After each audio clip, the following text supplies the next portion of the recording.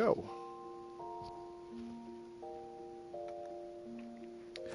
Alrighty.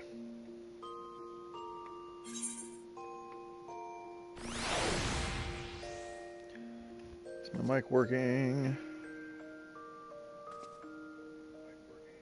It sure is. Okay. Now. Alright, I believe I have everything I need, so now all I have to do is... Oops. We are going here.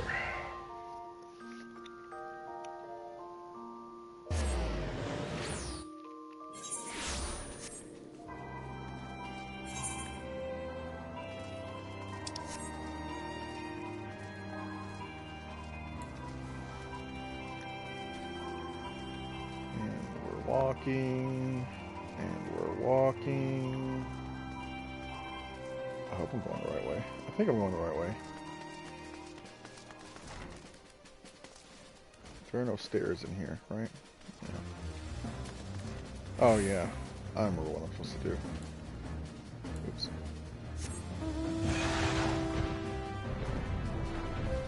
Somewhere up here, right? There we go.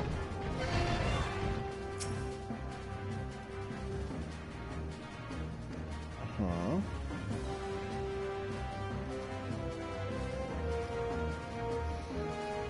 Words cannot well express how I've longed to know more of the first. The world and Philia have sacrificed so much to save. Yep. Now come, rest your feet. Totaru should be arriving shortly. Good! Cutscenes! We love cutscenes.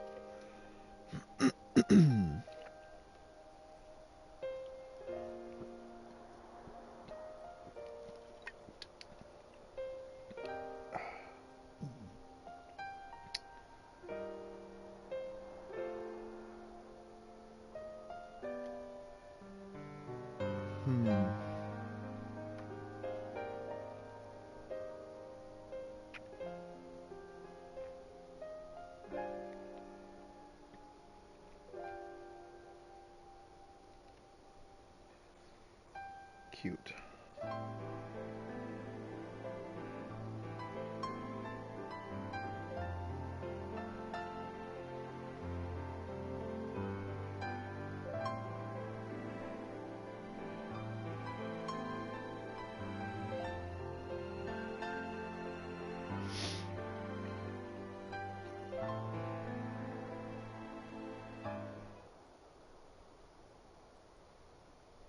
Who is this? Oh, it's you.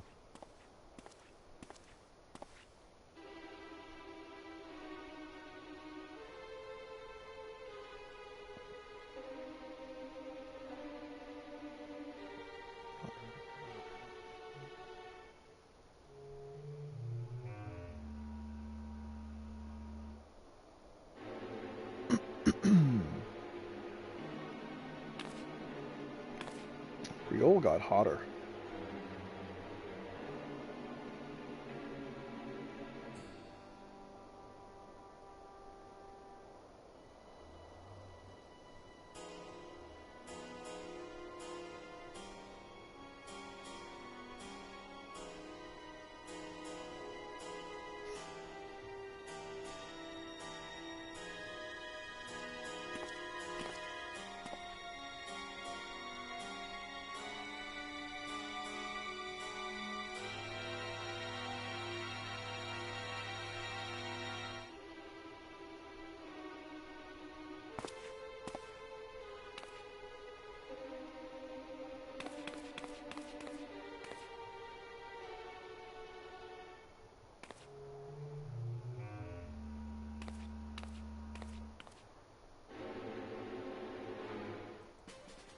All right, cool.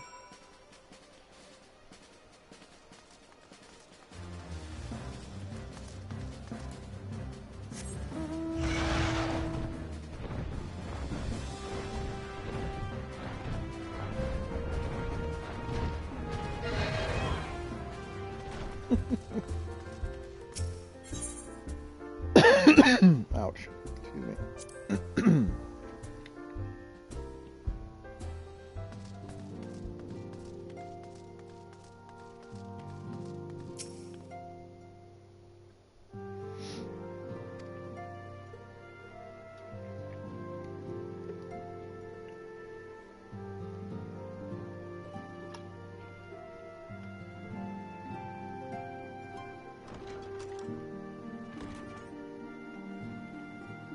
You're here. Good.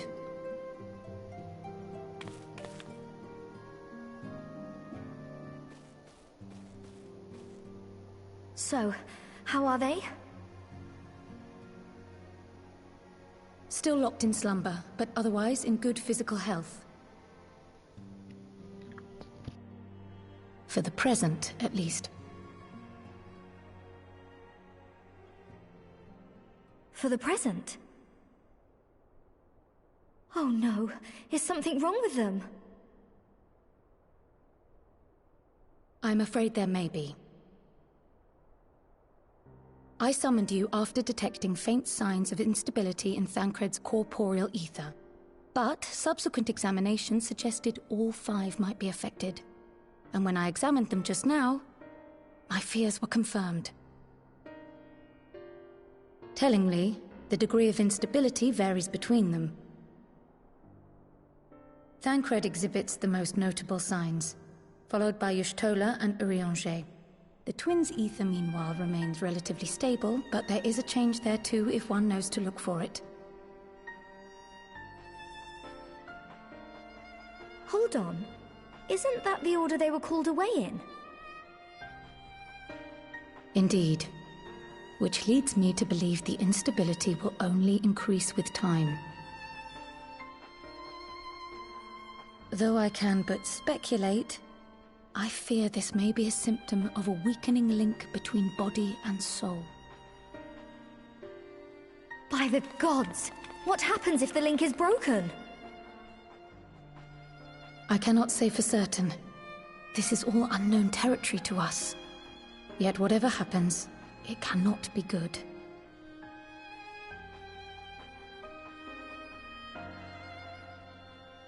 Mercifully, the instability is still only slight. And you may rest assured, Master Matoya and I will do everything in our power to keep it from worsening.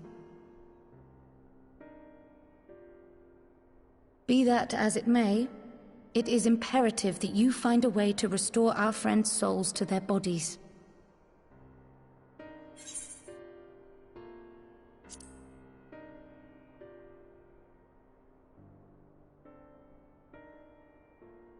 Thank you.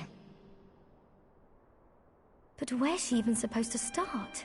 We had the greatest minds in the realm hunting high and low for an answer, and they ran out of places to look.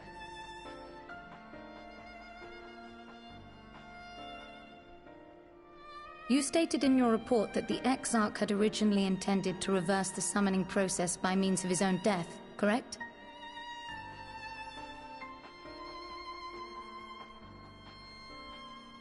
Raha always was a reckless young fool, ready to die for the first righteous cause that came along.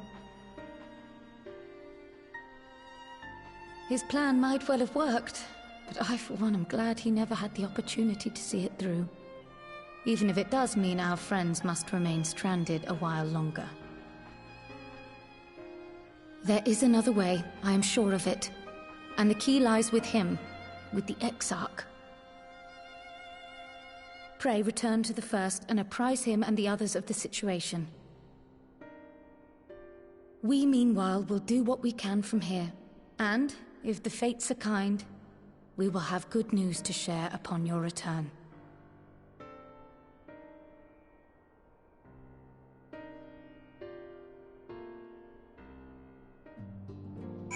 Alrighty, welcome in.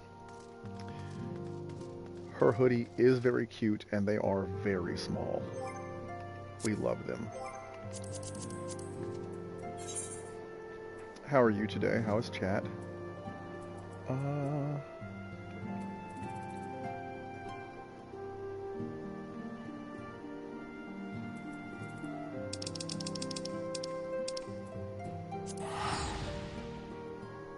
want to start reading, like, their stuff out loud when there's no cutscenes, but my throat is still, like, weird.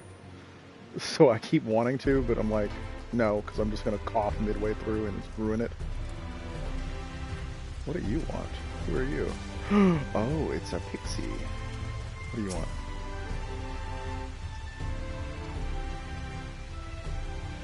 What do you got?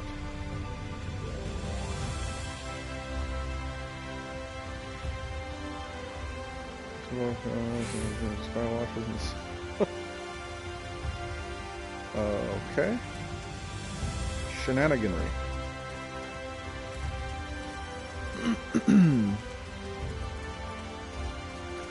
I'm doing good. I am sipping some mango water and just playing some Final Fantasy. I just ate some fried rice and it was delicious. Excuse me. And yeah, we're chilling. Ah, Athena, you are returned. I hope your time in the Source was suitably restful. It wasn't. But of course it wasn't. Go on. The corporeal ether shows signs of instability by the gods. The possibility never even occurred to me. How? That seems really normal. If you have returned in the hope that my research has yielded a solution, I fear you will be sorely disappointed. 'Tis but a mercy we have the likes of Mistress Kryl and Master Matoya to keep our friends' bodies safe while they wrestle with the problem. But they cannot forestall the separation of body and soul indefinitely. Come, the others must be told. Yeah, it's liquid death mountain water. The flavor is called Mango Chainsaw. It's very good.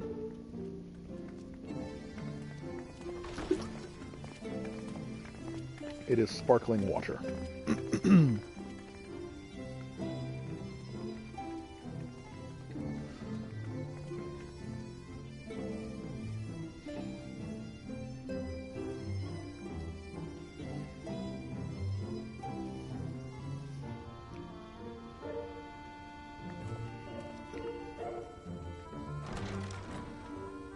There he is.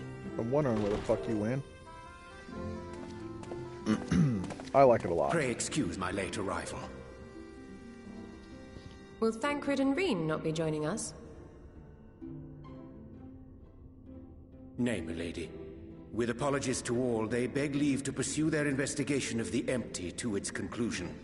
Should matters here demand their presence, however, they did assure me that they would make themselves available. Yes, of course. Then let us proceed.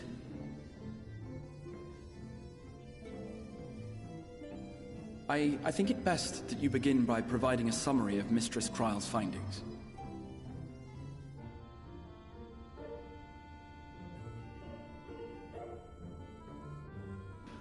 I've never had charged lemonade from Panera, but it sounds good. I suppose it was only to be expected that some change would occur. Yet our souls seem unaffected, to my eye at least. How long they will remain so is another question. Kryl is right. It is imperative we find a way to return to the Source. Perhaps an explanation of the method by which I brought you here will yield some inspiration. Ere I begin, it must be noted that I am by no means a gifted mage. In order to employ powerful magics, I must rely upon the Crystal Tower and its boundless reservoirs of energy. The magic that summoned you was no exception. 'Tis a singular spell, adapted through painstaking effort from the technique that transported me to the First. To use an analogy, it works by cutting a hole in the fabric of reality. A hole tailored to the object of summoning, through which it and it alone may pass unscathed. Though I succeeded in creating said hole, I failed to latch onto my intended target. Instead of you, the spell found those close to you, and ended up summoning them in their incomplete state.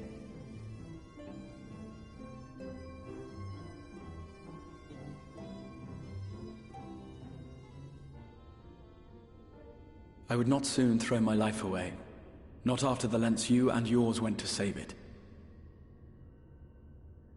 And so long as I breathe, I will spare no effort to see you safely home. But should all else fail, and your lives be at stake, there remains one sure method.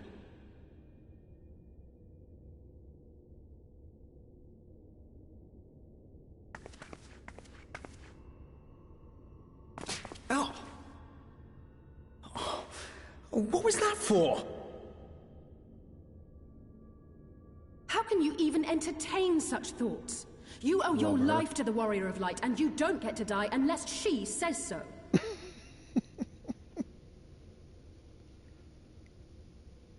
Your followers await your divine judgment. What did you just...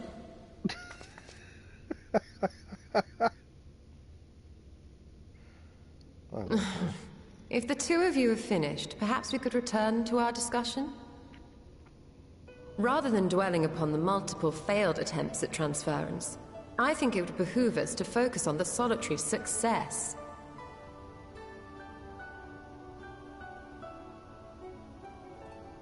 I would draw your attention to the fact that our friend can travel between worlds possessed not only of her body and soul, but her personal effects besides. This is no different from the teleportation magics to which we are all accustomed.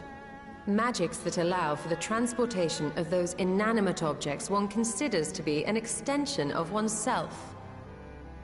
Spirit binding? Are you suggesting that simply by considering us her possessions, she could carry our souls back to the source upon her person? Well, it would be nice if things were that simple for a change. But vague notions of ownership seem a rather tenuous thing to stake our lives on. So much as a moment of doubt on her part and we'd be left floating in the rift.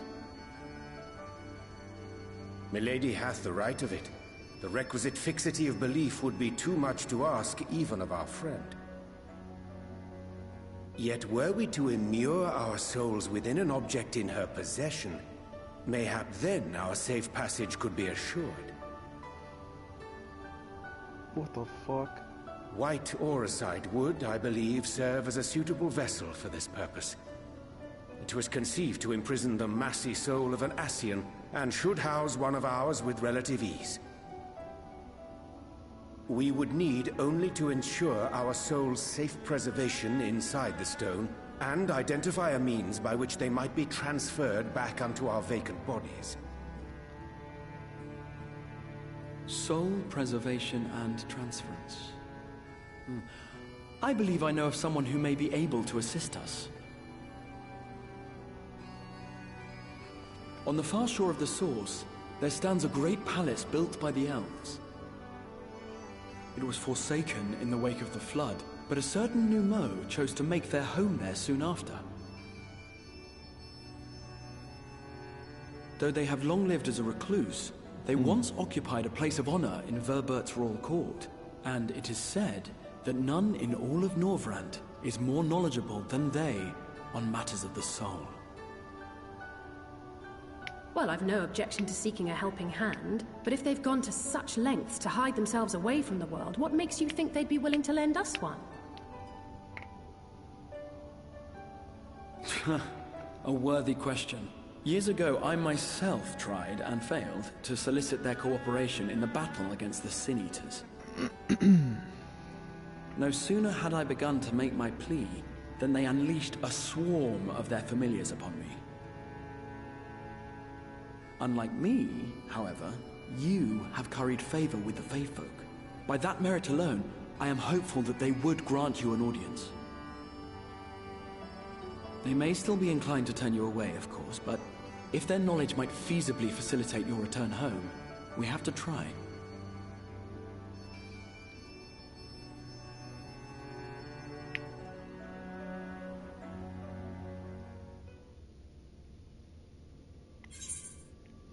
Cool.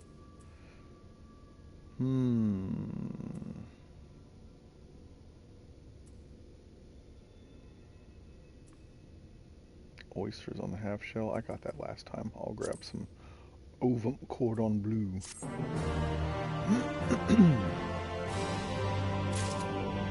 Charged lemonade is the real liquid death.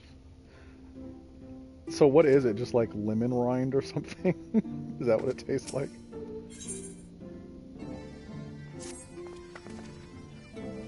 The Grand Cosmos, that is the place we seek. It stands on the opposite shore of the source.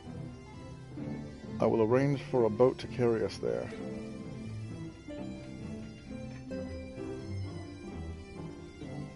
What? Okay. Whilst thou journeyest thither, I think it best to devote mine energies to the creation of white auracite, by thy leave, of course. The process requireth no small amount of time, and should the Pneumo consent to lend us their aid, we will have need of a suitable vessel ere long. I love how he talks. Agreed. Then I would ask the rest of you to meet me in Sullen, and do be prepared for a warm reception. Sullen. Cool, let's go. Alrighty then. Thank you. Why are there 2 places in this game called The Knot? I can't. Weed? Where?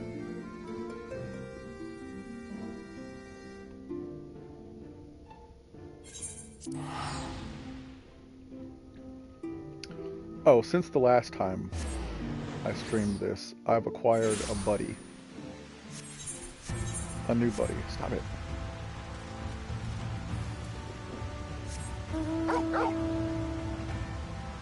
Look at him. I bet that town always has fog over it. Yeah.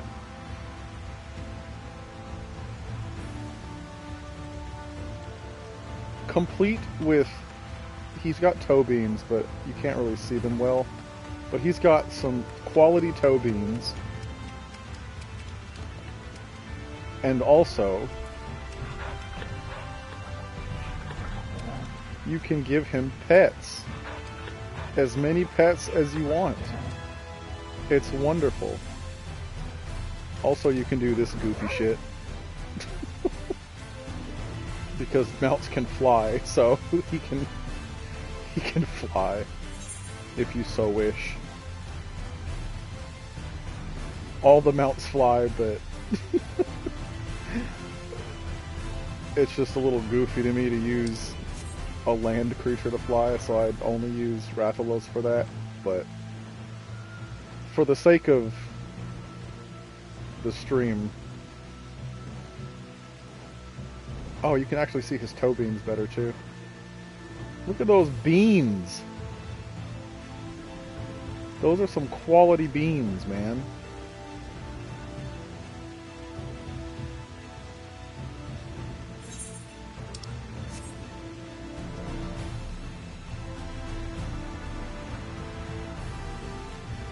Weed Town with the purple flowers.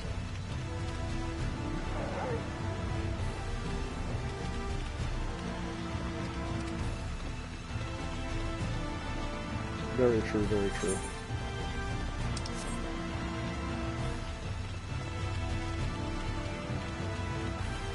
Oh, so this is important. So I was wondering why it was called the source. Alright, let's go. Ooh, cool music. As I told you before... Okay, I'm gonna have to turn that off. As I told you before, I had scarcely set foot on the palace grounds when I was set upon by our host familiars, and I expect our reception today to be no different. Which is why I propose we march through the main gate, weapons drawn. I'm sorry, but are we not here to petition for assistance? You can't honestly think barging in looking for a fight is going to persuade them. Actually, I believe the Exarch might have the right of it. They have no doubt poured a great deal of time and energy into their creations. Were I them, I should be most interested to meet with those who could overcome my defenses. As would any true seeker of knowledge. And there is little we can say or do to convince them to help us if we know nothing of their character, nor less why they chose to hide themselves from the world. But if we can seize their interest, mayhap we can earn ourselves an audience. Well.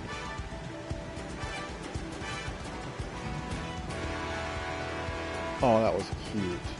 Weapons drawn it is then.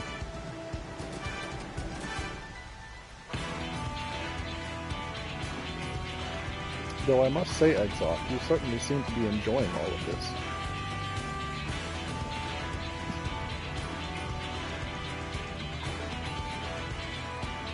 Do I? Well, I will not deny that I enjoy the thought of fighting alongside you all rather than pacing about the inside of the Crystal Tower. You both seem to be in rather high spirits, if you ask me. Not that I'm surprised, your moods invariably improve with Anathena's around. As they should! What exactly are you implying? It's okay, I love you too. She averted a calamity, and light which seemed destined to consume her has been extinguished. 'Tis only natural that we be pleased to see her. Yes, for you will have plenty of time to celebrate her good health after we finish here. Of course. Then let us proceed to the palace.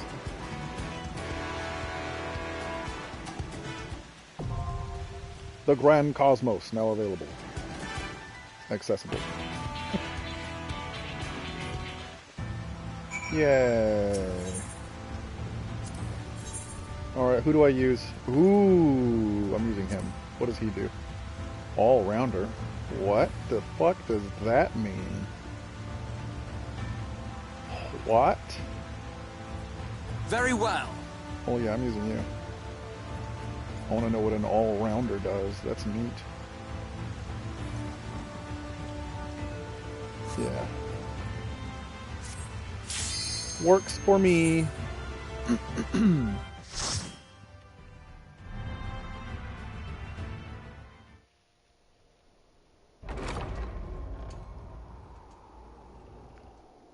Yeah.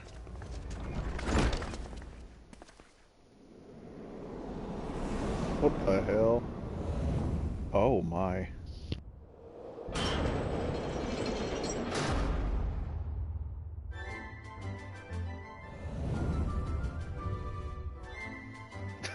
What is this goofy ass little lad?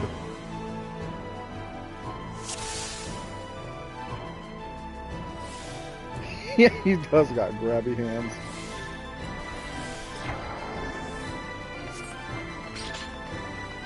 Should you value your lives, you will quit this place at once. Now be gone with you. Okay. I go this way. Living armor? Living armor. Hell yeah.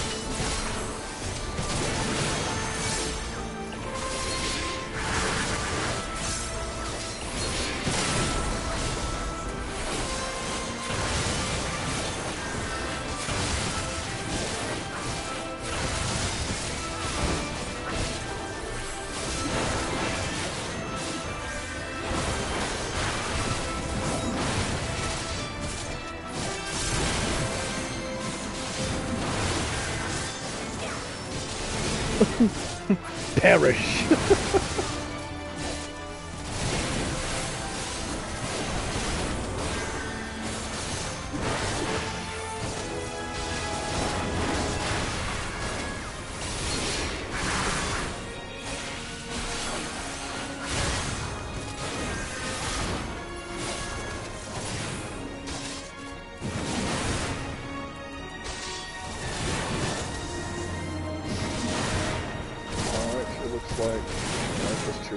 No, it's just one left.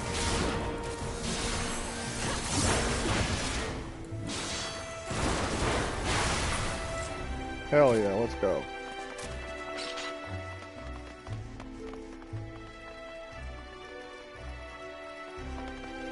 The Presence Chamber.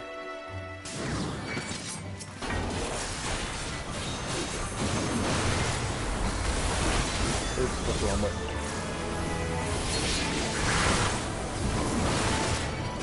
Oops, fuck. I guess I'll die.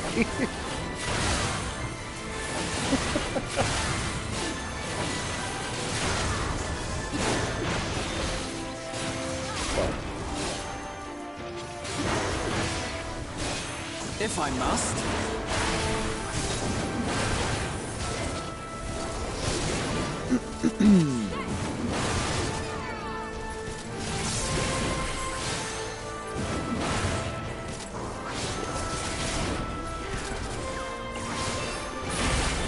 That does hella damage.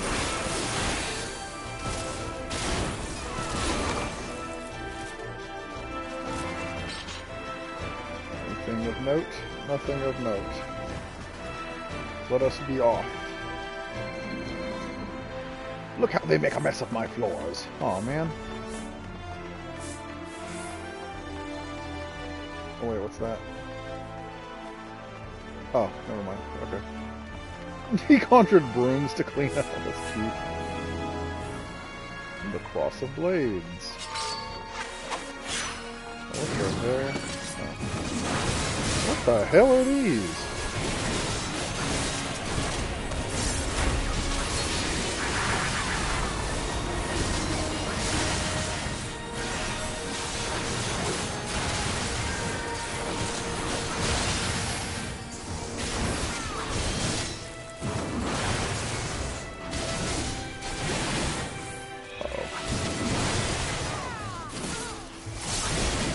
Those creepy ass things.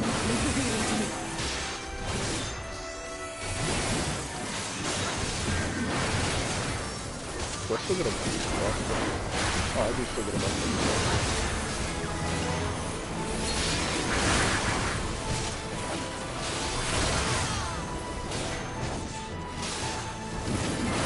No.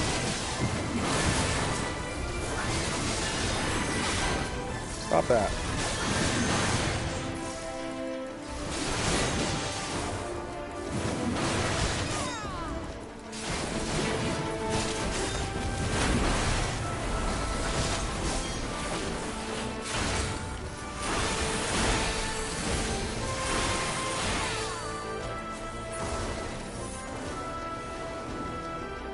Cool.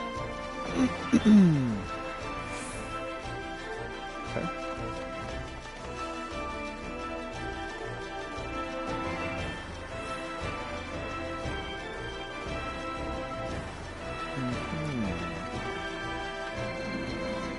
Alrighty.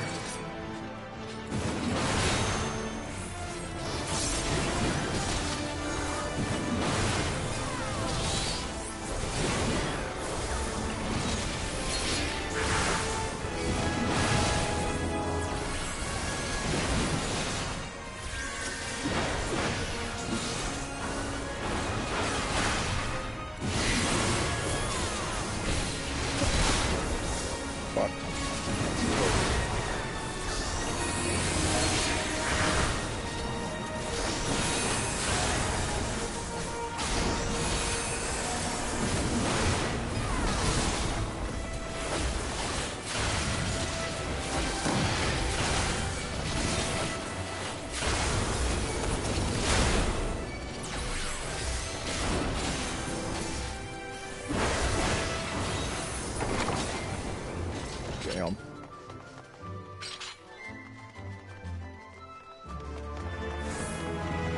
First boss. Ooh.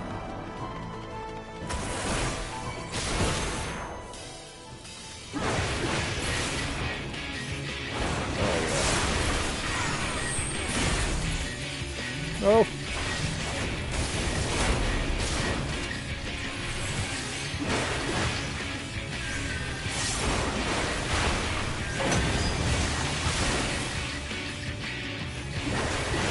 You do.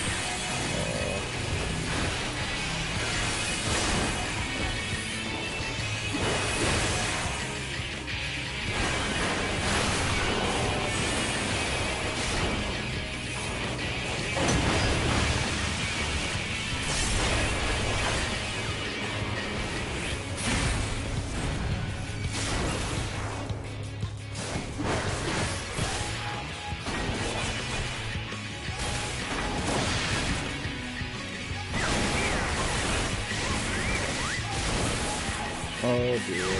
Oh dear. Fuck.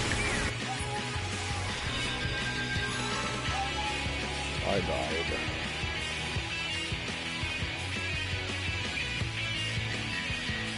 Damn it.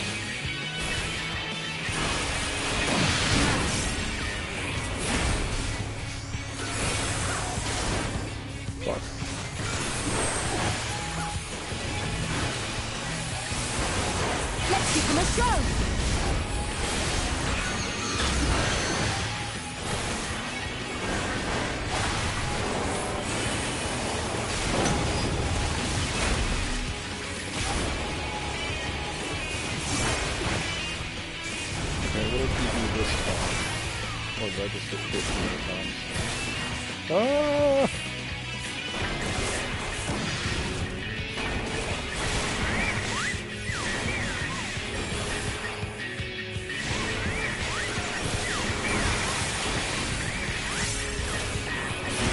There we go.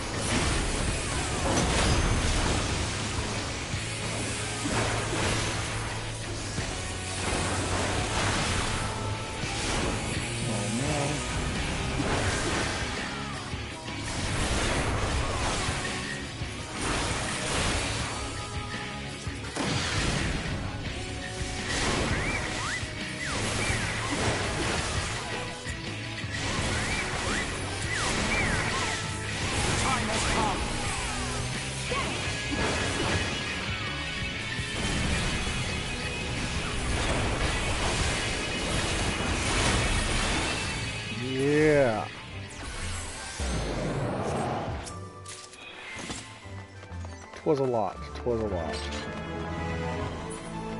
That's fucking pretty as hell. That's what I'm talking about.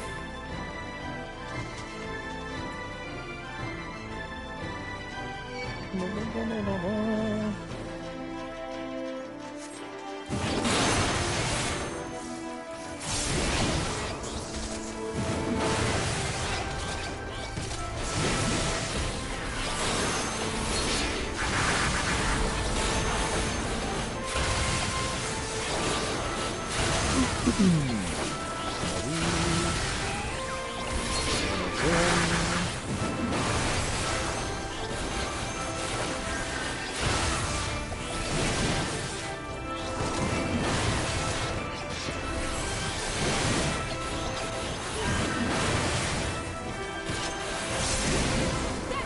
lot of little ass monsters.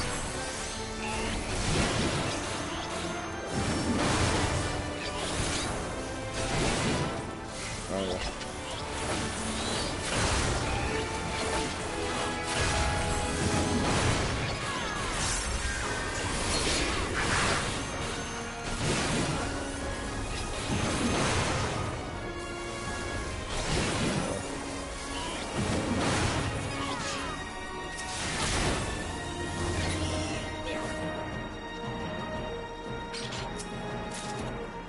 And grab that.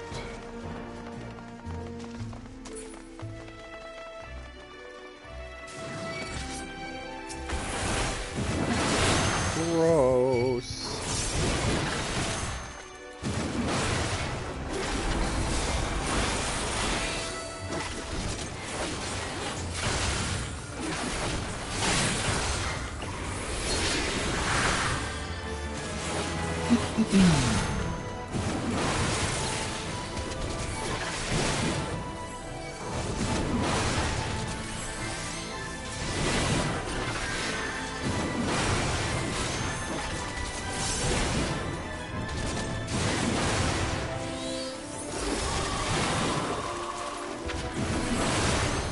Little bombs. That's cute.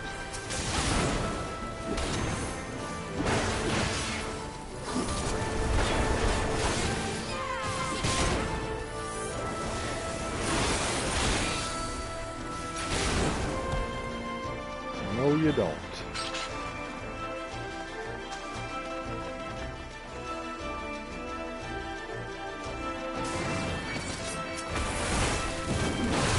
No.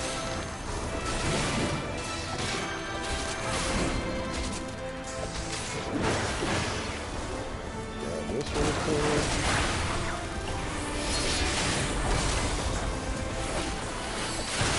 What the hell, bitch?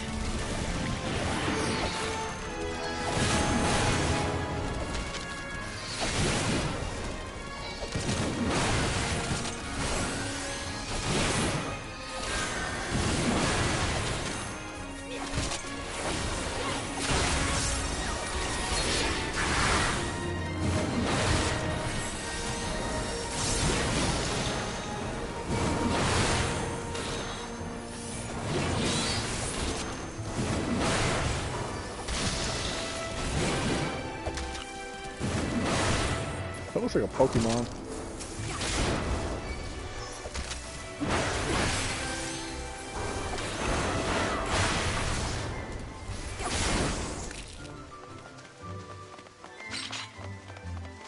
Boss fight? Not yet. But I can see you.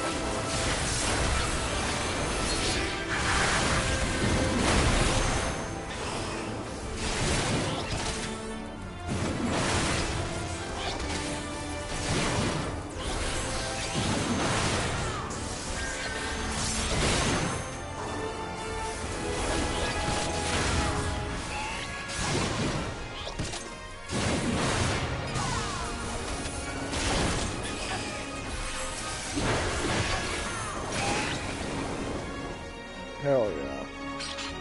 Boss fight. Lina and Sith, these cretins have sullied the sanctity of... Okay, we went too fast. Why are the monsters always hot?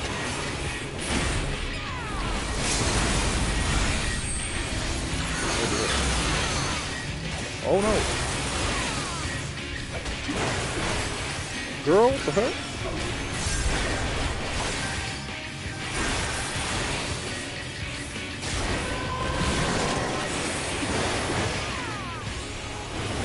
Excuse you. Whoa.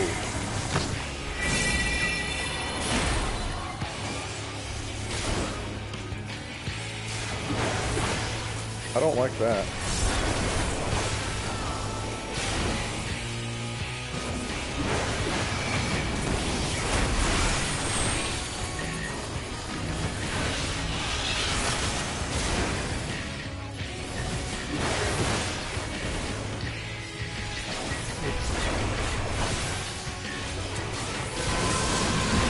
Fuck that up.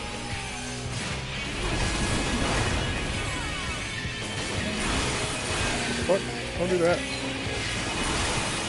Ah!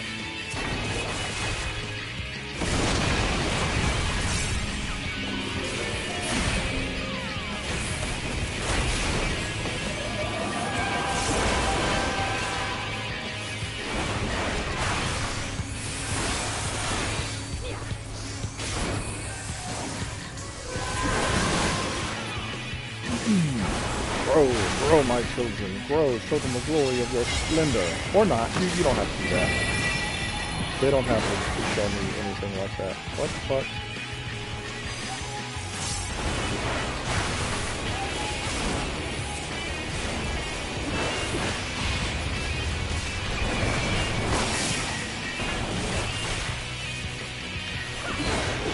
Oh dear.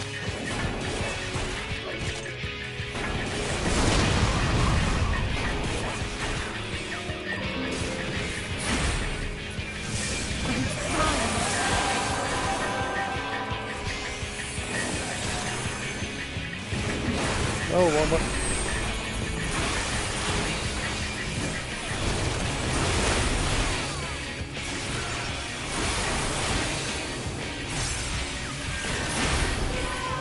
Yes, there is a lot happening.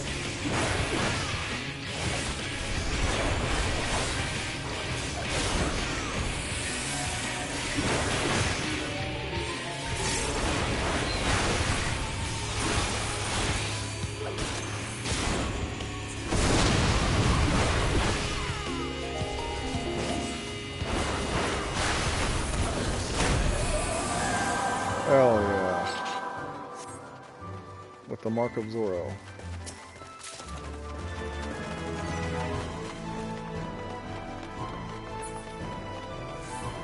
The garden is ruined! Ruined! Mark my words, you will pay for this. Whoa. Dragon statue. Oh, that's pretty. Look at that. Stop. Go away. Fucking me up.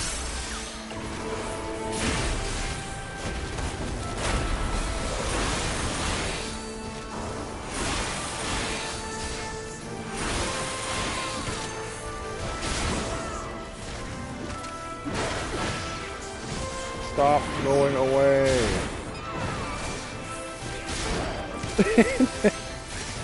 Shaking his fist.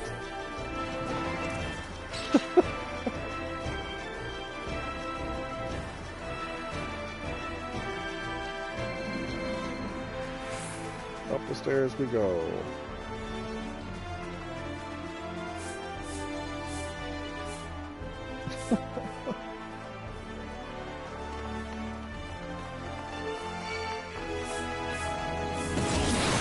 For a second I thought the brooms were starting to attack me now. They look so cute! Oh my god! They're adorable! I feel so horrible.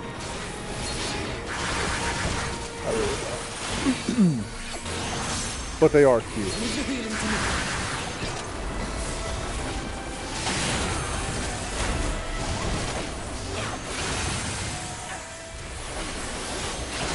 They are very cute little flying pig monsters. I'm not normally a fan of pigs.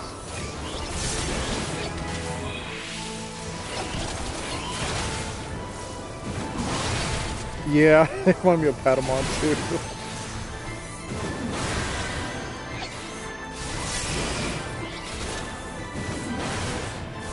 But they're little piggies. Look at them.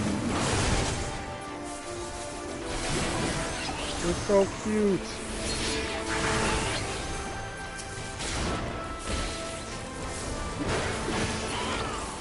Damn. What was Exarch doing?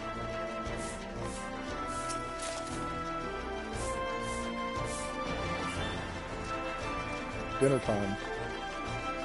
Why will you not leave me be? That's how I feel. What a lovely meal. Why can't I walk on the... That's kind of cool. That's kind of cool. Oh, there's more people. Finally a palatable dish? No, the fuck you didn't.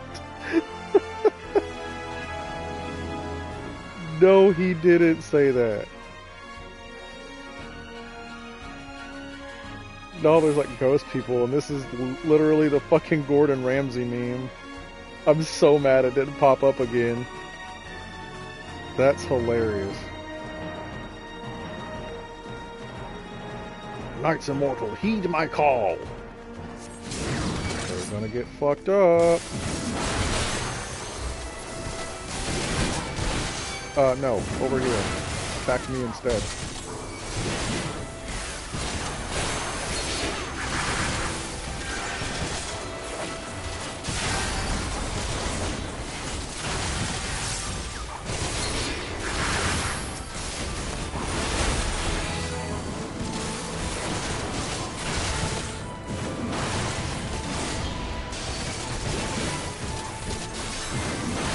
Okay, you guys are doing way too much damage.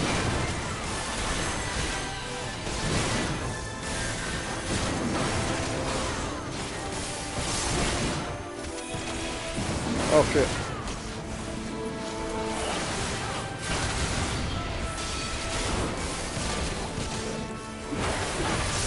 There we go.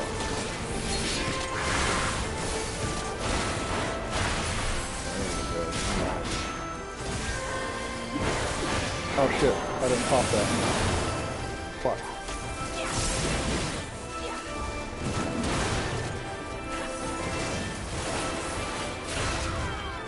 And by King's judgment, see them fall.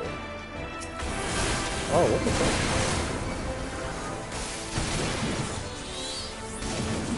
I really shouldn't have wasted that.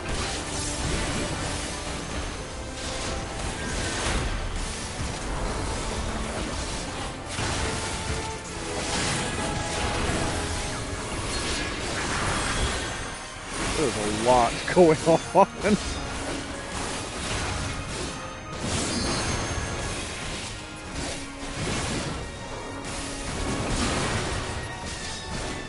Oh god.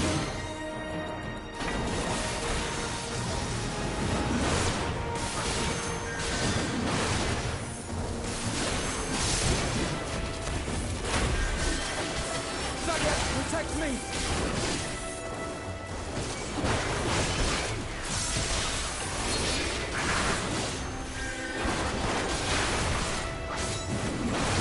There we go.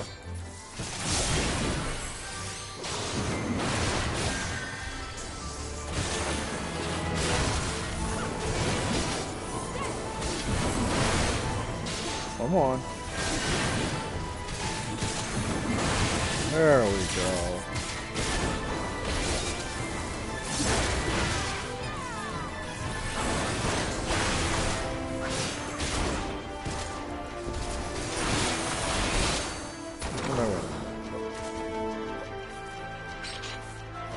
Okay, which way are we going now? Because I got lost.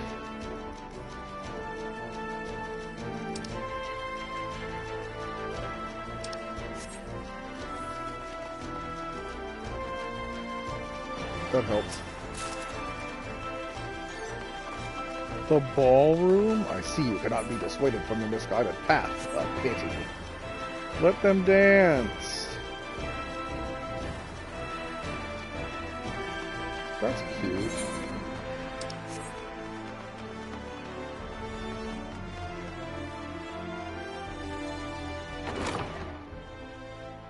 There we go. Senor Grabby Hands, you have sullied these halls long enough. Come, Lungus. Our guests want company. Yet want for company. There we go. Who was Lungus? Oh, fuck. Oh, Lugus, not Lungus. I don't know why it's like Lungus. Lugus. There we go. Let's do some shit.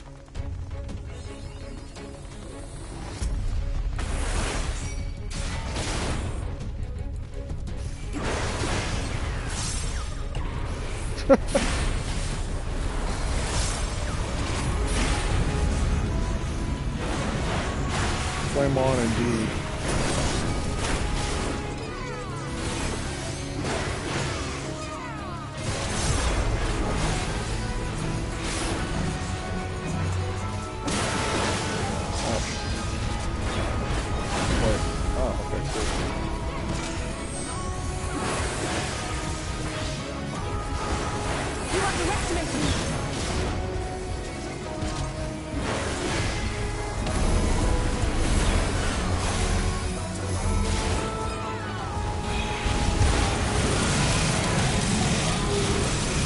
What the hell is going on here?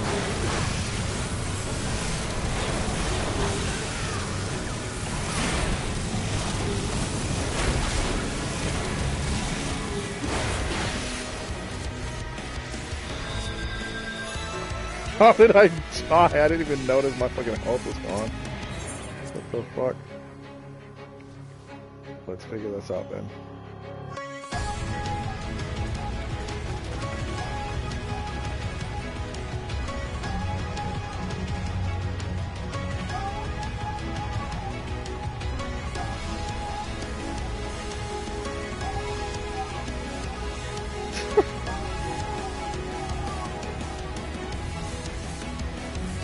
Whatever that blue shit is, I must have fucked up.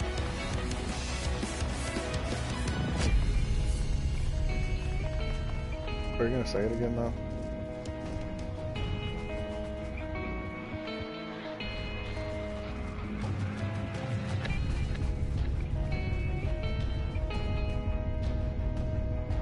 No, never mind. That was funny as fuck.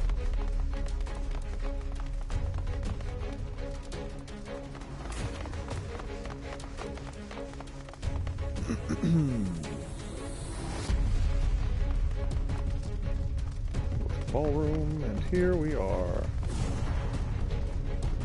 Alright, let's try again.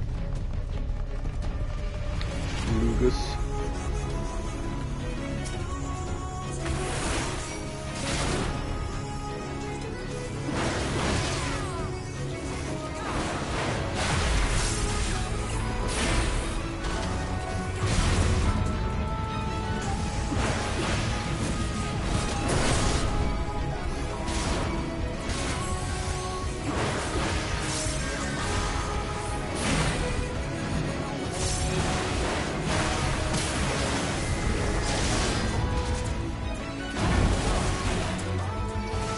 That makes sense.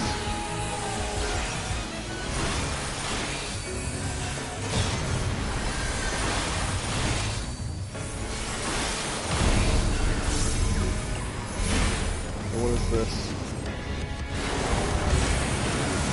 I got hit with that. Sears. Okay, I'm dying slowly. What am I doing? I'm dying slowly. What do I do?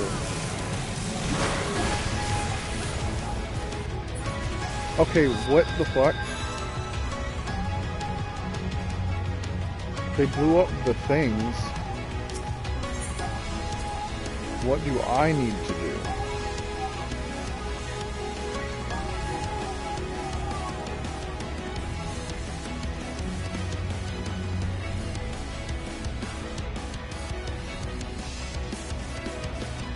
that's not gonna help me.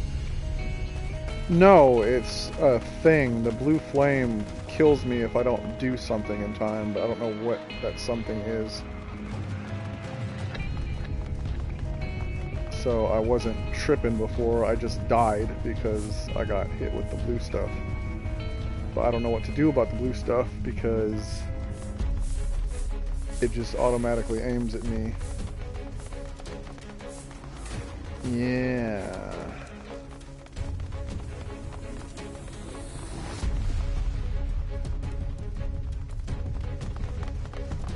But what do I do about the blue flame?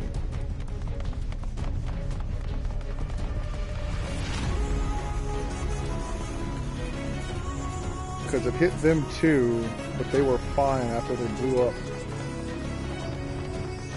the things that they blew up, I think. Seemed that way anyway. I'm the only one that died.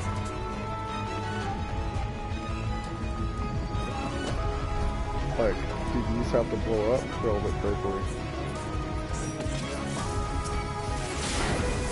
Yeah, because all of this stuff blows up or catches on fire.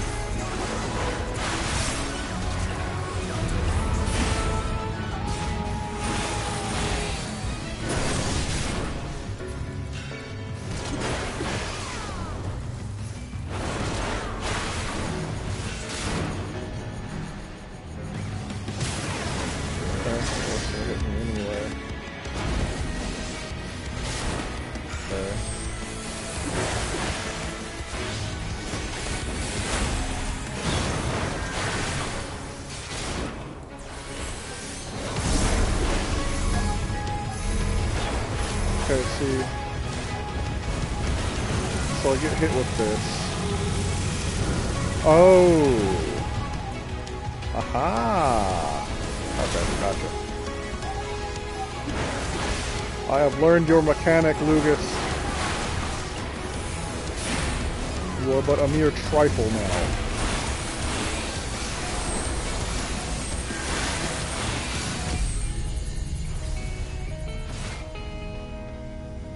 Wait. I hope I did good. No! Wait, am I supposed to...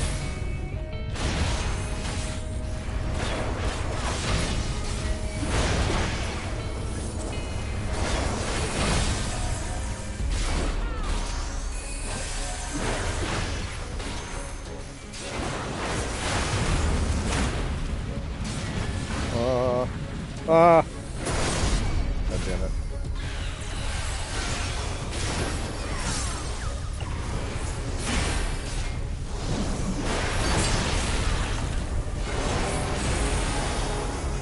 Are we gonna do it again?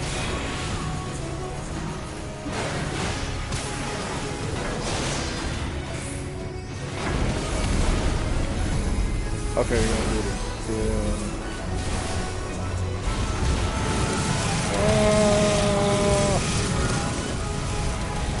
Oh, you bastard! Okay.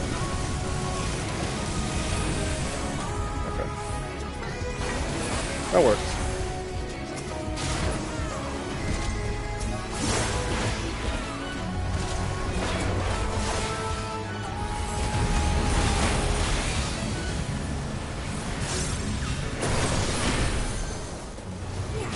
Let me get my shit back in order because I've been like freaking out over two, so let's see, one attacking me next? No. Cool. I don't know what's the deal about that. And up next.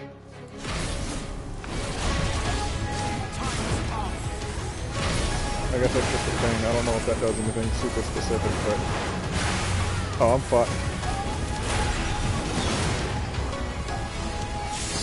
There'll be nothing left of you but a smoking crater!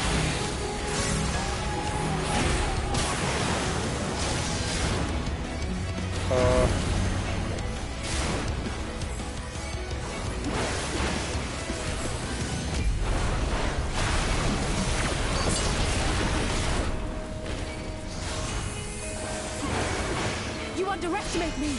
These are gonna have any more flesh sofas, right? Oh fuck.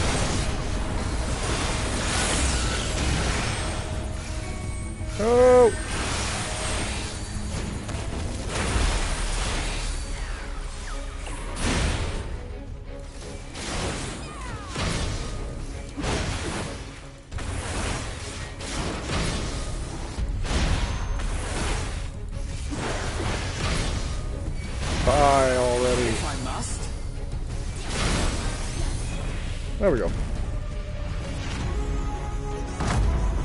Okay. I was worried for a second. I was like, I'm gonna wake up again. That was a fun fight. I like that.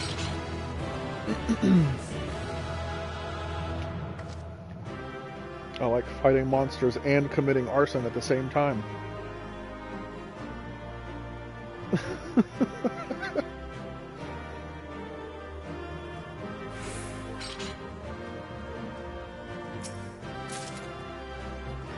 Warg tights of casting. Look at this silly little fucking gremlin. Oh, I can't go up here. Oh, well, we'll see him in a second. That was fun, though. I like that.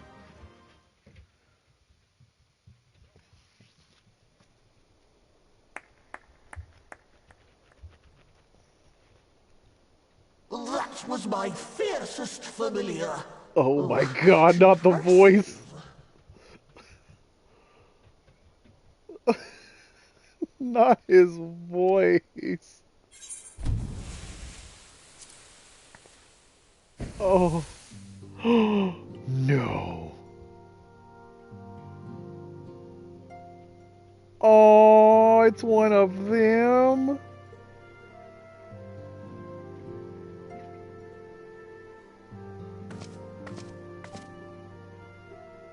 Eklog, 'tis good to see you again after all these years. And judging by your vigorous greeting, I dare say the feeling is mutual.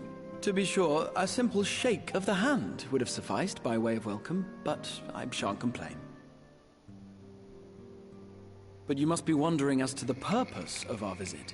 We come to beg your assistance in a most urgent matter. Shake? Beg? Oh, the magic words. Our comrades' very souls are in danger. If we are to save them, we will need the benefit of your unsurpassed knowledge on the matter. Please, will you not sit and hear our plea? That's so rude. Oh, how dare you! How dare you speak thus in my presence! It was to escape such words of temptation that I hid myself from the world of men. You are sinners, one and all, and I swore never again to have any part in your affairs. I can only imagine what terrible events forced you into a life of seclusion. But I know that the Numo are a good and noble folk. It is not in your nature to turn a blind eye to the plight of those around you. And in treating with us, I am certain whatever mistrust you feel for man will begin to heal. Alphino.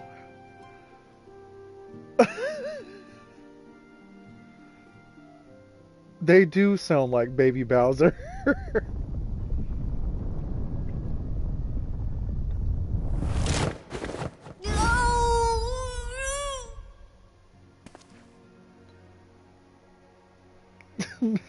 She knows. Being If you will not be satisfied, I suppose I could listen. After all, there's no harm in just... No, I mustn't. Not again. They look kind of like damn Baby court Bowser. mage seem to have the best of intentions too, and countless innocents died for my naivety.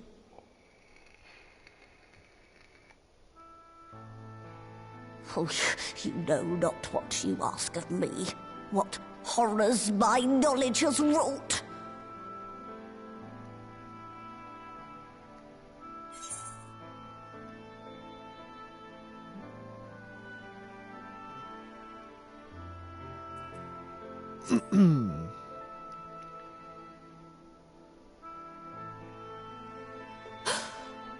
You know of the plague? Then you know how dangerous soulcraft can be. Instead of saving your friends, you risk damning them. Are you sure you're willing to take that chance?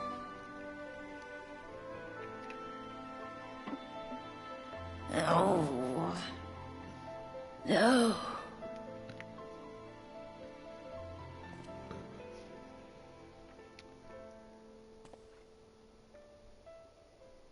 Oh, very well. I will hear your petition, but that is all. And I expect fitting payment for my troubles. Commensurate with your contribution to our cause. No more and no less, I promise you. With that settled, might I impose upon you to join us at the Crystarium? I'm afraid the nature of my friend's predicament calls for absolute secrecy.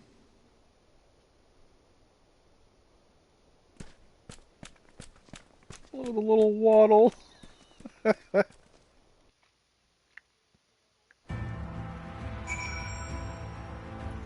Yay! Those have gone ahead to the Crystal Tower with Becklug. For the record, I truly wish we hadn't had to resort to such words when treating with them.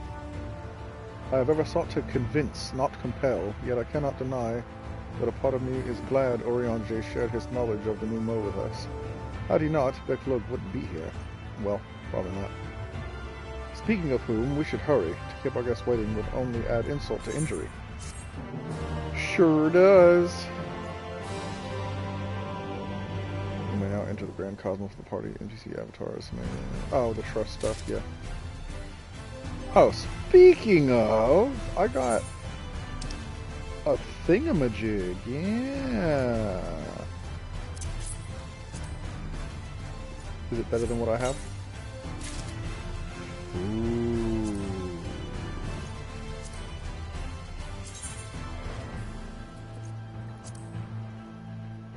Oops, wrong button. That's a purty axe.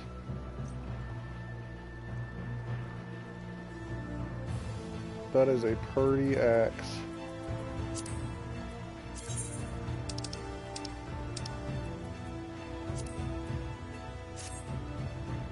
Oh yeah, that's nice.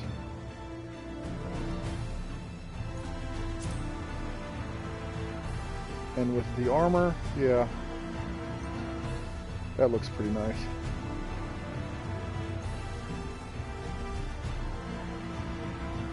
That's pretty sick.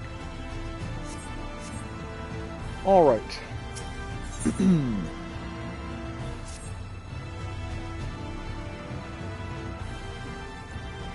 Yeah, they're very cute. We mustn't dally here any longer, Athena. If Becklug is to hear the truth of our travels in the first, you of all people should be present. Yes, I should. Let's go. Let's go, let's go, let's go.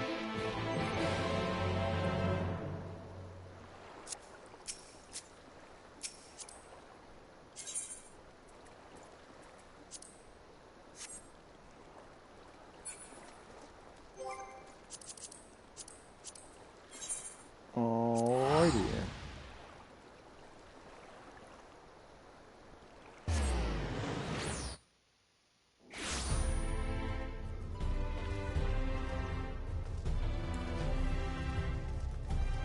Wrong way, there we go.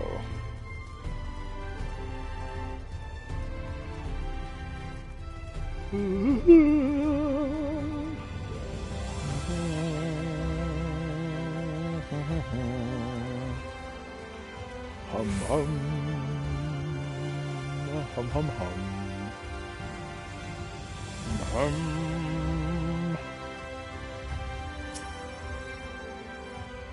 But you have business with the Crystal Exarch, just say the word and I would be happy to escort you to the ocular. Yes, that's the only reason I'm here, my guy.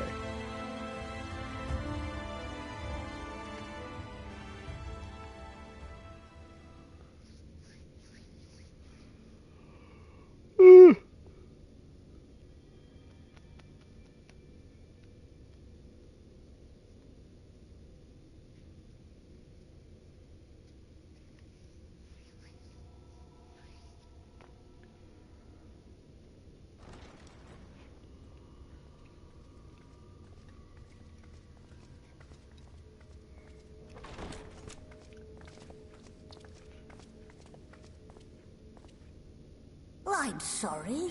You mean to tell me not only that the return of night was your doing, But that you hail from another world as well? Mm-hmm. Everything we told you, of the source, the shards, the 7 umbral calamities, all of it is true. I realize how fantastical it sounds, and I would not blame you for doubting our testimony. Testimony. But given your expertise, you must surely have noted the peculiar nature of their souls. Any other time and I would have dismissed your stories as balderdash and flummery. But Flummery. upon closer inspection, I love 'tis that. plain their souls are far denser than is normal, and that they do not possess true bodies. Save you. Your body is your own. And your soul is the densest of them all. Sounds like an insult.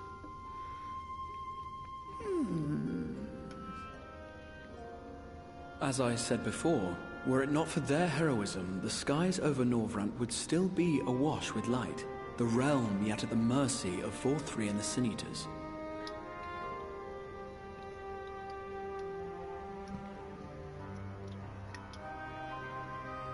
After all they have done for our home, seeing them safely back to their own, it seems the very least we can do.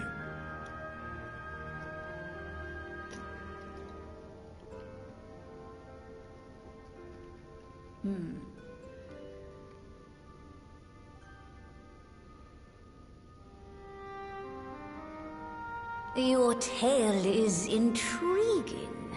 Yes, very intriguing indeed. Simply to hear it is fitting payment in itself. As for your friends, I can but agree. Their valorous deeds on behalf of Norvrant are deserving of recognition, of their own fitting payment. You will help us then?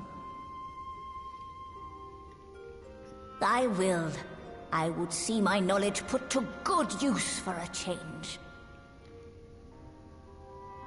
I do have one condition, however. I am not the spry young Numo I once was. As such, I will require assistance in my fieldwork and testing.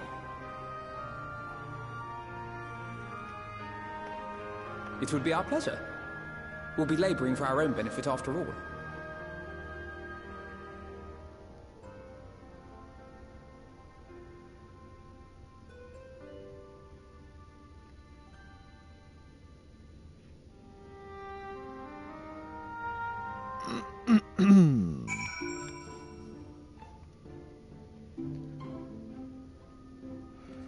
Alrighty.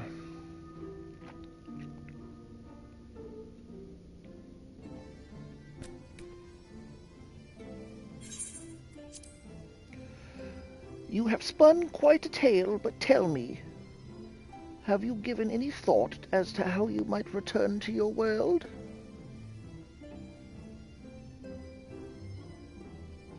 What? White Auracite, you say? An intriguing proposition. But one which fails to account for the present state of your souls.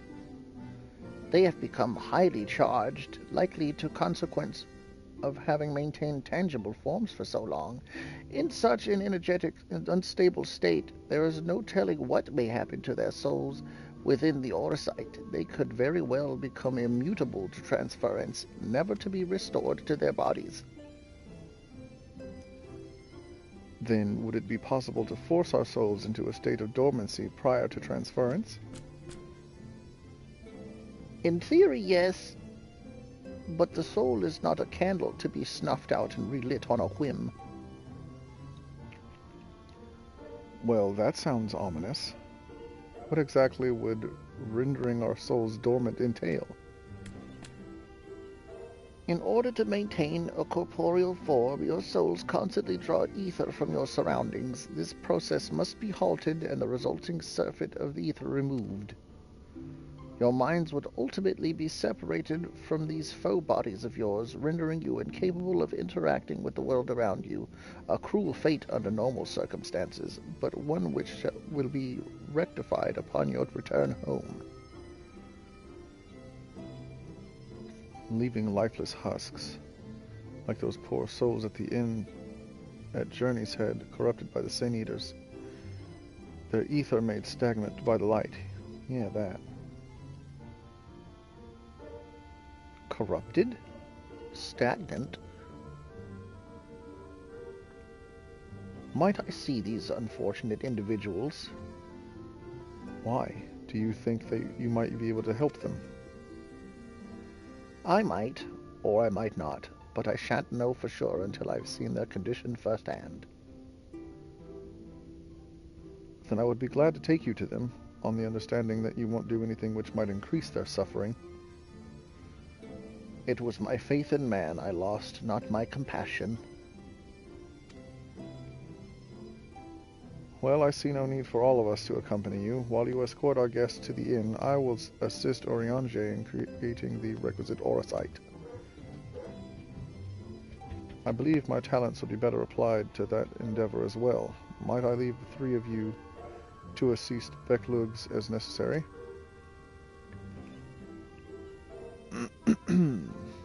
Let us make for Amarang then.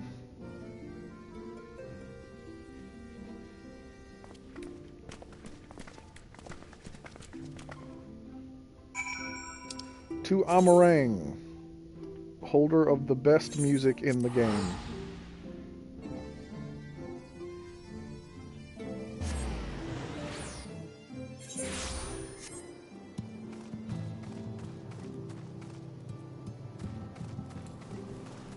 Oops.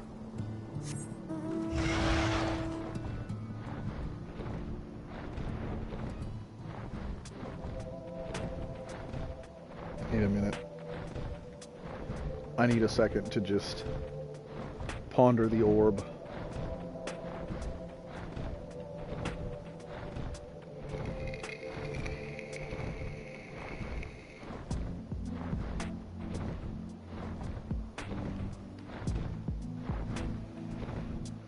Okay, stop flapping. You're disrupting the jams.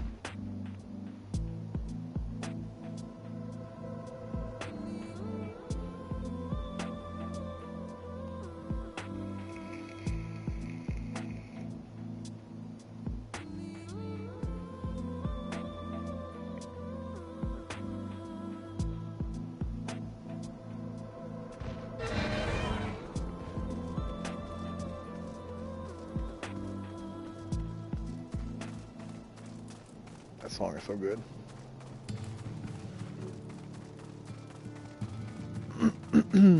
Alrighty then. Are we gonna heal the boy?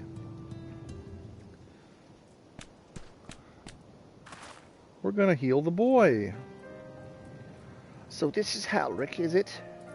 Yes, his etheric balance leans perilously toward the light. Toward stasis. What do you suppose will happen to him? Not too bright, are you, boy? The same as all poor souls corrupted by the light. He will become a sin eater. You don't know that. We defeated the Wardens and banished the light from the light sky. Halric was completely unresponsive before, but now...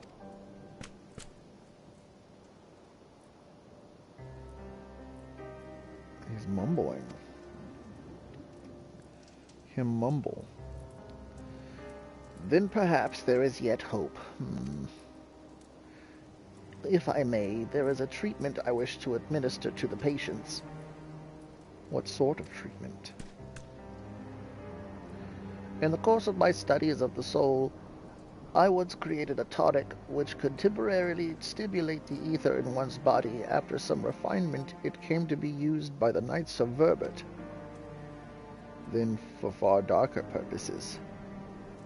Lest it fall into the wrong hands, I swore never again to make it, but for their sakes I will break that oath. It's not like to reverse the stagnation, mind you, but it should offer some measure of relief.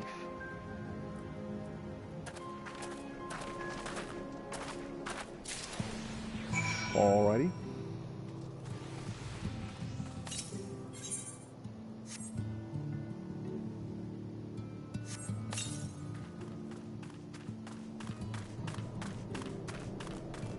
It would seem the tonic has had no effect. Well, that's the person whose puppy I petted.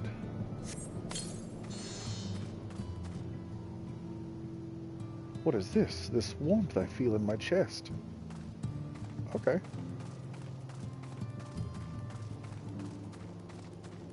Voin.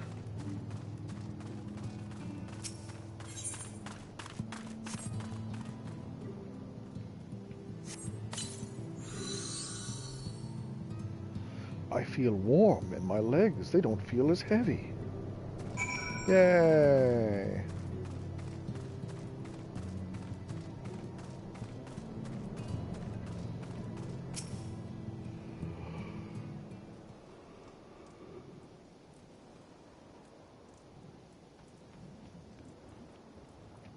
Now then, have you noticed any change in the patients? A notable rise in body temperature has increased motor function in most of the patients, at least. The more severe afflicted show no response. As I feared then.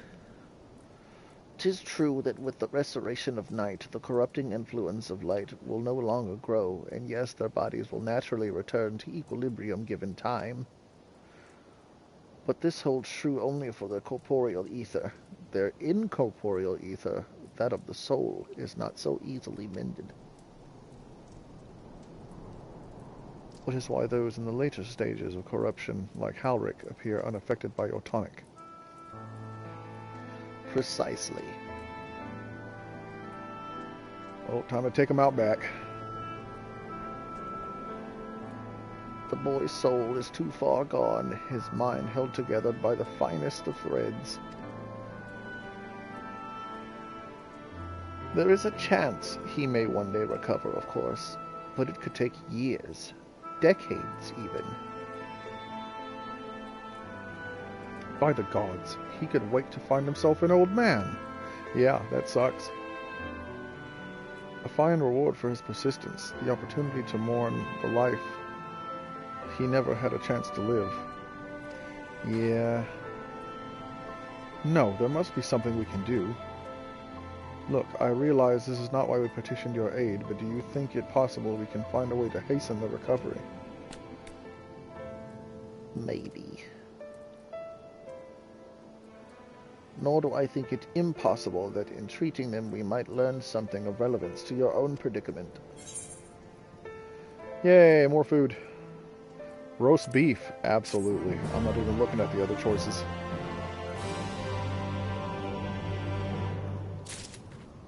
Roast beef is winning.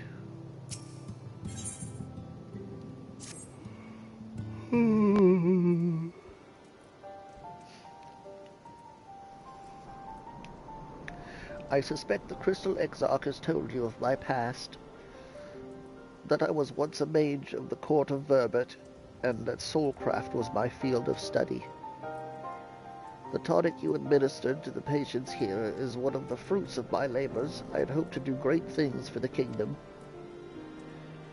But in the end, my knowledge brought only suffering, a plague the likes which none have ever seen.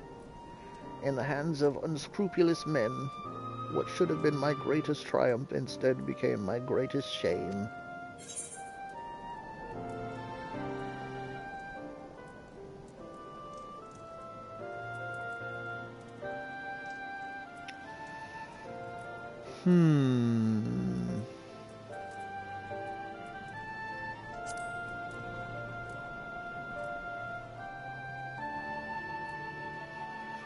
I know that only too well. Alas, the knowledge we require is steeped in such bitter memories.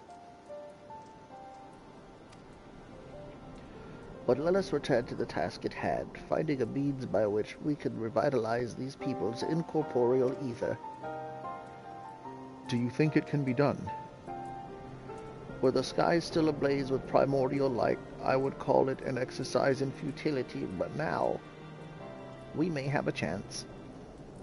The method I have in mind will entail the conjuring of a familiar. They are able to amplify the energies poured into them, making them the perfect conduit for the ether-revitalizing magics we will ultimately employ. If you're about to launch into a lengthy explanation of the metaphysics of your plan, don't bother. I'd rather get on with doing whatever it is that needs to be done. It's all the same to you. Whatever reagents must be procured or spells invoked, I'll do it.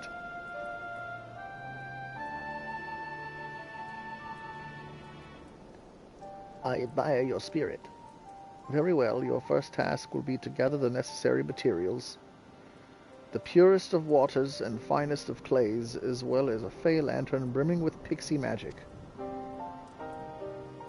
If you're convinced the resulting familiar could help the patients, fine. Alphino, the water and clay will be simple enough, but I think you know what we'll have to do to get the lantern. You don't mean... Yeah, boy. They like you.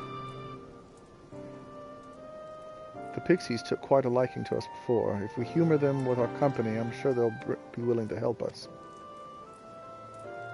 They sure will.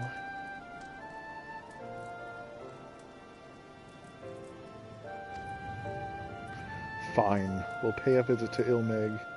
Though I never thought you would be the one to suggest going back there. I'm impressed you've been there at all, let alone befriended the Fey folk. Oh, while you're about it, seek out the new Mo of Pliny. They will be able to supply you with water suitable for our needs. Right, let's get this over with, shall we? There still remains the matter of the clay. Might I prevail upon you to find it? Of course. I wonder what I have to kill to get clay. Clay from Amarang would likely be best. Know you of anyone who might be able to assist us? The miners at Twine. What did they do?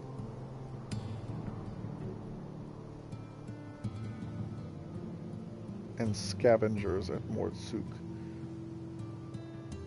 Probably the miners? Ah, yes, they will be able to point you in the right direction, I'm sure. While you and the twins are occupied, I will see that there is aught else I can learn of the stagnation which afflicts the people here. Cool. Good for the soul. Like chicken soup. And fried chicken.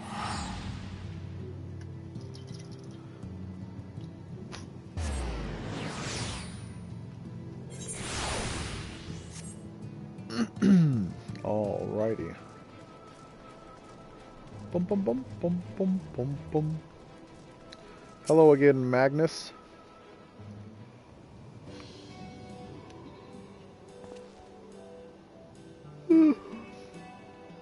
Athena, well, what a coincidence. I don't remember his accent. You've come at a good time. We've just this moment finished repairing the Talos trolley you lot took to Nabatharang. Oh, my eyes itchy.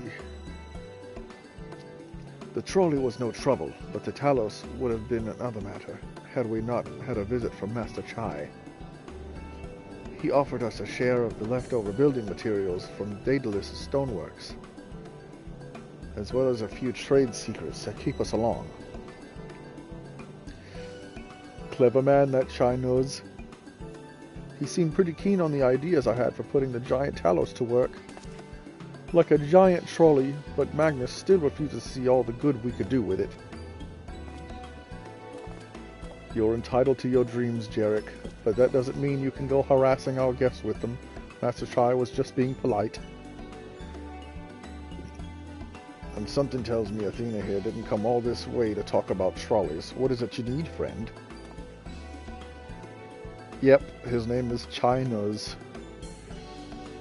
He's a well-refined cat man. I I see, and this familiar requires clay from Amarang. It sure does. Well, look no further. If anyone can find you some quality clay, it's us. Good. Saying that, it isn't exactly a commodity nowadays, but there must be some lurking somewhere or other, waiting to be dug up. I hope so. Does that mean he's buff or smart? Oh, he's rich and snooty. But I suppose he's pretty smart. He's,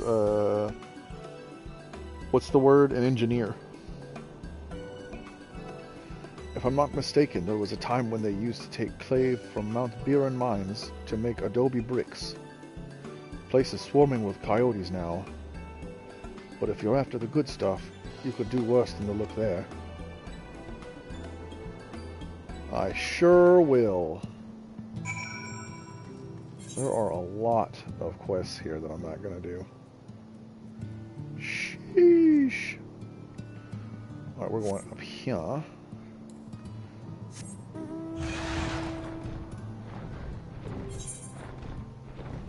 Up. God, this song is so good.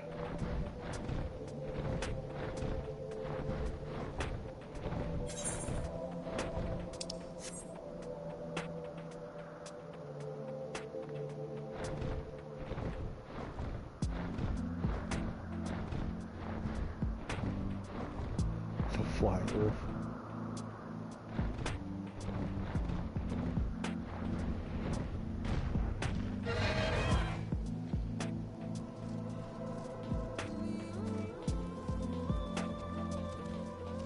Girl, what the hell are you doing? Oh, we're all the way over here. Hello, how are you? Welcome to the stream.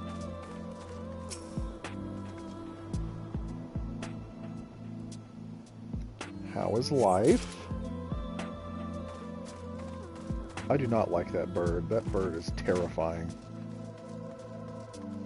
Hello again, other person at the same spot that I am.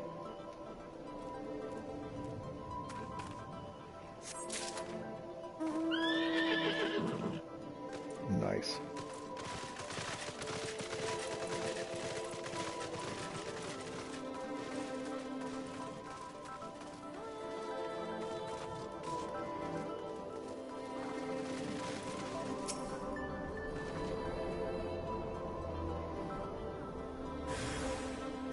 Life is lifey, you did your daily chore.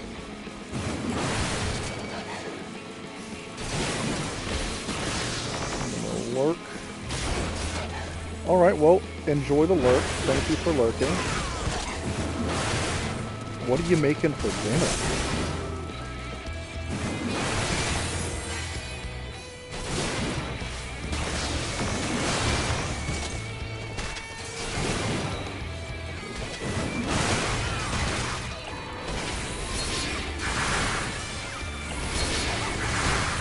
Mexican mac and cheese, that sounds delicious.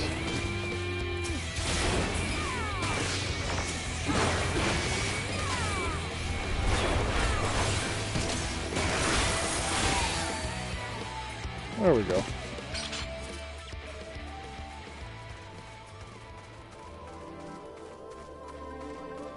You're welcome, Astro. Alright.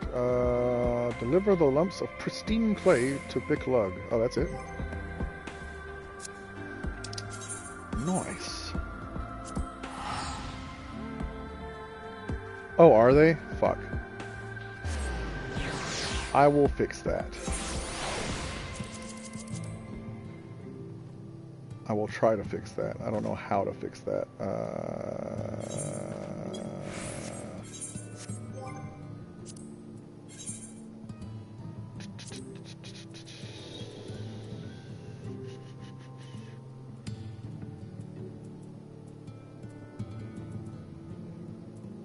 What's that? System sounds?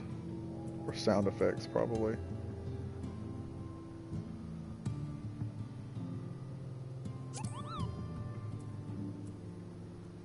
Probably sound effects.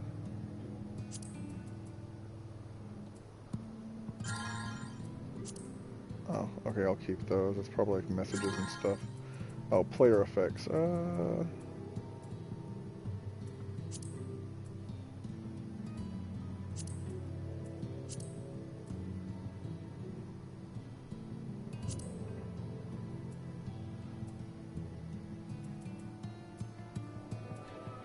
Maybe that works. We'll see if that works.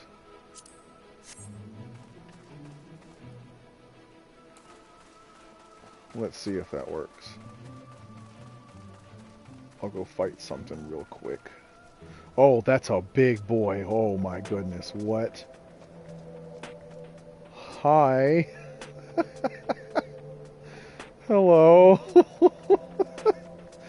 Oh God. Okay. Okay, how is this? Is this better? Is it worse? Is it not the game at all?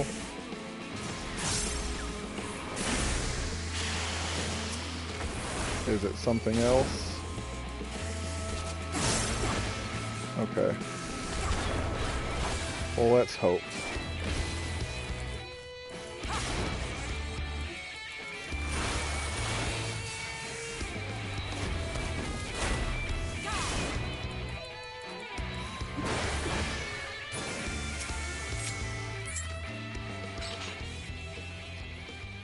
That is a huge, large, giant boy. Oh my God, it's adorable too. Oh my goodness.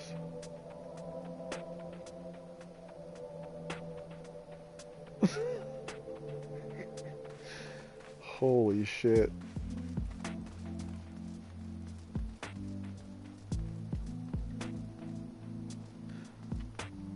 It could also be...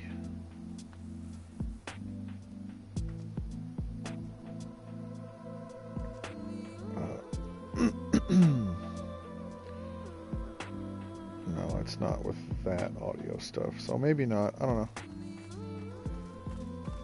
As long as it sounds better, that's all that matters.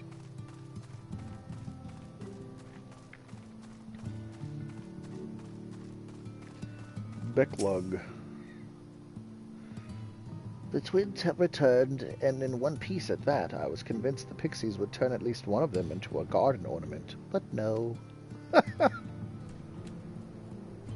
You have the clay, I take it? I sure do.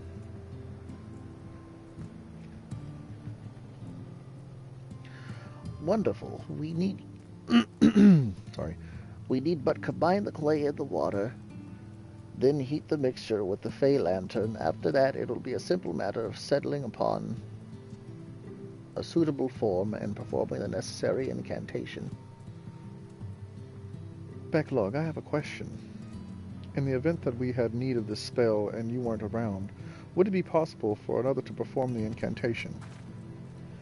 Assuming they possess the requisite skill, yes. Halric and the others have suffered so much, and I swore to do everything in my power to save them.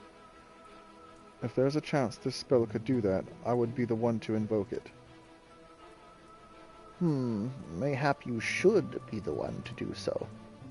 A deep understanding of the subject's physical state, combined with a strong desire to help them, can drastically increase the magic's effect. And you are plainly more familiar with these people than I. I dare say there are few in all Norrent more dedicated in finding a cure. Is that not so, Athena?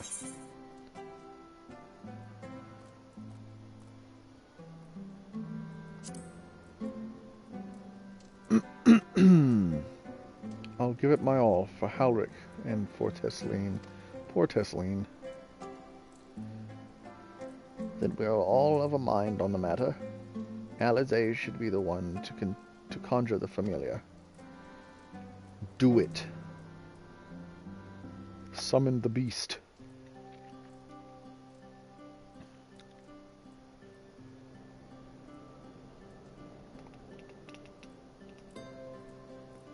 Let us begin.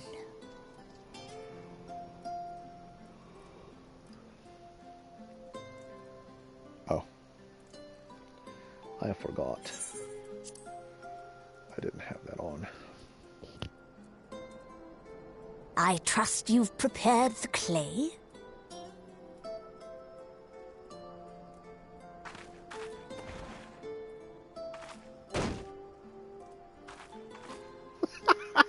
Very good. The sound Now, that made. I would It's have you funny. sculpt for me a porksy. Cute. Plump, with floppy ears and a short curly tail. Do it. She's A staring. porksy. I think I know what you mean.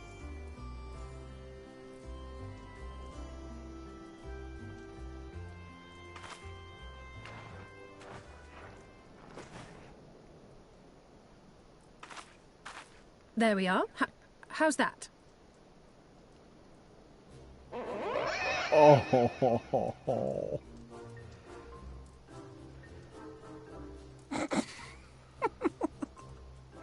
Well, it is certainly creative. There's no denying that.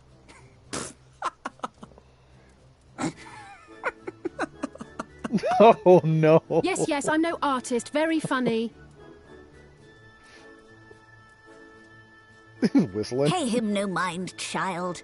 Though it may look like a grotesque parody of reality, it is what the invoker believes that matters. Looks like Kirby and Mr. Potato Head. You're not helping. But I speak the truth. If successful, this incantation will turn imagination into reality. Which is why the only thing of import is what you believe this figure embodies. You must focus. Hold the porksy's image steady in your mind's eye.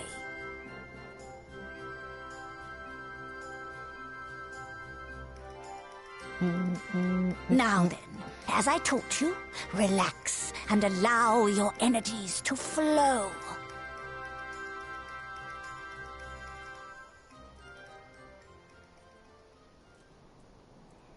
She got some lashes. God damn.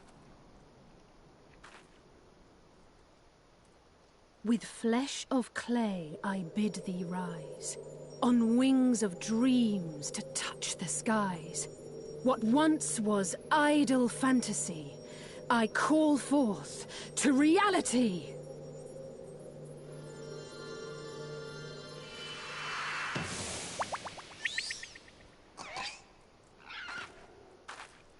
An absolute cutie. Not bad for a first attempt. Now, let us see what can be done for young Halric. Young Halric.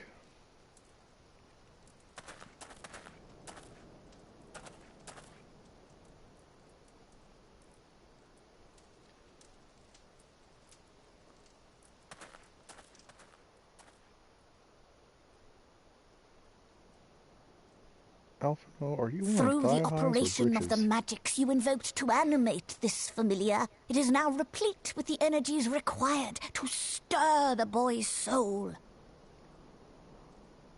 You need but give it a name, and it will do as your heart desires.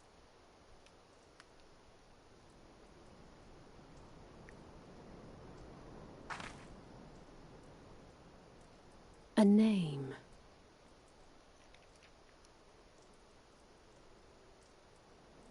All right, I've decided. Pork chop. Now.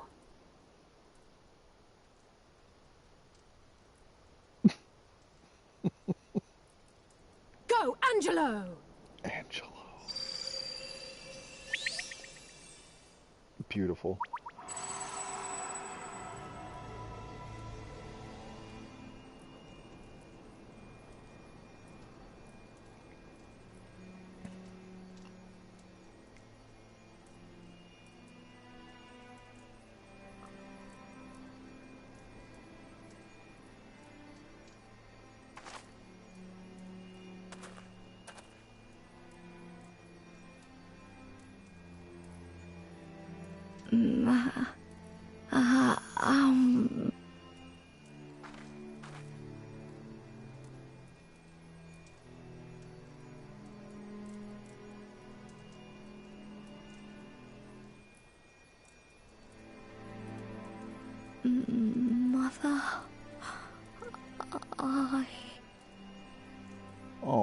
no.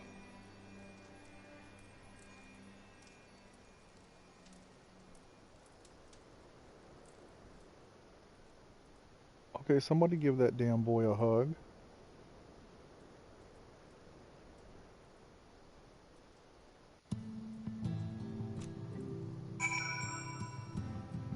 Curiouser and curiouser.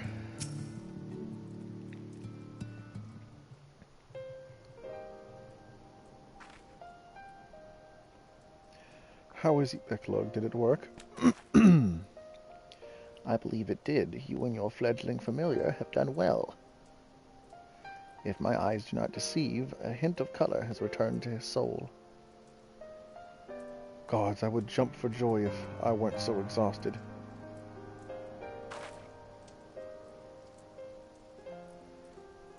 We're so close now, Halric. As you are even now in the process of discovering this magic asks much of the invoker. What you may not have realized is that the same is also true of the subject. As such, we must proceed with caution. However, with further treatment, I have the utmost confidence the boy will make a full recovery. Hell yeah. Observing the reanimation of his stagnant soul has been most enlightening. I will need to put my theories to the proof, but I believe I can fashion a spell to produce the opposite effect, that is, to induce stagnation. Thus enabling our safe transport to the source, I presume. I'm assuming that's what he said. You're talking too fast, Alizé.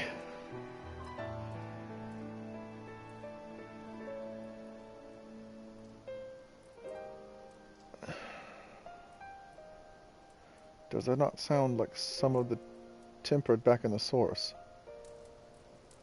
Tempered? Not really. It is the fate most tempered to become slaves to primals, save in a handful of cases, or am I missing something? If I can master this technique, the art of revitalizing the soul, I know of at least one in the source who could desperately use such treatment. Oh, she's talking about the, yeah, Gabu.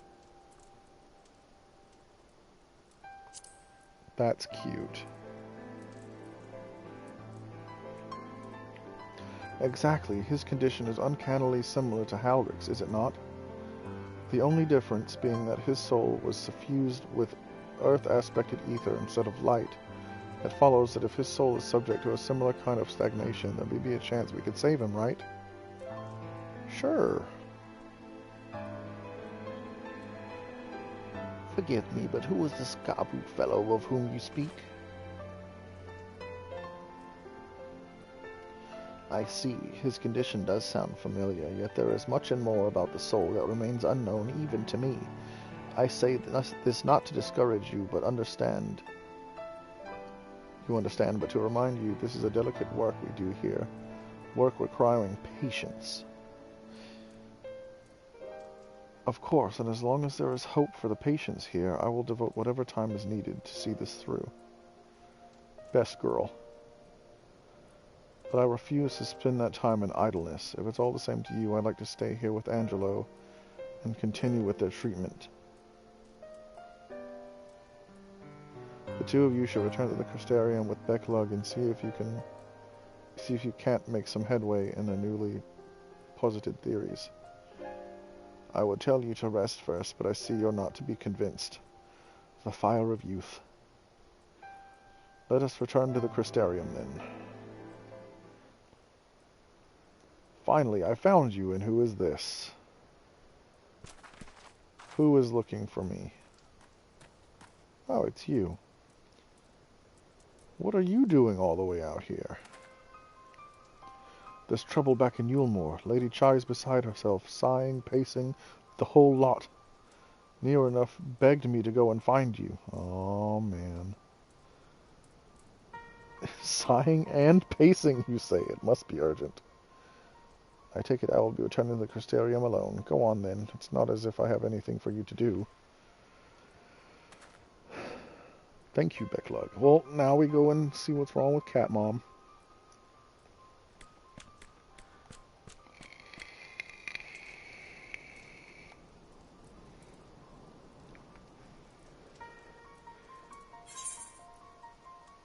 she is Cat Mom.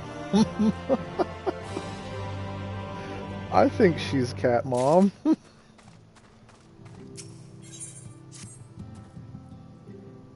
Lady Chai is up in the parlor. Best not keep her waiting, eh? Yeah.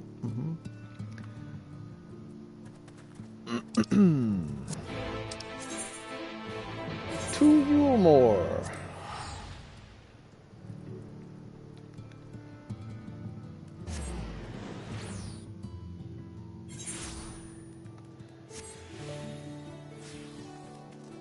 There you are. Or, no, never mind. It's just you. Buildia. Well, not here. Seems to be out of the ordinary, though I do not see Lady Chai anywhere. Probably pacing around outside again, staring off into the distance and all that, sighing. Strange. Let's see if we can find her and discover the source of her distress. Let's do that.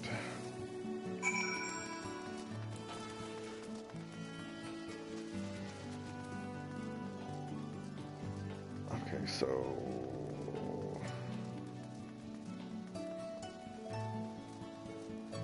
there she is.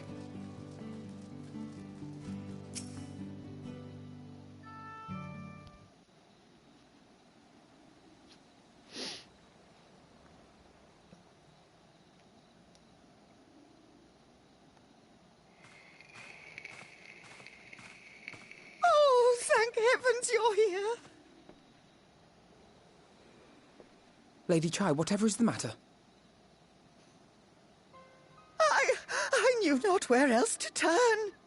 Oh, this is all too much for my poor heart to bear alone.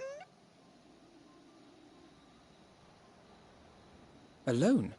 What of Master Chai? But that is the very reason I summoned you. He's gone. What? What happened?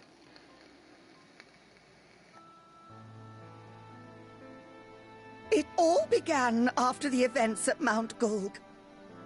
With Lord Vorthry out of the way, we all agreed that a new leader must be chosen. And so you held an election? Yes, well, sort of. Not a single person volunteered to stand, you see. After a lifetime of leisure, we free citizens have grown somewhat indolent.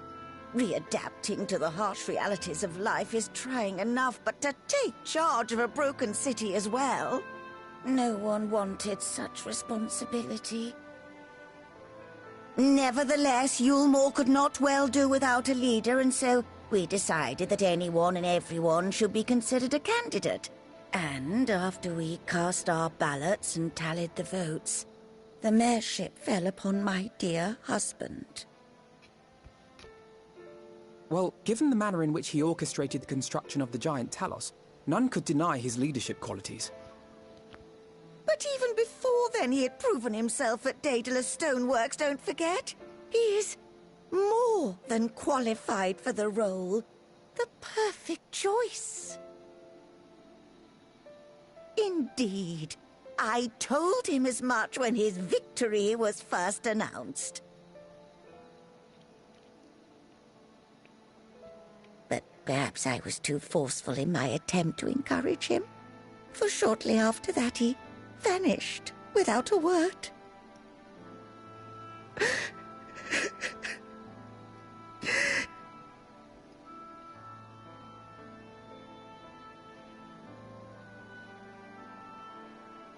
You believe he was so daunted by the burden of leadership that he felt compelled to flee?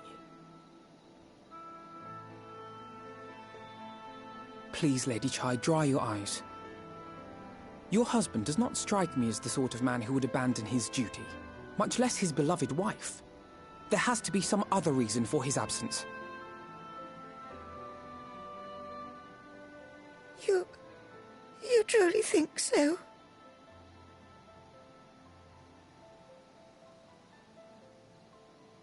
What about you? What do you think has become of my husband? Ransom.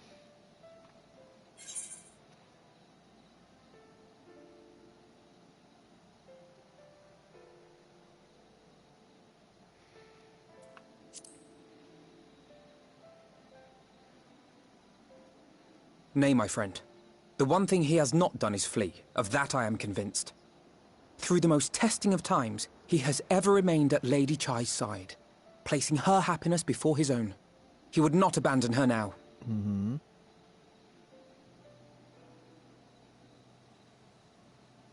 Wherever he may have gone, rest assured we will find him.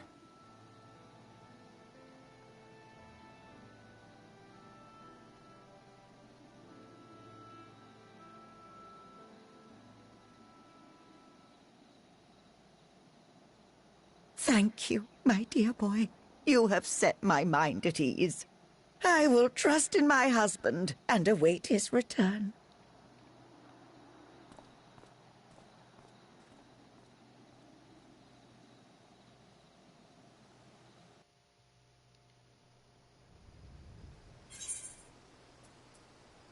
Pixie berry tea? That sounds really good. Popoto salad. Tea it is.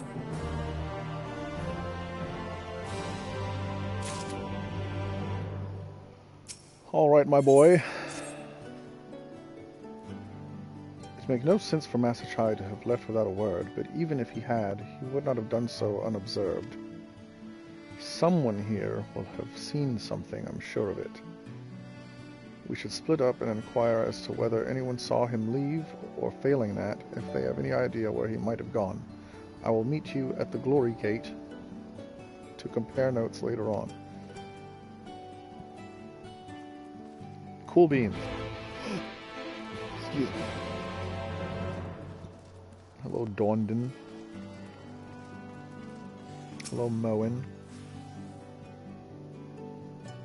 Master Chai, why yes, I spoke with him recently, though I recall he was in a rather dour mood, concerned about Yulmore's neglect of industry, you see.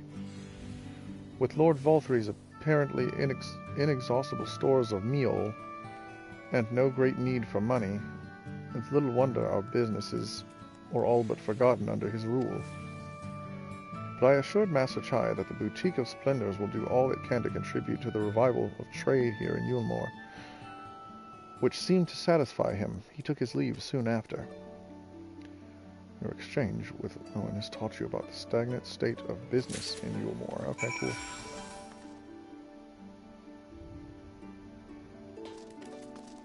Alright. Gather information in the buttress. Where's the buttress? I know I've been to the buttress.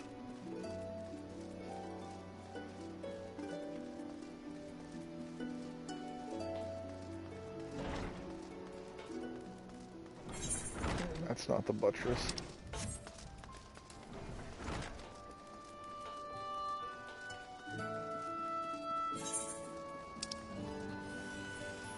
Aha.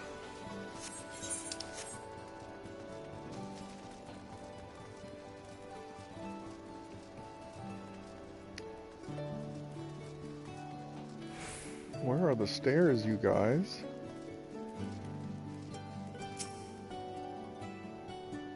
Yes. Descend me into the buttress.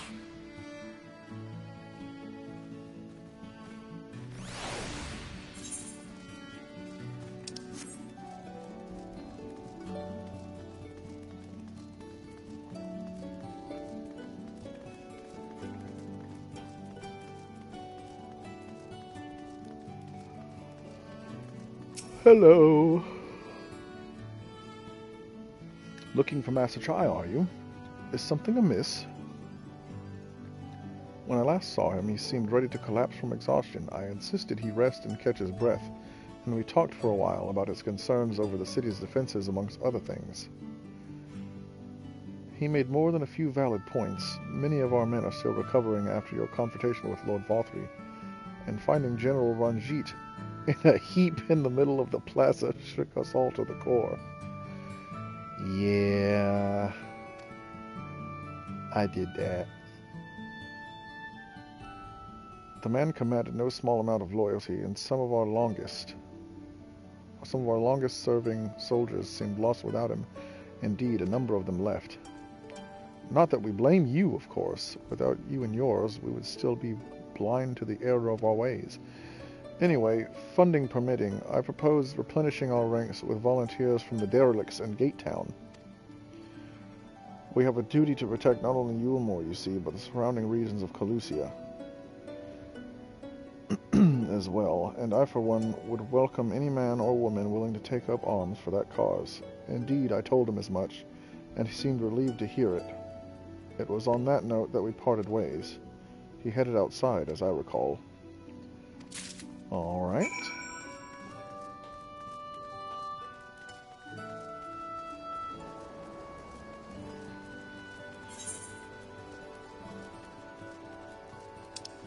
Wait, are these the derelicts? I think these are the derelicts. Yeah. Yeah.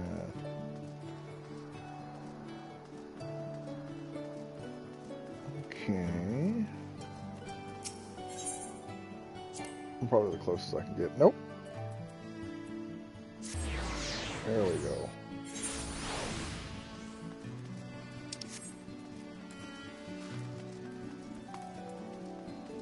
Let's run around and disturb the peace. Where does this go? Oh, that leads to the buttress.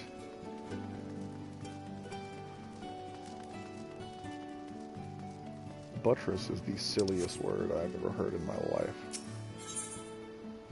Ooh, materia that I can't use yet.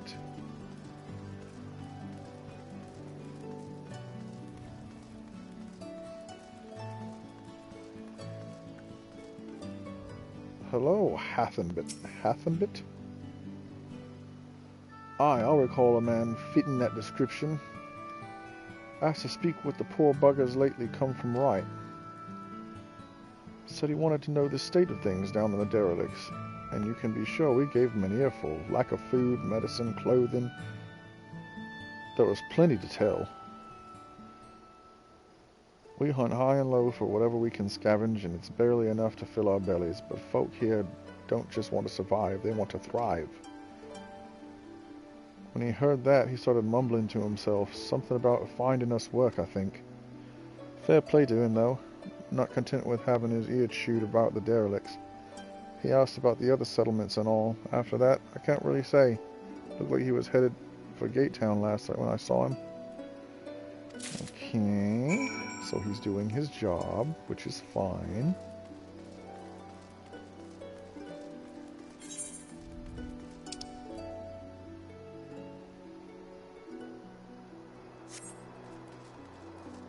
It's dark, I can't see.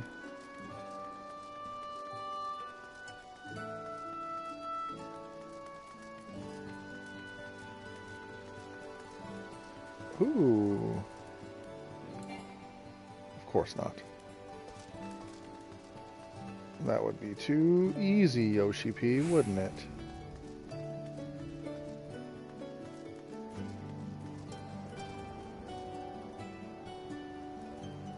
How in the seven hells?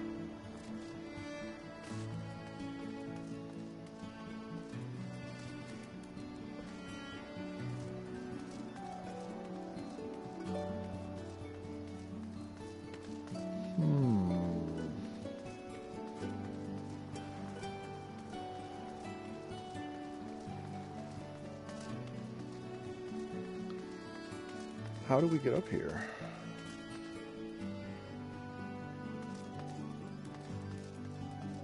How do we get up here?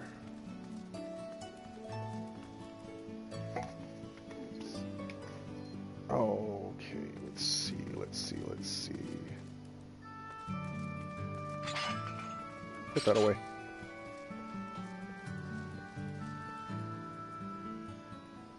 Close enough.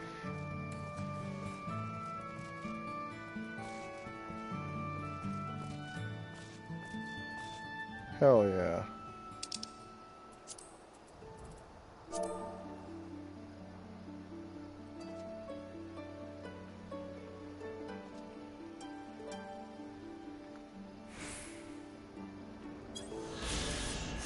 Nice.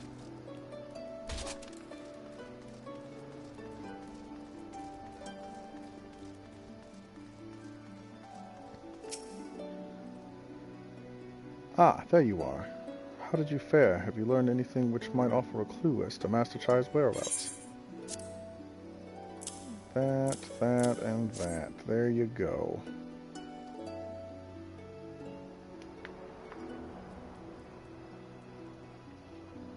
Interesting. He apparently paid a visit to the Queen Bee as well. I bet he did. Beyonce is a hell of a drug. They discussed the possibility of gathering admission to customers from outside Yulmore, an idea to which the proprietor was surprisingly receptive.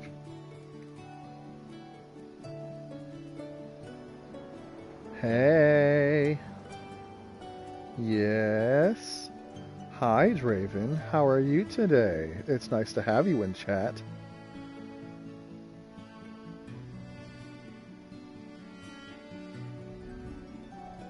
What's going on? Welcome to stream.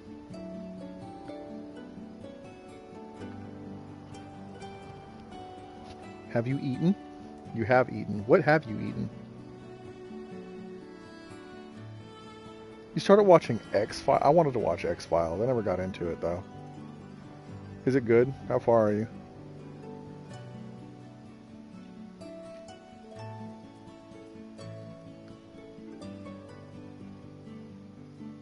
How are Mulder and Scully? Sounds... God damn it. Sounds like he's got big plans for the place. Yulmore, I mean. Not the bee. Perhaps, but the question remains, where did he go after leaving the city? Probably to White, if I had to be honest. Or Right. Is it Right or White? Man, you gave me a whole bunch of shit.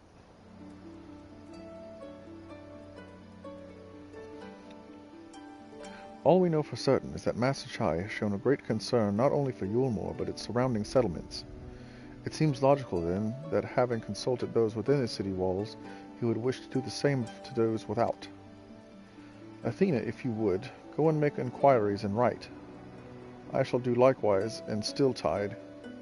Gate Town I leave to you, Kaishir. Fair enough. Where shall we meet when we've finished? Well, Top Rung would seem to be his next most likely destination. Let us reconvene there. With any luck, one of us will have stumbled upon him by then. If not, we will be well situated to continue our search. New York strip steak. Oh, that sounds so good. Rice, roast potato chunks. Oh my goodness. And suddenly a salad. That sounds awesome.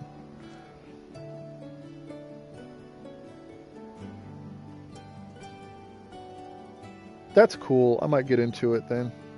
I've been wanting to watch X-Files for a while. Kaishir, yeah, Kaishir is a handsome boy.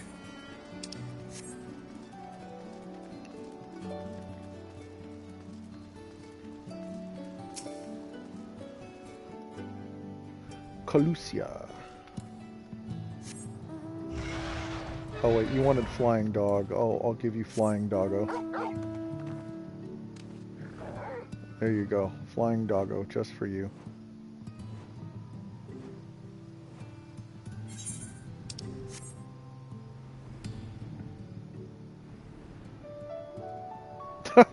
Which accent? I'm trying.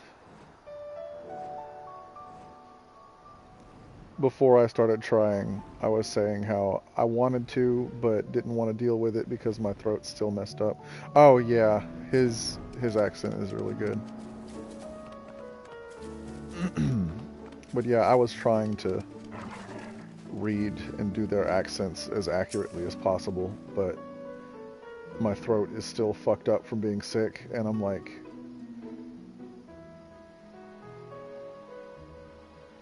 getting fucking dry and coughing and shit. No, the name doesn't ring any bells, but there was a rather dapper-looking missile gentleman here not long ago. He wanted to talk about relations between Wright and Yulmore, or rather the lack of them. I'm over here, person that's at the same spot as me. We lost a great many people to their promises of meal and the chance of lavish life among the free. Yes, Draben Hebo. And Volthry thought to take even more from us, conscripting the few able-bodied men we had left to guard his paradise. I needn't tell you what happened when the Sin Eaters came. Such things are hard to forgive.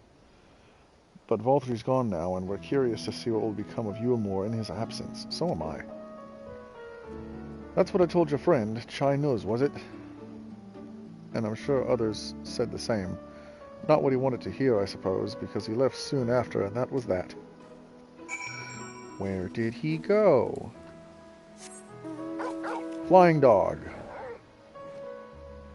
You don't like Cat Mom? I think Cat Mom is sweet.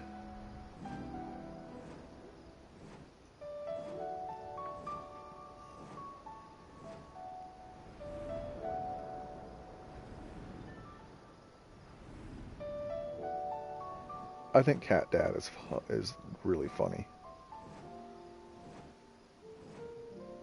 Come on. We got a ways to go, Pup.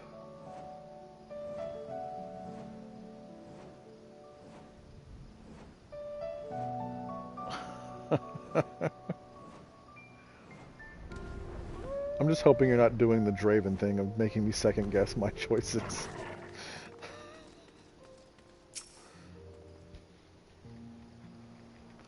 So he paid a visit to both Bright and Gate Town as well, did he?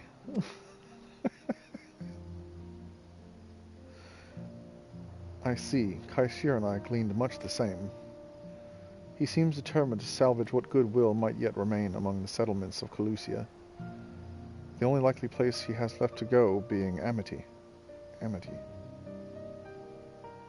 Yeah, she's dumb. But she's sweet, and that's what I like about her. Amity. Where was Amity at? Come, if we are quick, we may yet catch up with him. Oh, Amity. Big stupid. Oh well, I accidentally pressed Rathalos by habit. Look at that big ass talus. Very cool. That's so fucking cool.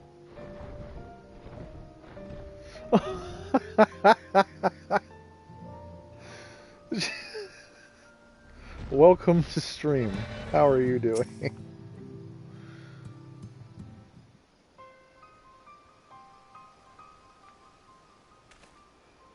Yeah, she is a little goofy. Hello, Cat Dad. We've been looking for you. Your wife is worried sick.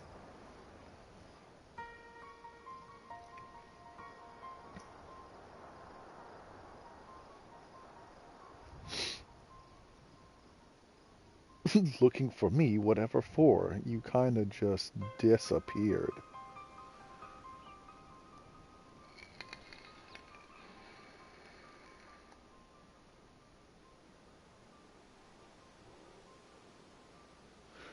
I left a letter for her in our chambers.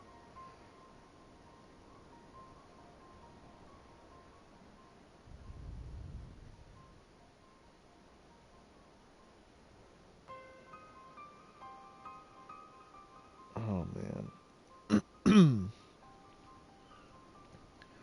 We were told you had been elected mayor, and from what we have gathered from the nearby villages, you've been inquiring about the people's grievances. He's trying to be a good leader.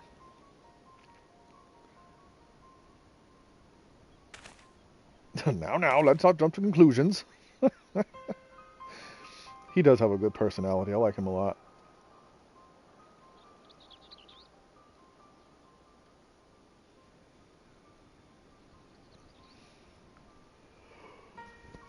Oh my goodness, I'm tired.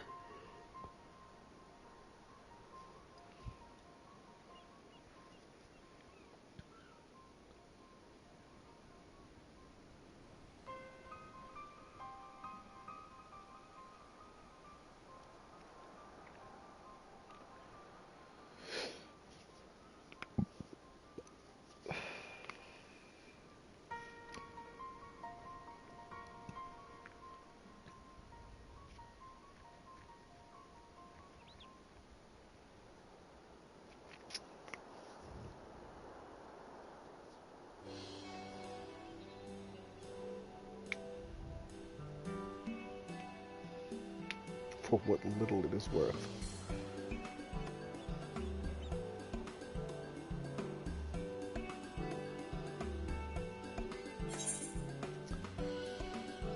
We believe in you, Master Chai.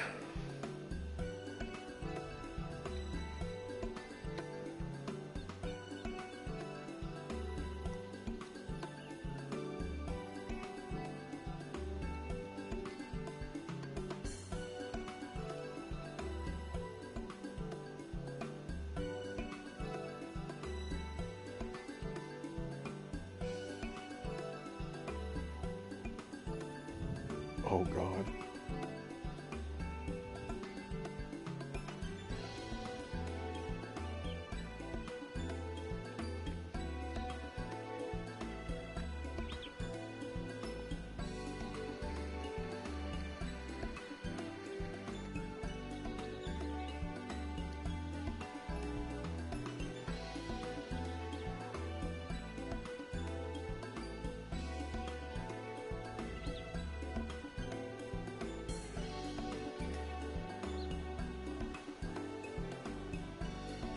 Good boy, Kai Shear.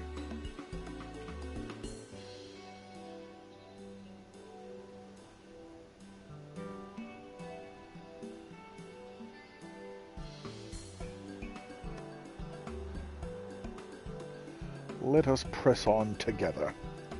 That's what I'm talking about. You and your face tattoos.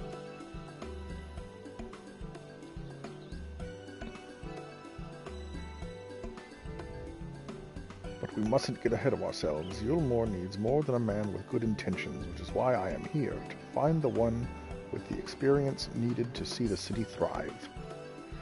Oh, are you looking for fucking, the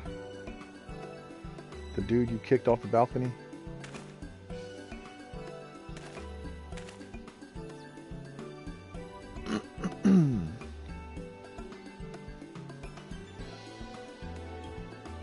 Oh, no.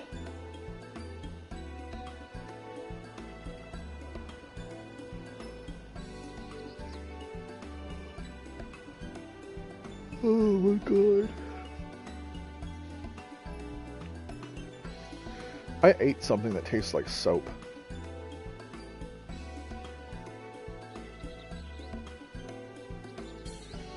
It's bothering me.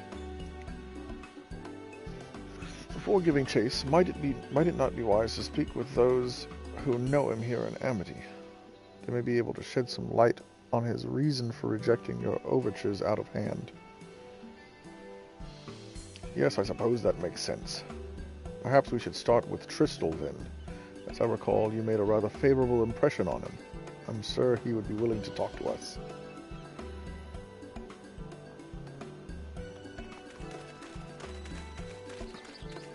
Let's find old Tristal. Tristle. Tristol.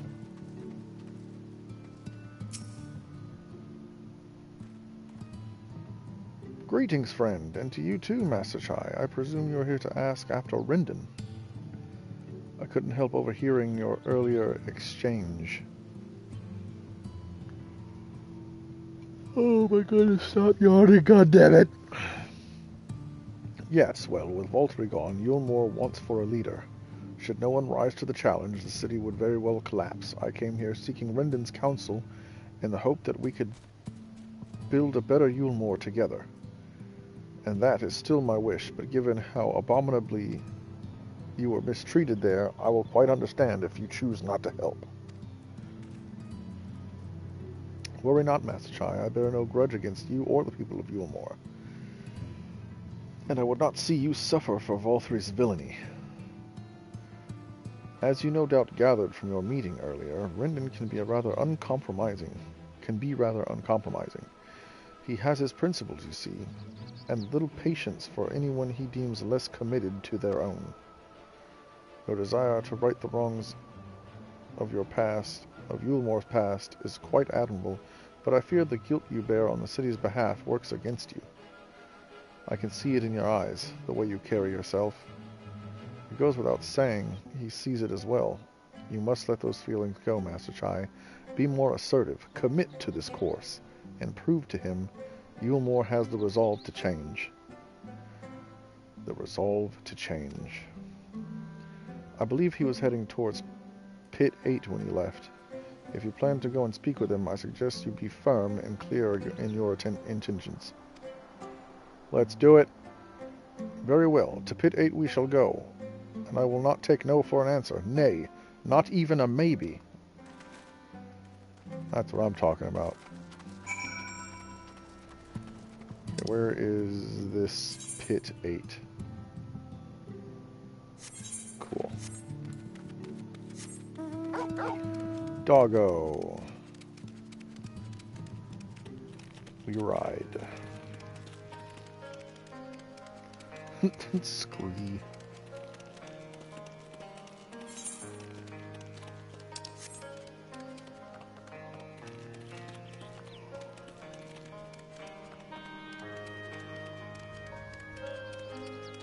I don't like those things.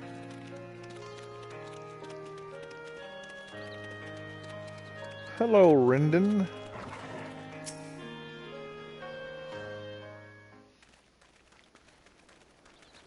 Oh, we're looking dapper, are we? Well, well, it's you again. Well, I see you've invited your friends. Need them to fight your battles for you, do you? No, I didn't invite them, as it happens, though they are indeed my friends. Well, not only mine, but every true Yulmoran's. They are the ones who awakened us to the truth, to Lord Vorthry's villainy, the famous warriors of darkness. Are they now? Yes, they are. It would be no exaggeration to call them our saviors. We owe much and more to their kindness, but we cannot depend on that kindness forever. Thirsty! To do so would be a little different from entrusting our affairs to Lord Vorthry. Nay, we must learn to stand on our own 2 feet. And I would have them present to witness my attempt. Hear, hear, Master Chai. Your sentiments are admirable, yet admirable sentiments do not a nation make.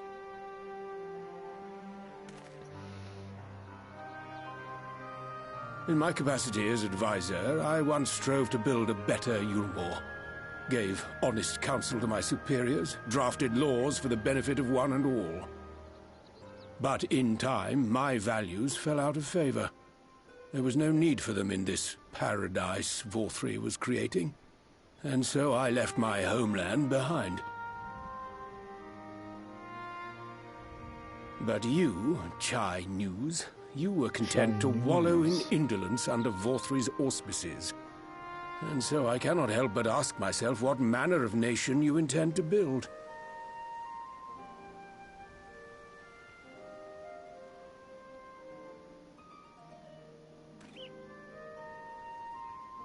I can offer no simple answer to that question.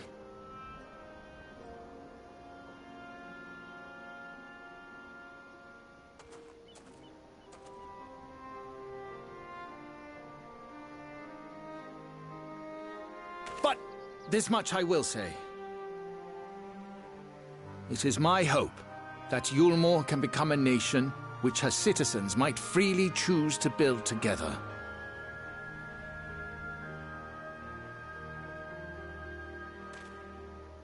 A great many people, myself included, flocked to Yulmore seeking sanctuary. The alternative being to live in fear and die in pain. It seemed an easy choice. And sanctuary we found. As much food and drink as we could ever want. Secured at the cost of the surrounding villages. Little wonder the people gathered at our doorstep, begging to work among the bonded. The free were blind to it all, of course. Content to, as you say, wallow in indolence. In ignorance. Were I mayor, I would first take stock of the city's resources and see that they were assigned equitably. Our days of reckless consumption are behind us. The distinction between free and bonded died with Vor3. The needs of rich and poor alike must be considered if our nation is to survive. To which end I would take steps to secure channels for supplies, rekindle relations with nearby settlements, who re-establish industry, reach out to neighboring nations, and the list goes on and on.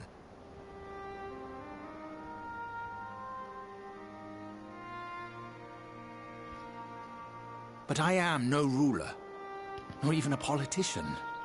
I am an entrepreneur. My expertise lie in planning and profit. I haven't the knowledge or experience to run a nation. Please, Rendon, will you not help me? Together, we could solve the city's problems. Build a Yulmore for the people.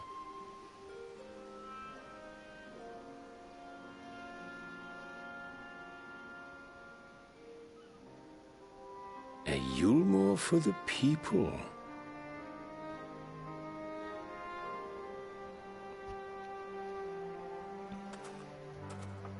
I'd rather like the sound of that.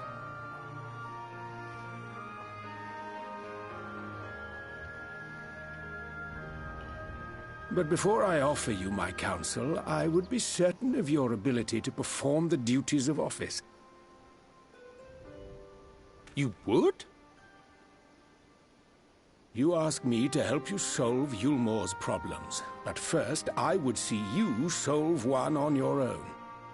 Accomplish that, and you will prove both to me and the people that you are a man worth following.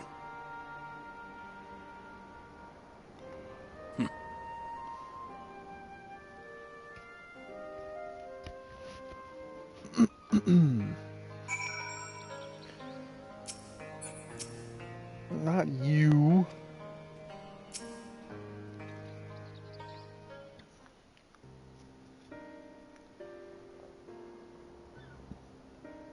Right then, is there a particular issue you would have me resolve?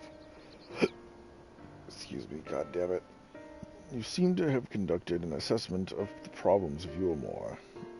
The problems Yulmore now faces. I assume you will agree, therefore, that the matter of dwindling food stores is a most, whatever the fuck that word was.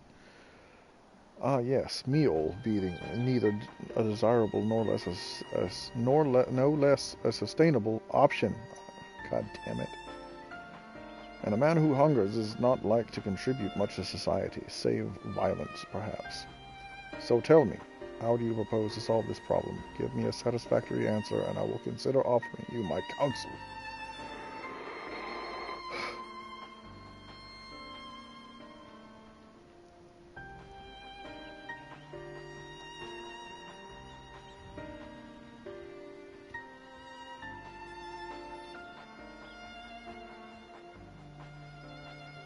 A combination of measures would seem to be in order, one to address the immediate issue of supply, and another that of production. Go on. For the present, Yulmore's coffers can be used to purchase food from our neighbors. This would afford us time to address the underlying problem that affects us all, the long-standing neglect of agriculture. There we go. The villages that once served as sources of trade for foodstuffs must be repopulated, their means of production restored. This assumes, of course, that we can rekindle relations with our neighbors, guarantee security and stability within the region, and most importantly, find people willing to leave the city and take up the rebuilding effort.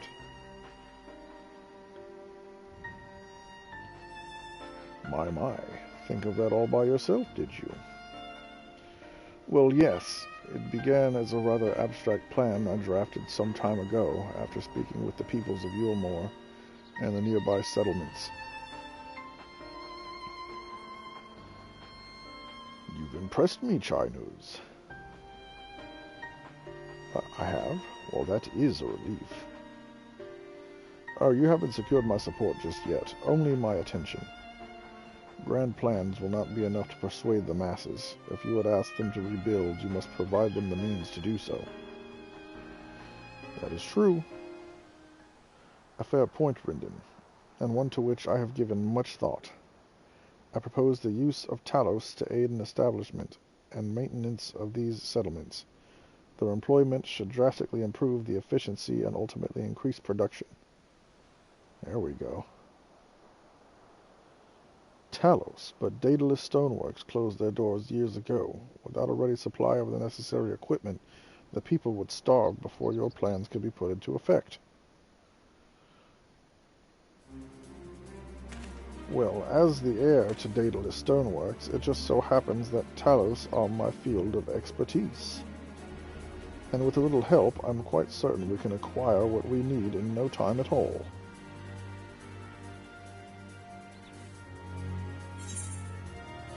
Yay! Beef stew, W.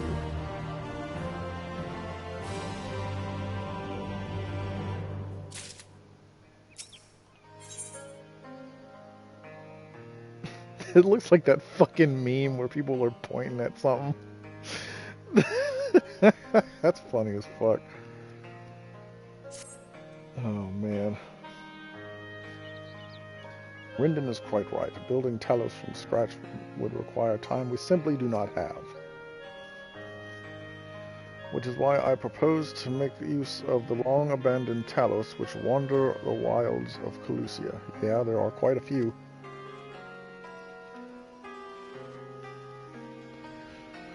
They will need to be deactivated, of course, and if memory serves, the tools required to do so should still be at top rung.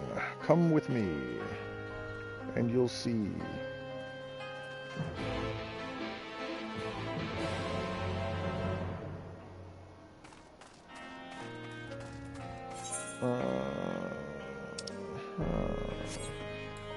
We flying.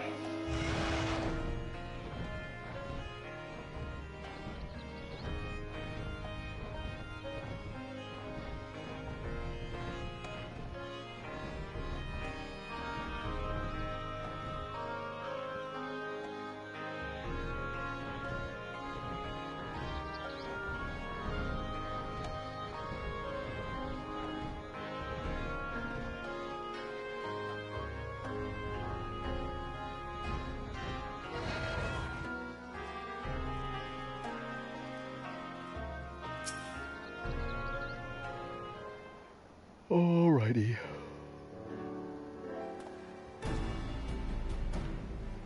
Aha! The old memory hasn't let me down.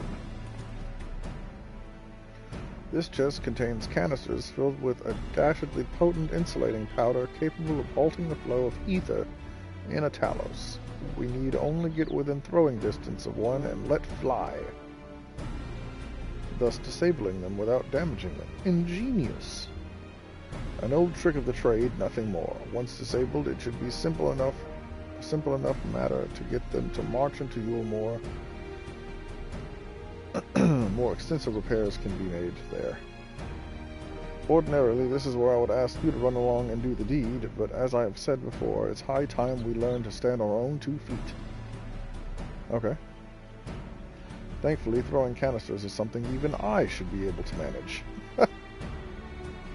I'd hope so. Come off it, Master Chai. Even if the Talos isn't a threat, there's 101 other things out there waiting to make a meal of you.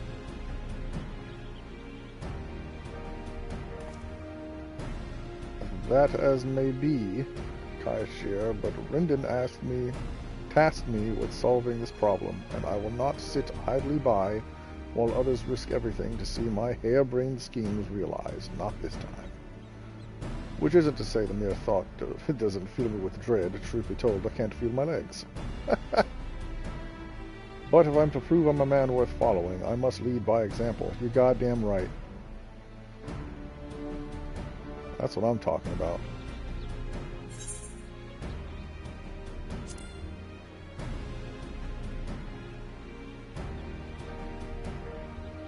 Yes, well, it should go without saying that I have no intention of dying for this. I've always preferred living to see the fruits of my labors. Well, and to make sure I do, I will require your help. It is as Kaishir says, these lands are dangerous. If one is not careful, I would ask you to use my spyglass to look for any beasts that could get in the way of my work. I will also need you to alert me when it is safe to subdue the Talos. Understood? I'm your spotter? Nice.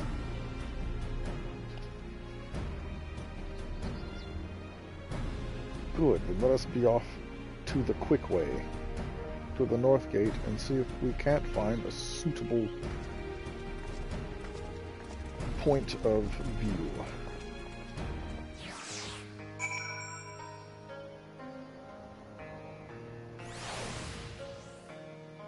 Scree. It's a funny ass name. Keep a lookout for danger and alert Trinos when it is safe to incapacitate the Talos. You may move the spyglass as well as zoom in and out. Point the spyglass, yep. Oh, that's cute.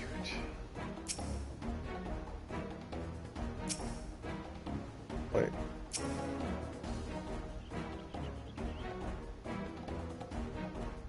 Wait, what? Oh, do you have to be turned around? You can't throw it when he's looking at you? He's not gonna dodge it.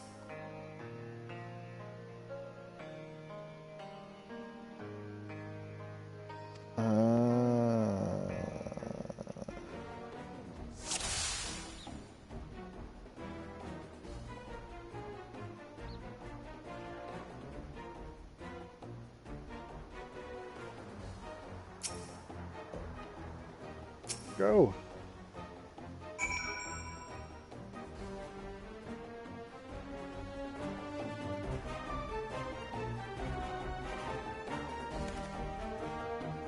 Well, don't wait.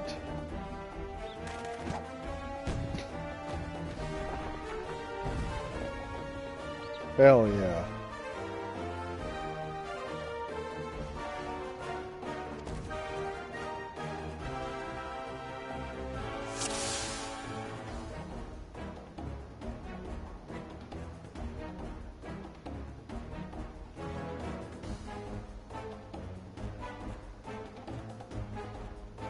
I gotta see.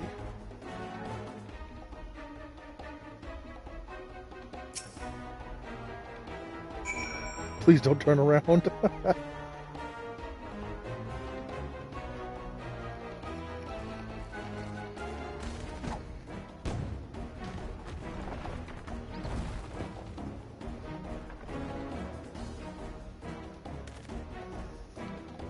Look at his ears. That's cute.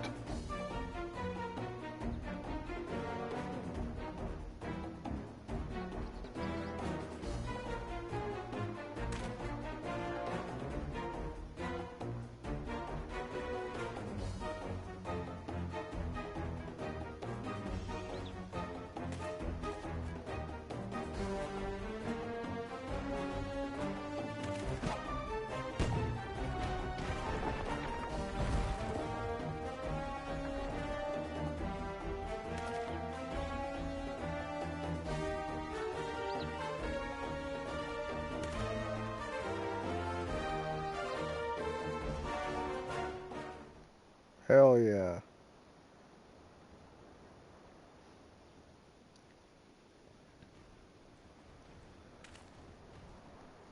What the fuck?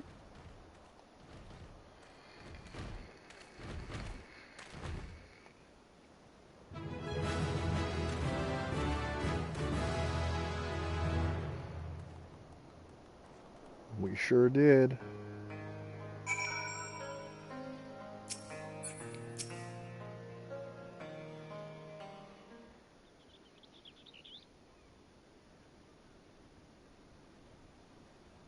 I can scarcely believe it. It was a reckless, foolish plan, but somehow it worked.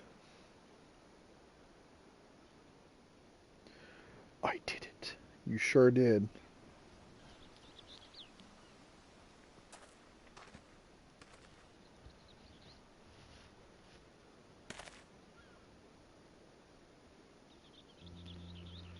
Master Chai, I believe I owe you an apology. Your plan to replenish Yulmore's food stores showed forethought and sound judgment. What's more, it is plain your time at Daedalus Stoneworks has equipped you to lead, as evidenced by the extraordinary company you keep. You, sir, are more than qualified to be the next mayor of Yulmore. Thank you for your vote of confidence, but the fact remains I am wholly ignorant of the world of politics. Which is why I would ask you to join me and grant Yulmore the benefit of your counsel. I would be honored. That's what I'm talking about, bromancing. When the people behold these Talos, I have no doubt they will lend you their support. It would seem Yulmore's leadership is at last in capable hands. Would you not agree? I would agree. We should probably be getting back soon, Master Chai. After you've tinkered with the Talos and all that, Lady Chai is worried sick.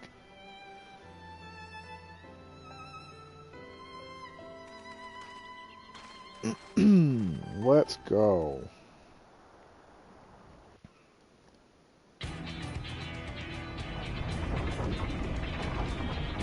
Hell yeah, cutscenes, montages.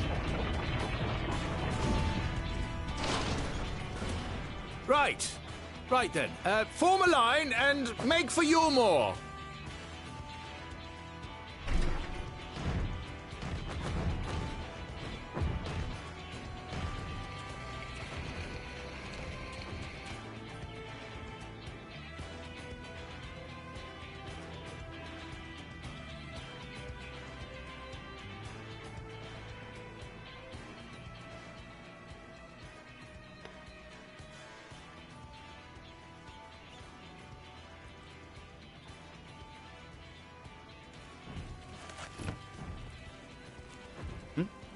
What's that noise? Look.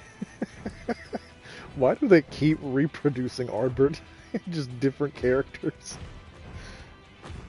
Wicked White! Runaway Talos! Call the guard!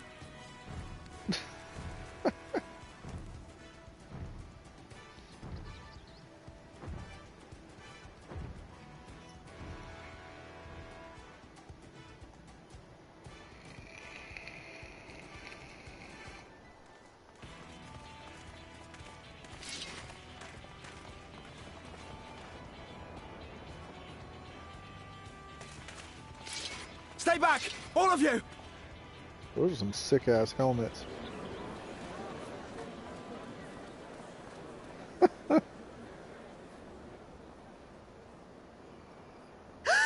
Is that...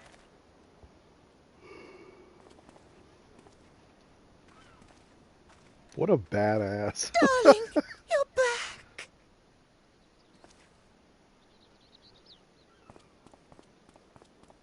But of course I'm back. You didn't see...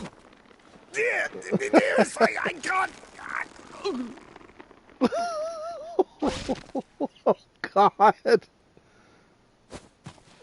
Why did you just drop him like that?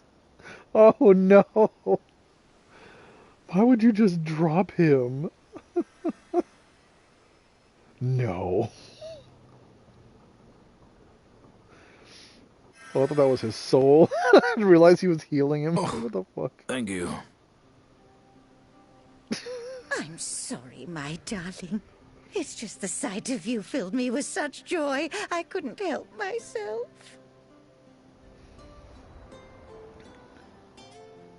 Oh, no, it's all right, dear. I should have just come out and said what it was I was intending, instead of entrusting the task to a hastily scribbled letter. Does that mean you'll do it? Well, I'm here, aren't I? I mean, not that my absence signified any unwillingness, you understand? Oh, no, naught could be further from the truth. I only left to enlist the aid of the former mayor's senior advisor. And now that I have it, I believe I am ready to take office. Oh, how wonderful! Rendon is the first handsome Rogadin I've seen in this game. Oh. Oh.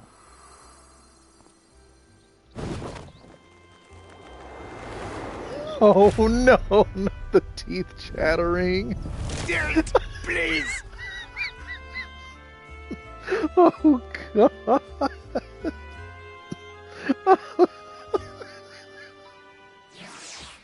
This game is nuts. Oh man, goofy ass people. Man is suffering. That was quite a reception. One Master Child will struggle to forget, yeah, I bet. More seriously, the arrival of the Talos has seized the public's attention. Once word has spread around Yulmore, it will be that much simpler to gather one and all so that Master Chai can make his inaugural address. Yay!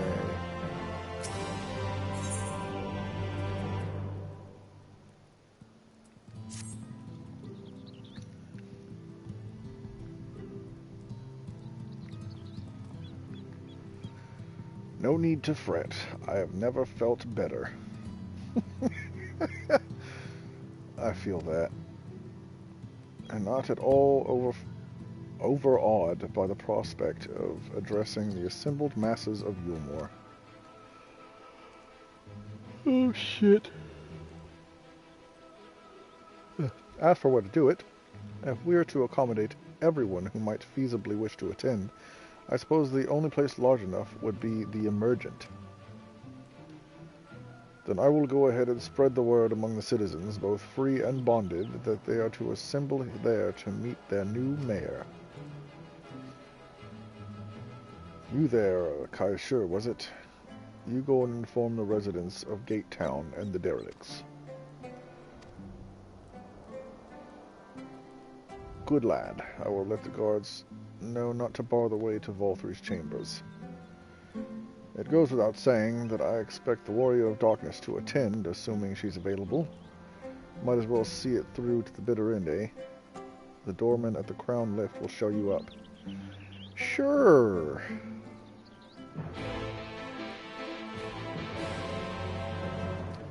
Sure. Oh, let me teleport, because I can do that instead. Boop.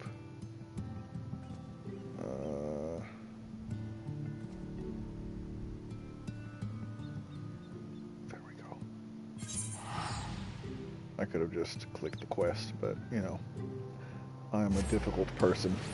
I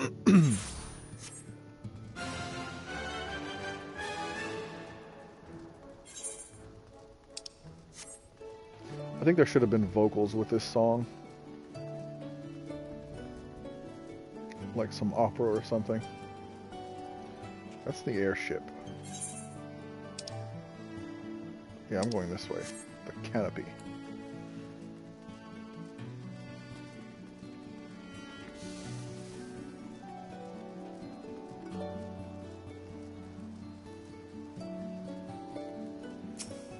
Chad, the lift operator.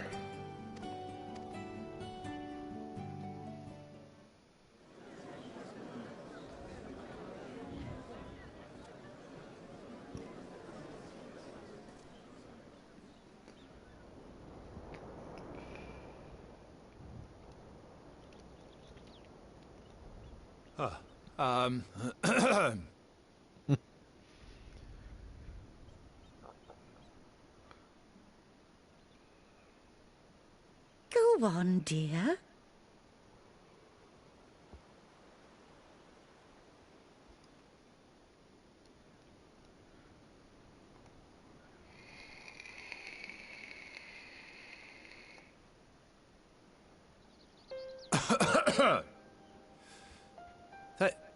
Thank you all for gathering here today.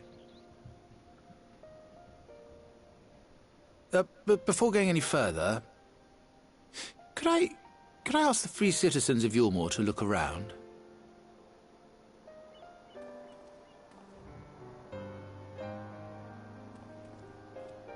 "'Tis a sight none of us would ever have seen under Lord Volthry's rule. Not only do we stand in the familiar presence of those we once called the Bonded, but today we welcome the peoples of the Derelicts and Gate Town too.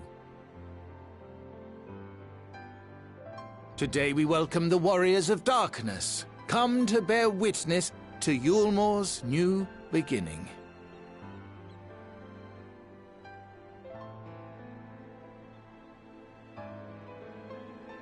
As you know, an election was recently held, at the end of which I had the honor of being chosen to succeed Lord Vorthry.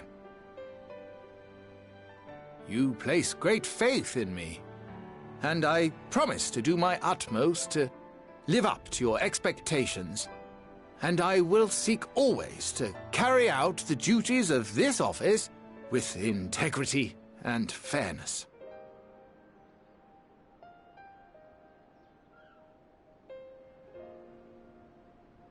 Always, I say, but not forever. Let it be known that I do not intend to hold this post indefinitely. I consider myself but an acting mayor, who will serve only for the interim, while Yulmore is reshaped according to a new set of values.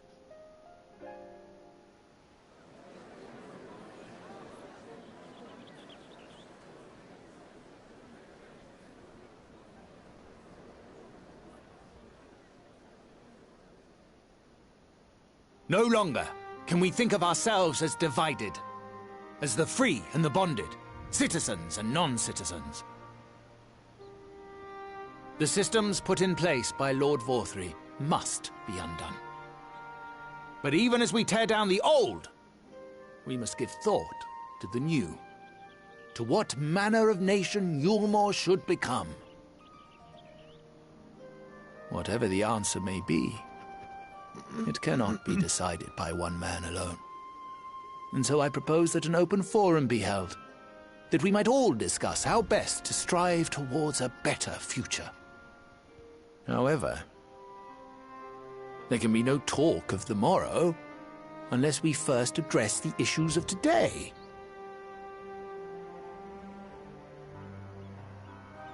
Securing new sources of food, rebuilding relations with our neighbors, re-establishing industry. There is much and more that needs to be done.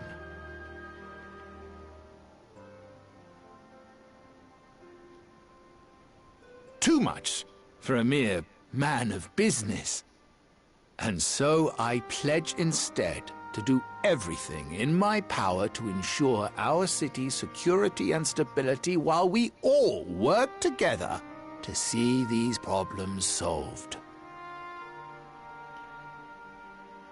The road before us will not be easy, and I know full well how daunting the prospect of honest labor may seem to some of you.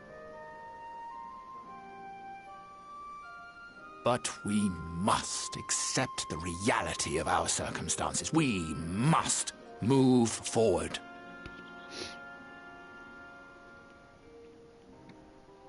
This much we owe to ourselves and to the brave heroes who risked their lives to bring back the night. Once we have shored up our city's foundations and regained some semblance of normality, let us reconvene to speak of the future. Until then, I humbly ask that you lend me and each other your strength. For Yulmore!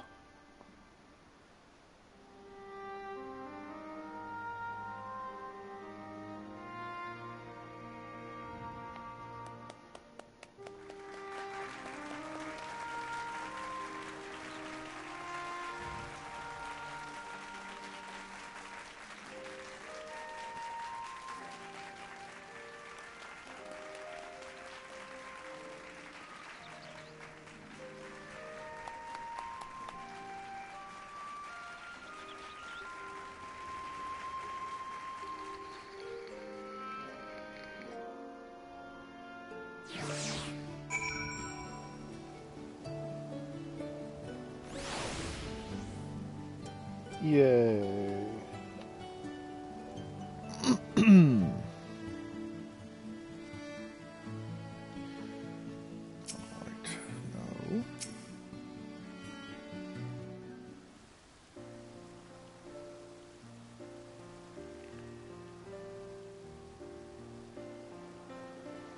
That was a fine speech, Master Chai.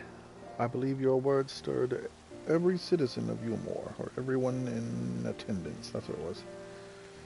Stirred them to action, I hope. If I have learned anything from all of this, it's that change begins with the individual. 'Tis but a matter of finding the strength to take the first step.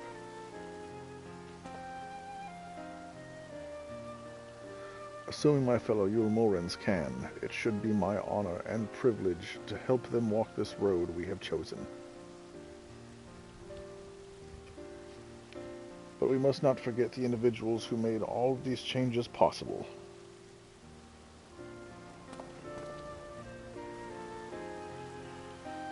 Were it within my power, I would carve a tribute to your heroism into the very stone which this city stands.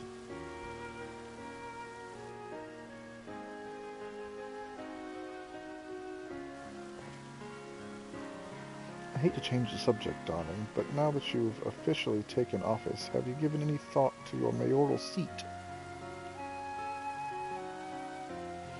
He's so good. We will not be moving into the emergent, dearest. It's too big, for one thing, and too far from the people, for another. We will retain our current residence, and I will govern here in the parlor. Good man.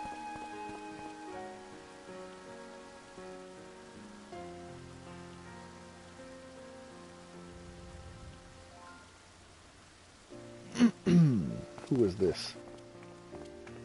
Ah.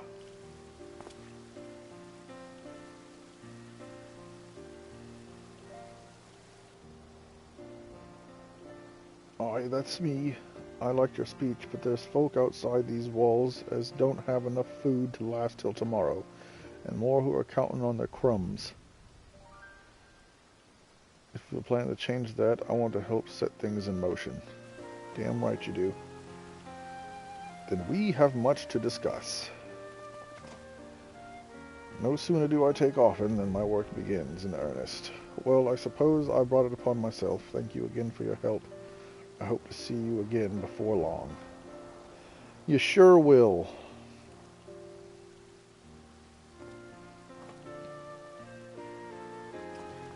I don't know what you're bowing for, Kai Shir. You work here now. You better go with them. What a day. I don't know what it means exactly, but I do know I've got plenty to think about. You sure do. I sense we all have a great deal to consider. I had resolved to remain here until such time as Yulmore's future was secured, but it's clear to me now that the city is in capable hands.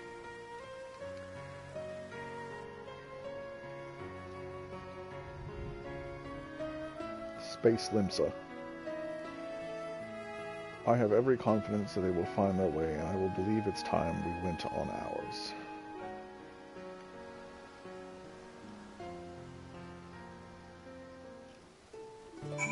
Yay! So Alphino's leaving too, is he? Seems like everyone's moving on. Everything's changing. I've been thinking about what I should do in all this.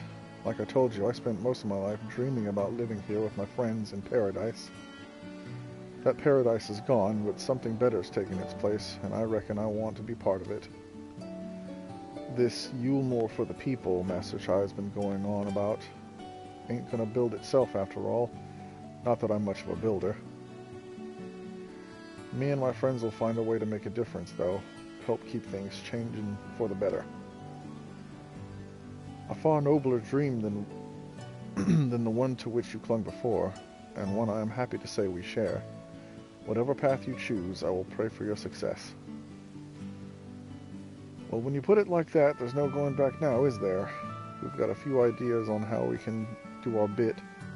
Just a matter of taking the first step.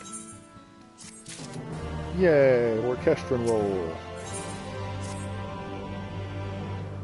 Truly, to see Kai Shir thus inspired by our actions is inspiring in itself. Yet however much I may wish to stay and see what comes of his efforts here in Yulmore, we have matters of our own to attend to. Come, we should return to the Crystal Tower. Mayhap Beklug's studies have borne fruit in our absence.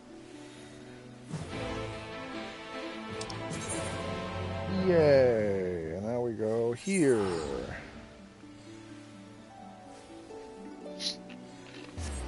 I take a sip of my drink. Alright. What kind of armor you got going on?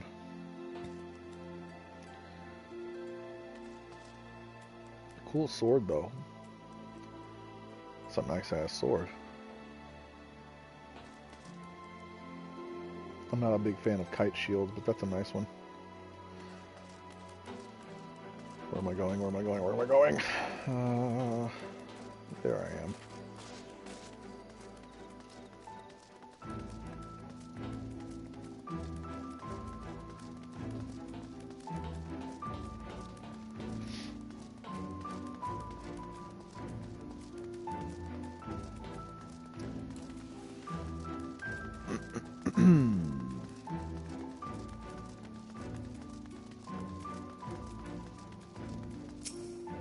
I win.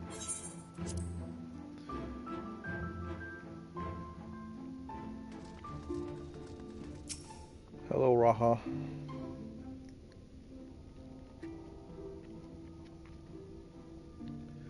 Welcome back. We are given to understand a new mayor has taken office in Yulmore. Indeed, our good friend Master Chai was elected by popular vote and, after some considerable soul-searching, chose to accept the post. It is a shame you weren't able to attend his inaugural speech, though I have no doubt you will see more of him in the future. But tell me, how fared you in preparing the White Orosite?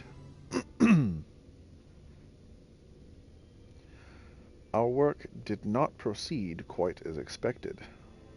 In your absence, we had a frank discussion on the principle of soul transference and concluded at length that White Orosite was ill-suited for our purposes. But Oriange, did you not say that compared to the massy soul of an Ascian, the stone could house one of ours with ease? That I did. And armed as we are with Beklug's invaluable insight, 'twould indeed prove a trifling matter. Were we to disregard... Man, hold on, you are talking too fast, my guy.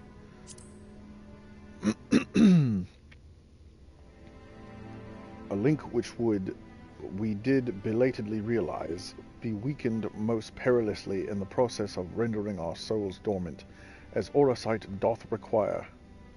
Thus, the shedding of these fleshy simulacra in the surfeit of ether which compriseth them, would in all likelihood deprive us of our psyches as well. It would theoretically be possible to channel your minds into the Orosite instead, but we would need more than likely sacrifice your souls in the process. Oh no. Which is why we have abandoned that plan and instead devoted our time to finding a means by which mind and soul might be transported together. Then we are no closer to a solution than when we first began, it would seem. It is a vexing conundrum indeed, but one for which the Crystal Exarch has posted a most intriguing solution. When our discussions turned to the transference of memories and the psyche, I could not help but be reminded of a technique with which I have personal experience. Do you recall what we learned of my eyes from our encounter with Doga and Une? I speak of the royal eye of the Allagan imperial line, gifted to my forebears to the blood of memories of the ancient Allagans. It is by this gift that I am able to control the Crystal Tower. Huh. If we were to gain an understanding of the technology by which the Allagans were able to accomplish this transference, perhaps then we could keep mind and soul together. Imagine, if you will, a device like unto a soul crystal, replete not only with our worldly memories, but also with the bountiful energies of the soul. That is our current avenue of investigation, and we will follow it wheresoever it leads.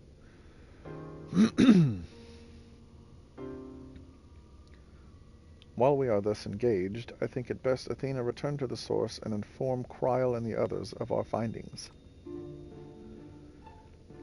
Agreed. I imagine Tataru will be relieved to hear that we've made progress of a sort. Then I would beg leave to relay our findings unto Thancred and Reen, and to assist where I may in their investigation of the empty. Yes, please do. Should we have need of your counsel, we will not hesitate to summon you.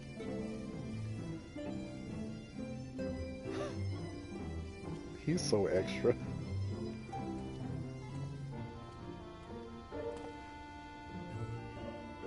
Give our regards to Tataru, won't you? Of course I will.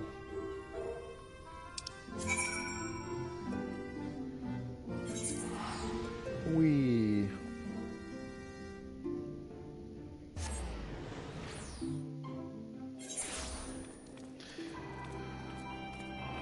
Alrighty. In the tavern we go.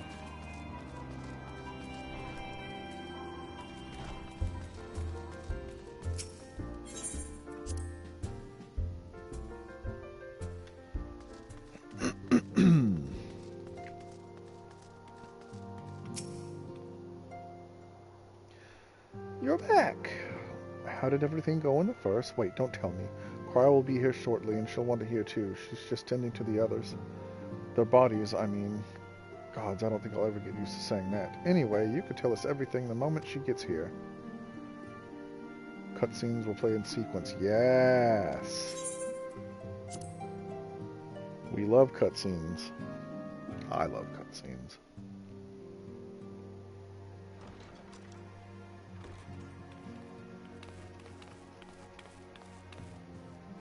Sorry to keep you waiting.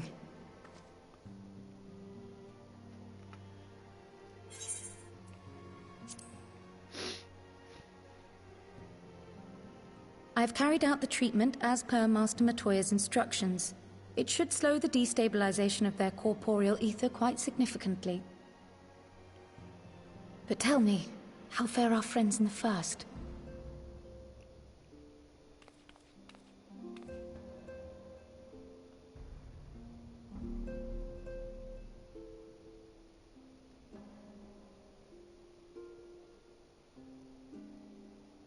So this Becklug's the first to lead an authority on soulcraft, are they? Sounds promising. And Urianger's proffered solution of white auracite is rather ingenious now that I think of it.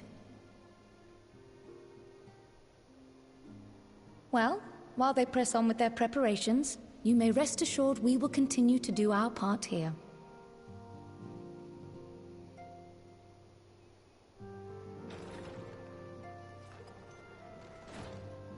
Oh, you're back. Hello.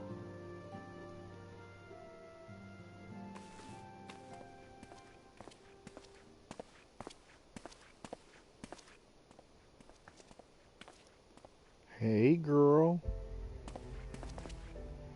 And none the worse for wear, I see.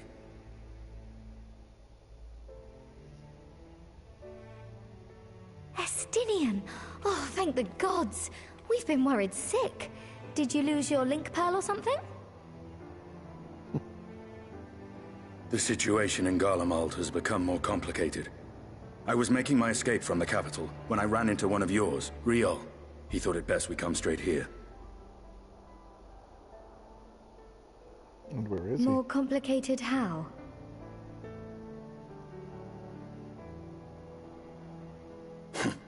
Where to begin? After entering the Empire via Razat Han, I went about my mission of investigating Black Rose. It was then, inside a provincial factory, that I encountered the one who styles himself Shadow Hunter, Gaius Baelsar. Our goals being apparently aligned, we joined forces and ventured on into the heart of the capital, to the very Imperial Palace itself.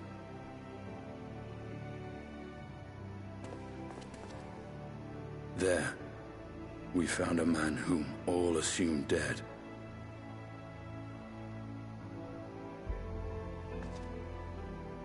But his soul lives on, and he has wrested back his flesh. Xenos ye Galvas.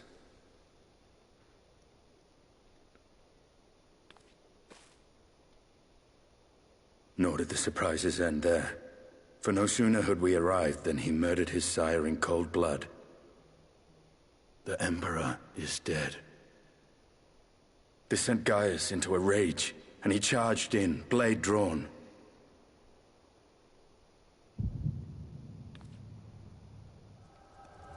What's wrong?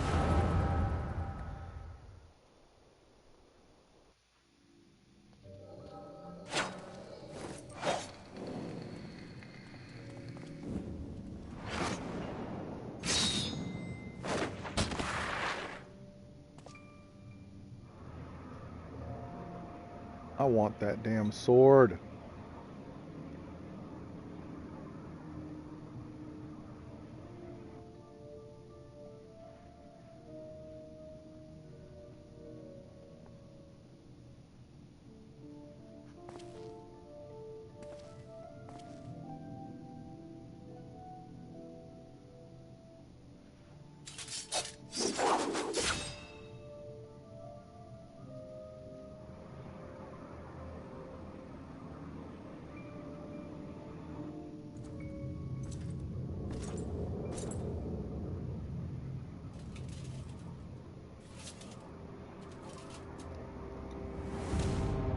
I'm still just so upset at how hot he is.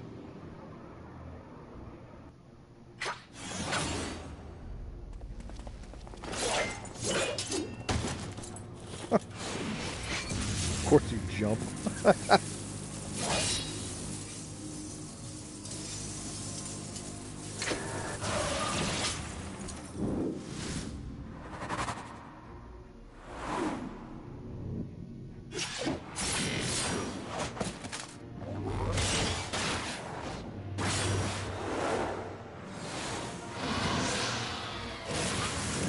That's sick.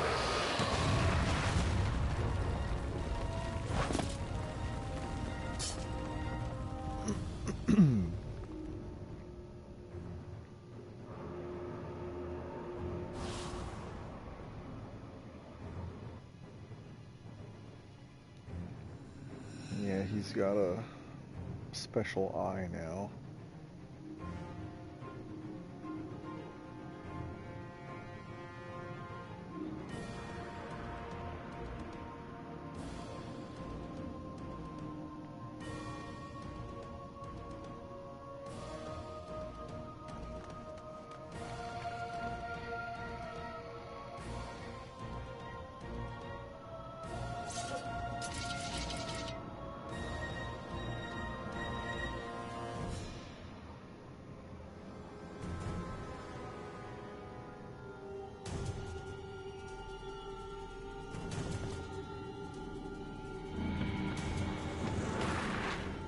Huh.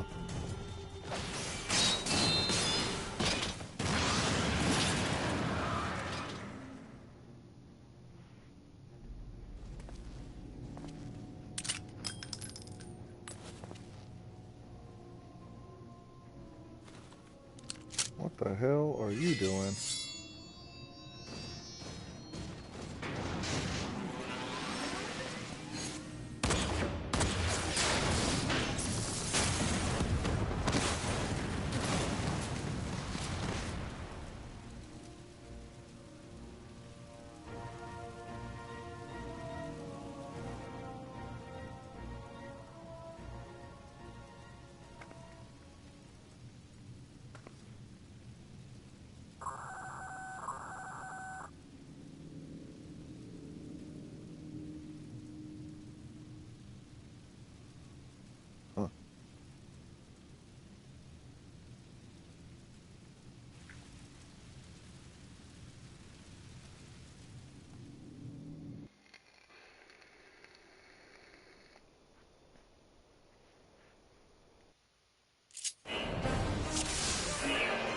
Oh, okay, hi. Okay,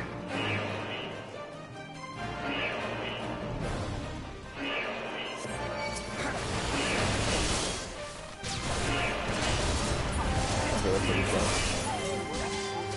That's healing.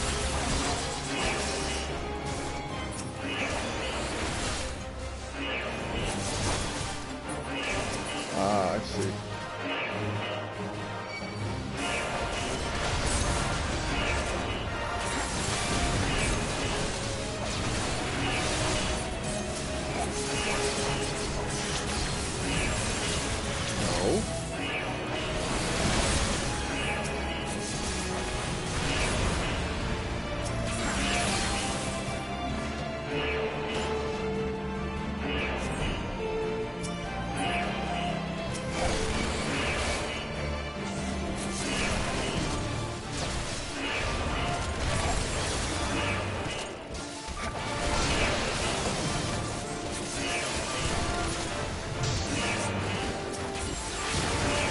Stop it. Oh my god, stop! Oh my lord.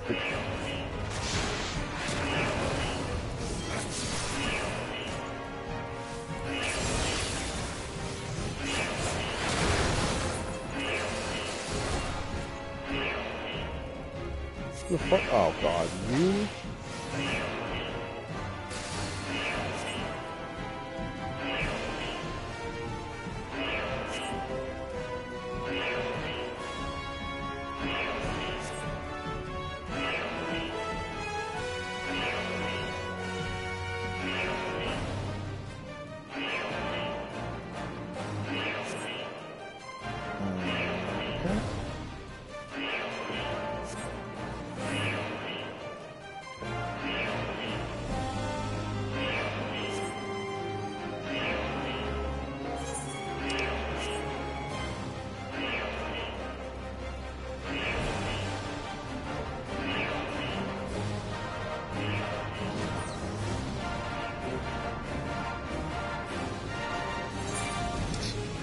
Guess they're not gonna tell me where to go.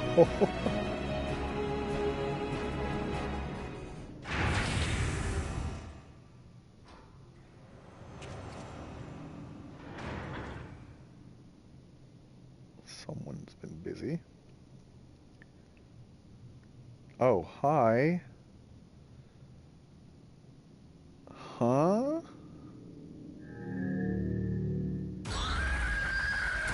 What?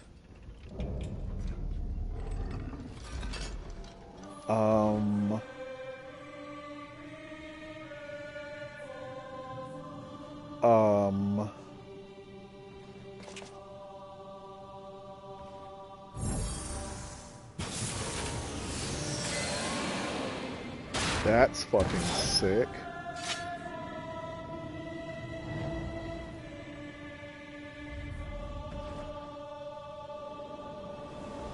What?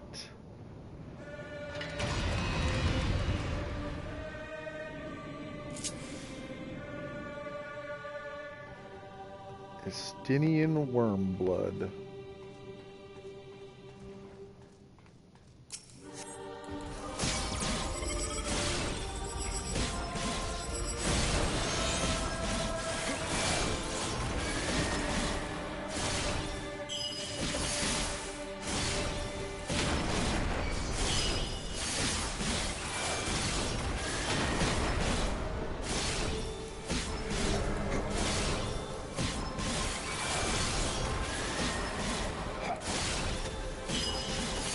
Stop looking at me. Ouch.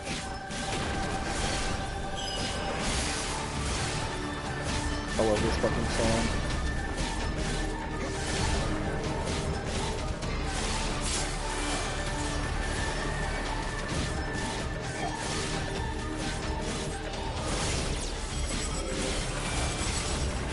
That's just a free attack. What the fuck?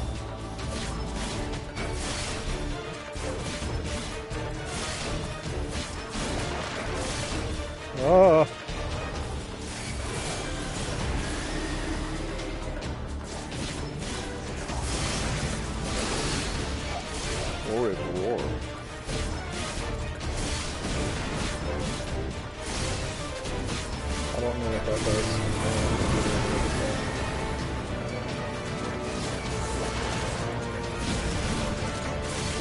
What is forward war?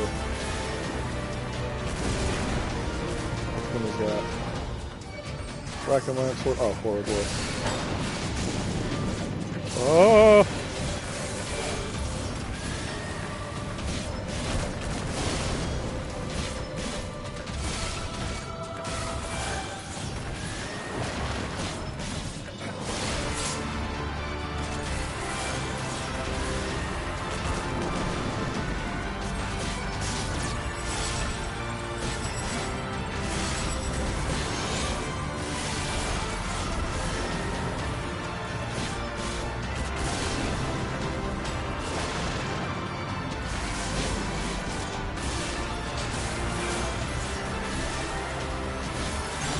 This is not going well. What?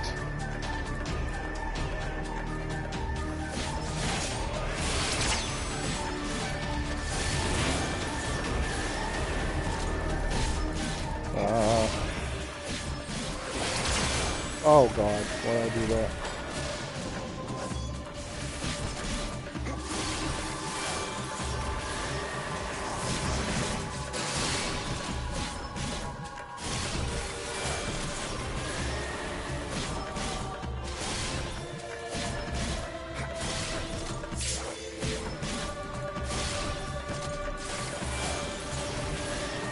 What is this? Oh, this is gonna suck.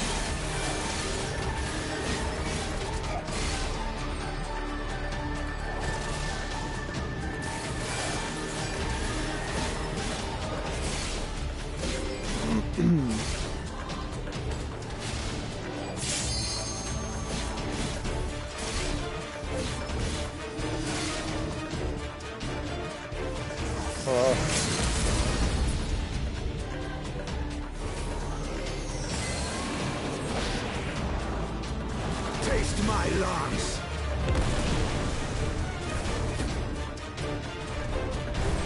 He is so hot, and for what?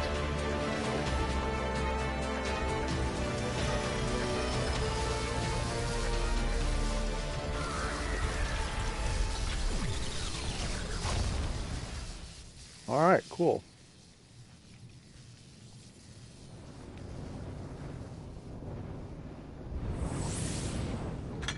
You were busy.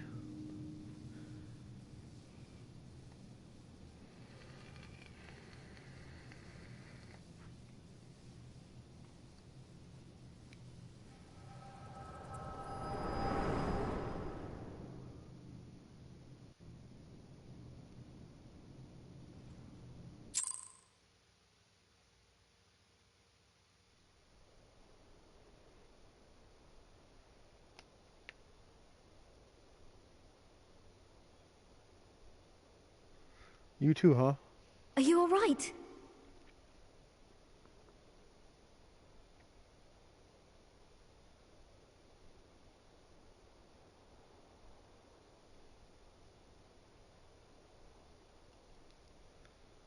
Peer into my past, did you? I mean, it's not like I did it on purpose. Well, I didn't quite relive the experience as you did, but I bore witness to it all. I'm still not sure what I think of this gift of yours, but no matter. Our confrontation was cut short when the Imperial Guard arrived. It was then that Xenos took his leave, citing boredom. To think their research into the Echo could bear such fruit.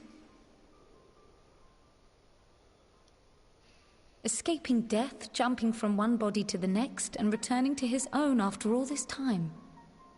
He is an Ascian in all but name.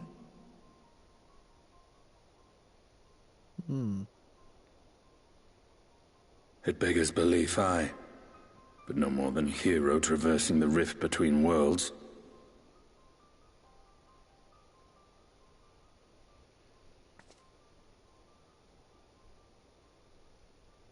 My concerns are far more prosaic. With the Emperor dead and the Crown Prince missing, the Empire is in disarray. Until order is restored, assuming it even possible, we needn't fear an Imperial reprisal. And for reasons of his own, Xenos took it upon himself to rid the world of Black Rose. Riol has already gone to apprise the Alliance leaders of these developments. We may leave the matter in their hands for now.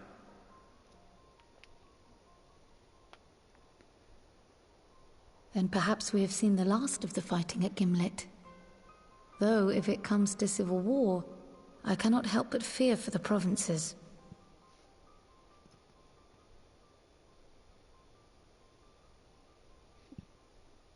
Ah, I'd nearly forgotten to ask.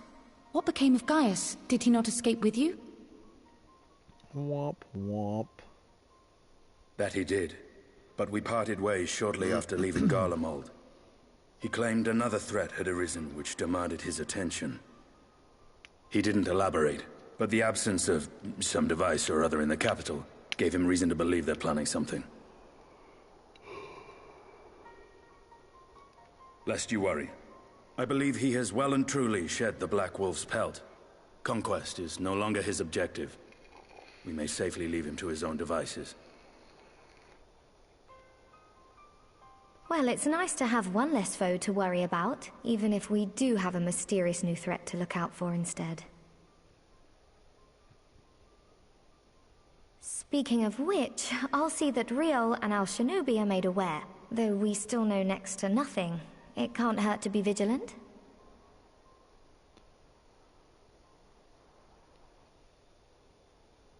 Well then, with Black Rose nipped in the bud, I believe I've fulfilled my part of the bargain.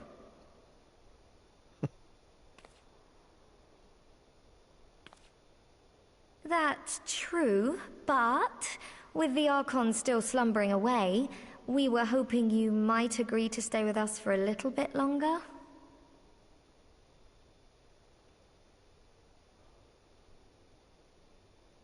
Sorry, but I'm not inclined to extend my contract. Gaius isn't the only one with business to attend to.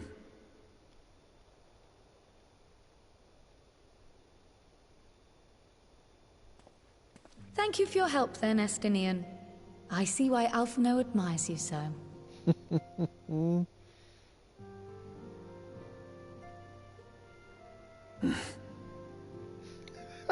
Not the grunt. Farewell, my friend. See that you don't make a habit of dozing off in battle.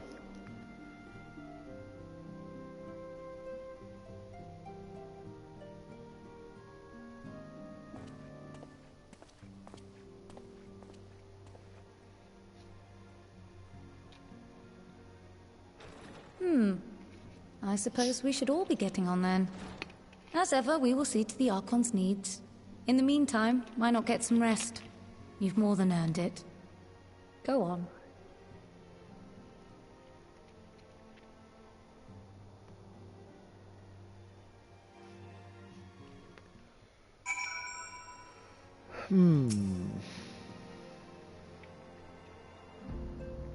You must be shattered after hopping back and forth between worlds. Why not stay here and rest for a while? I'm sure Beklug can manage without you. They've got enough Scions to help them if you ask me. I agree. Too true, bestie. Too true. Oops.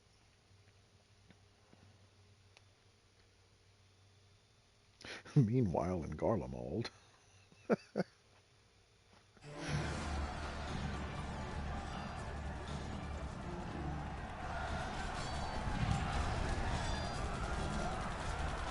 Who the fuck is Lord Nerva? Oh god.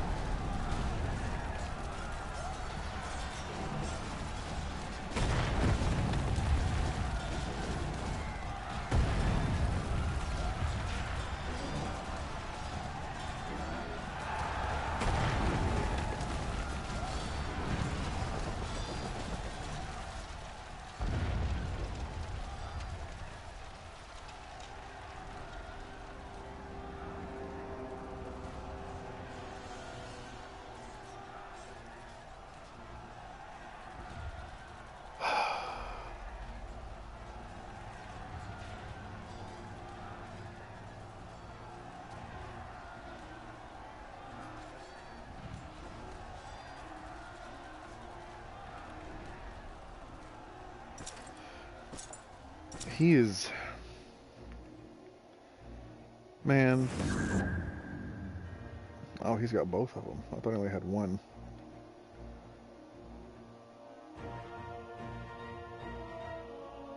I think he's hot, but people disagree, and I'm just like, how? It hurts. It is painful how attractive he is, and then for him to be is just evil and disgusting as he is. Like...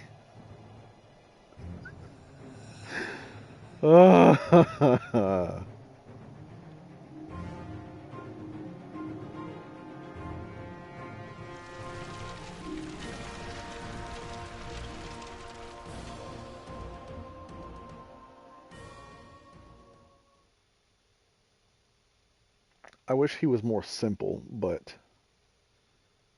Man.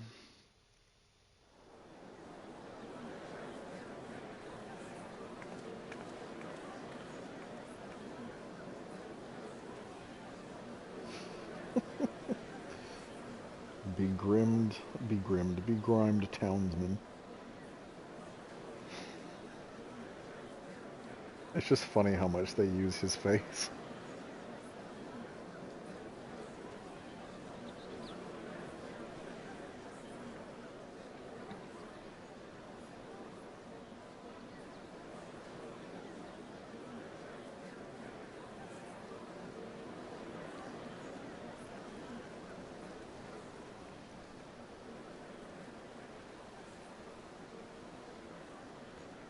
Who's this then?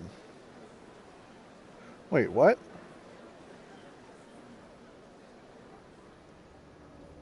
Excuse me? What? Oh my god, why?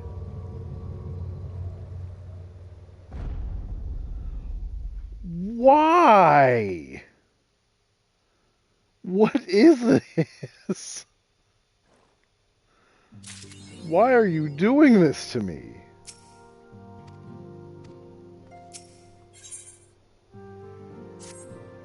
Oh my god.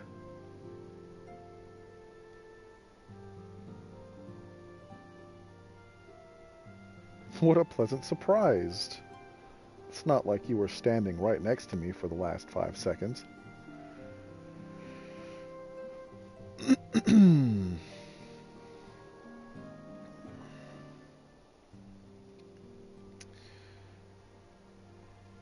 can only hope they afford us enough time for the Crystal Exarch to complete his work. If only we could go with you to the first and help. No, you stay here. Pardon the interruption, but I come bearing urgent news. Oh, hi! Long time no see.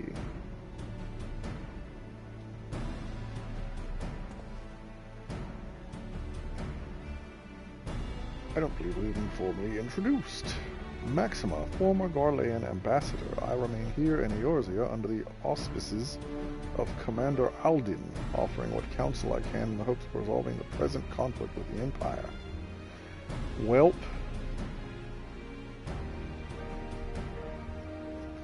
Ah, yes, I've heard stories of a defector from Garlemald, but never mind that. You said you have urgent news? Yes, please. What? As you may have heard, the Imperial capital is in turmoil, and a sizable portion of the Garlean forces have been recalled from the Gimlet Dark. With the numbers so greatly diminished, the main host of the Alliance has withdrawn, leaving Alamegan resistance to keep watch over the border. And it is there we have welcomed a most unexpected visitor who claims that this de-escalation may belie growing dangers. And, oh man, Commander Aldin has arranged for an impromptu meeting to discuss these revelations. He has also requested a representative of the Scions attend as well, though it was clear to whom he wished I extend this invitation, of course.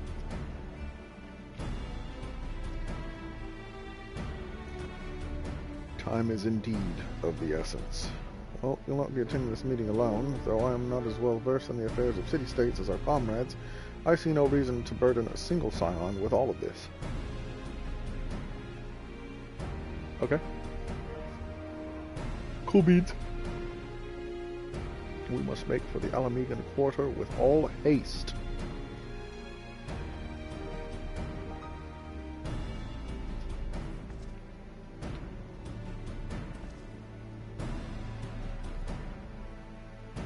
The curtsy.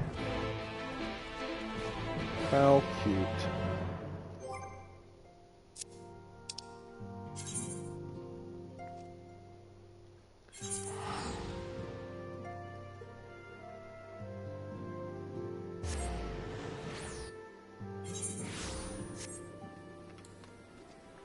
No, don't sit. Summon your dragon.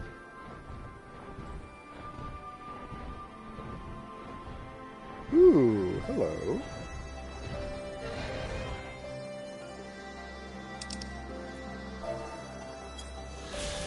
Hell yeah.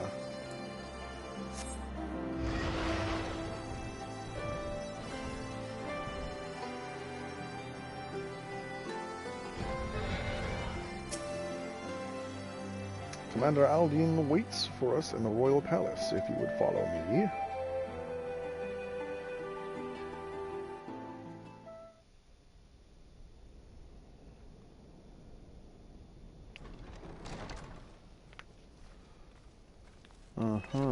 I see you're here too.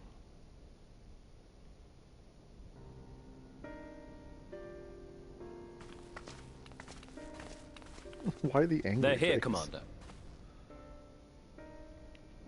And I, for one, am grateful that they are. Told you've been busy since our paths last crossed at the Gimlet Dark. Not that I understand half of it. When the Scions spoke of other worlds, I'd struggled to describe what I pictured. Mayhap things would seem clearer were I to hear the tale from your own lips. But I'm afraid the situation will not afford us that luxury. I trust you two require no introduction. That's my homie. We meet again, hero of Eorzea. I have a problem. Must we repeat this ridiculous display? I pose no threat to you, though what I come to warn you of very well might. Had he meant to do us harm, I hazard he would have kept to the shadows, and brought more than 2 companions. We need not pretend to be the best of friends, but I hope we can put aside our differences for the present.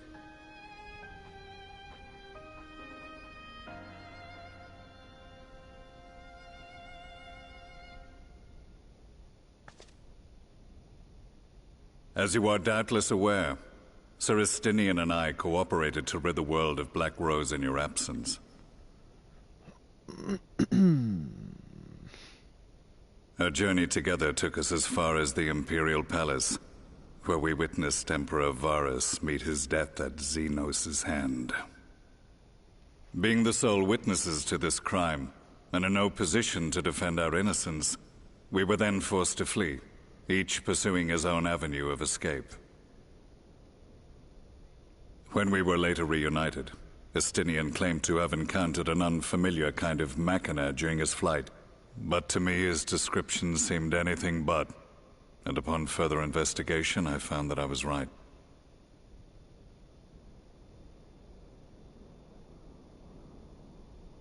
The Empire is developing a new Ultima weapon. Yep. What, that Allagan monstrosity, created to vanquish primals, with which you yourself once thought to conquer Eorzea? The same. In my foolishness, I sought to harness its power, and became the Ascian's pawn in so doing. But you know as well as I how that tale ended. The weapon itself, excavated from beneath this very city, was destroyed ere we could fully unravel its secrets, and that should have been the end of it. But unlikely as it sounds, The Empire's efforts to recreate it have somehow borne fruit, primarily through secret research conducted by the 7th Imperial Legion, it would seem. Wait, the 7th was all but annihilated at Cartano, along with its legatus. Indeed. Few survived. The 7th, as it is now, has little in common with the Legion led by Vandarnus, and its leadership has changed hands several times since. Precisely how this project has continued despite such turmoil, and under whose auspices, remains a mystery. What we do know, however, is that a number of prototypes have been produced, and that one of them is on its way to Eorzea.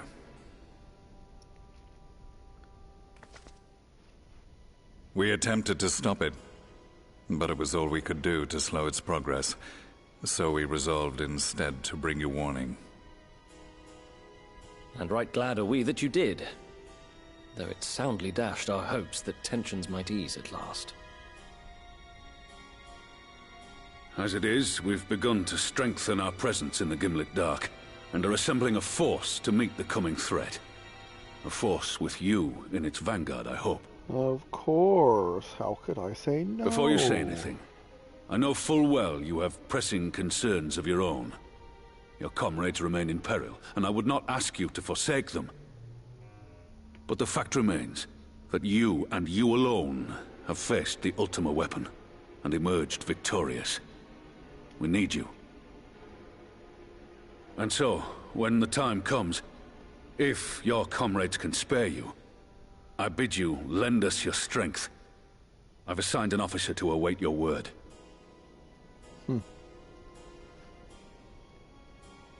The Ascian's downfall was to be the work of my remaining days, but it was my hand that kindled these flames, and I cannot allow them to spread any further.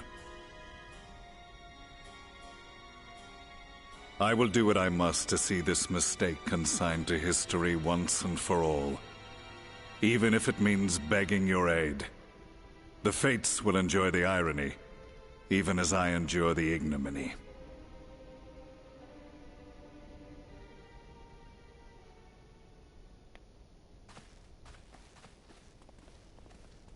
I too shall make for the border and offer my skills, meager though they seem in such company.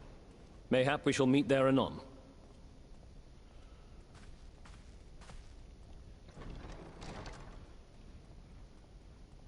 Though we can ill afford to ignore the coming of a new Ultima weapon, our friend's plight grows ever more precarious, and none save you can join them in the first. I only hope you are not forced to make a choice. Womp womp.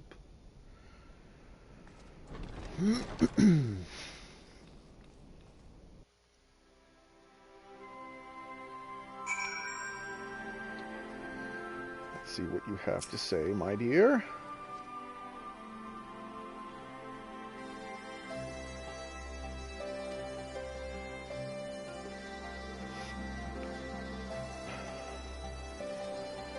We can ill afford to ignore the threat. A new ultimate weapon. Yes. If you cannot stay for debriefing on the ultimate weapon, I will not stop you. I only ask that you confer with me before returning to the first.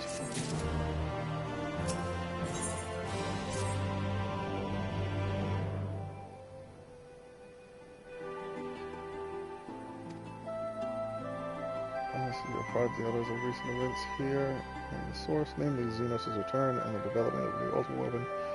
As for their bodies, you may assure them Master Matoya and I will continue doing what we can to keep their corporeal ether stable.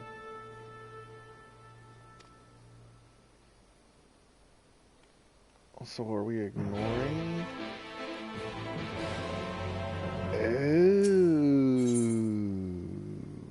Interesting.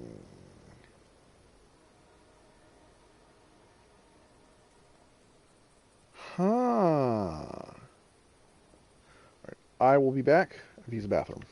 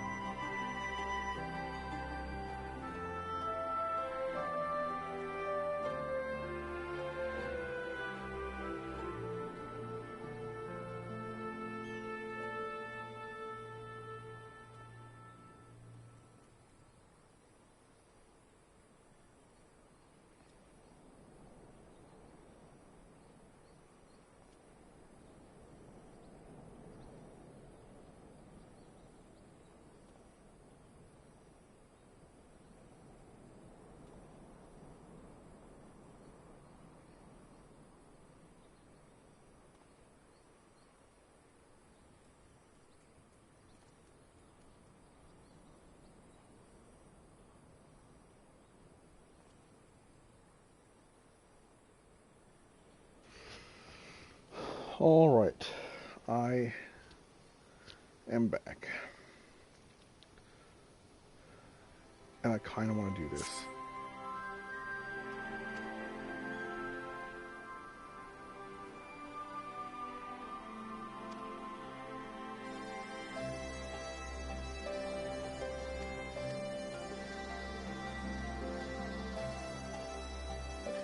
Sorties event with little success, I dare say. They benefit greatly from your presence in the left field. Yeah.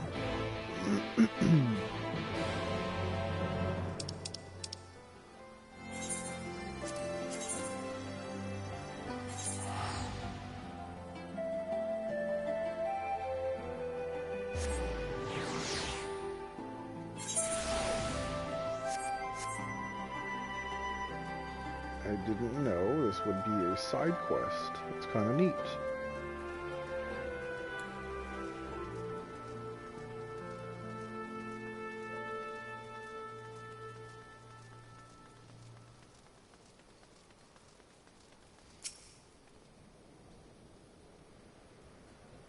Uh-huh.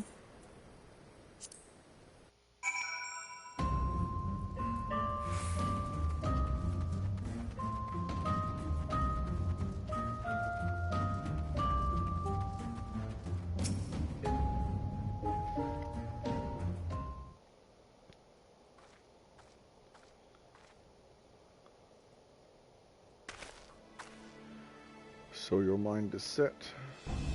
Then I shall apprise you of the situation.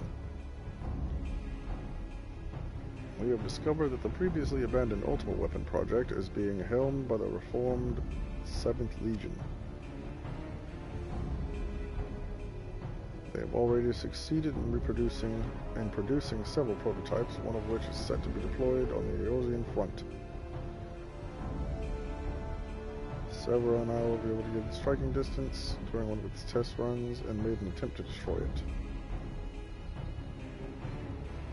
An attempt that ended in failure, alas, but based on our knowledge of the original Ultimate Weapon, the explosive we employed should have been sufficient to blast through its armor plating, but they barely left a mark. We suspect the gifts of its predecessor may be proven the source of its resilience. As you well know, the Ultimate Weapon was designed to absorb ether from icons, and the Ruby Weapon, no doubt, shares that ability. If any were summoned during the uprisings in Garlemald occupied territories, and thereafter consumed, our enemy would become all the more formidable. Yeah. But its near impenetrable armor was only the beginning of our troubles. It fought back with whip-like claws that could be extended and contracted at will. In the face of such opposition, we were forced to withdraw.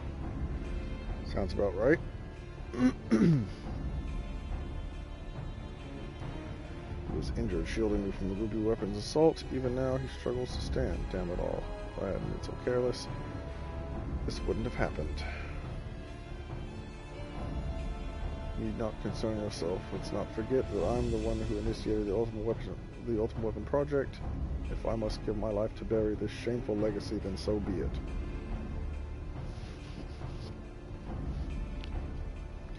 If you were to face it as you are now, you'd be cut down before you even hobbled within firing range. In any case, we can't afford to lose the information in your head on both the foe we face and the Empire itself. We all know that's asking for Athena's assistance presents our best chance of stopping that war machina.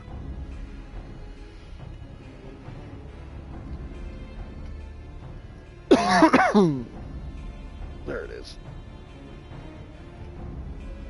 Sit still. Will you lend us your strength? Well, I'm here, ain't I?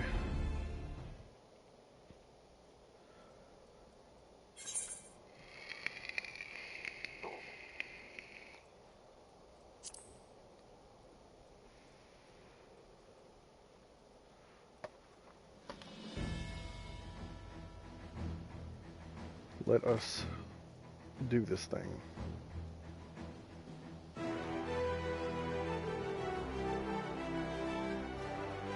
We will intercept them.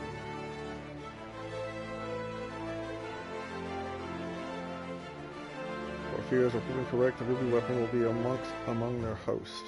Should it break through our lines, there's no telling what devastation it'll wreak. Make no mistake, the very survival of the always hang in the balance. Of course, it always does.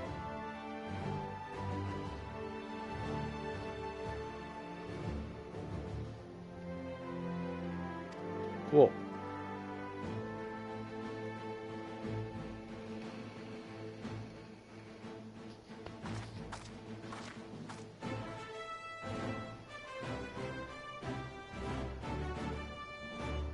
What price must the world pay for my hubris? Well,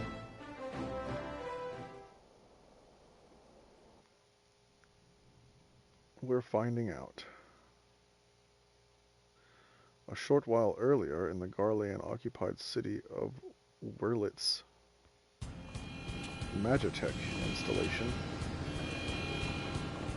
Ew, that's an ugly motherfucker.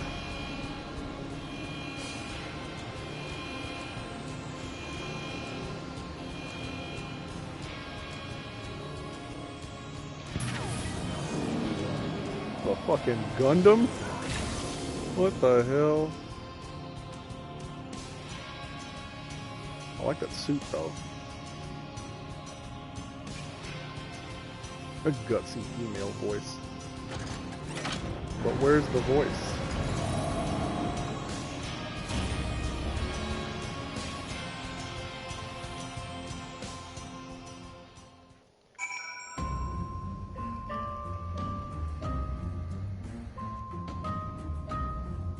Alright. I don't know what that might help, but we're doing it anyway.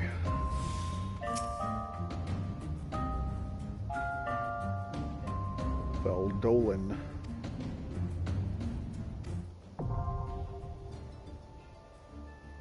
Cinderdrift. A regular duty.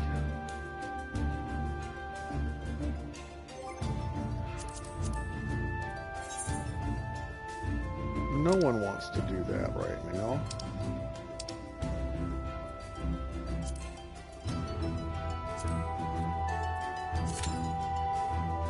We'll see.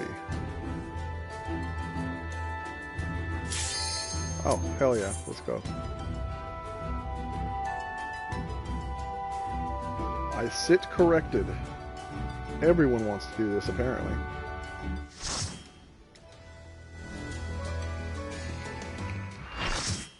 Full party. Now, the question is,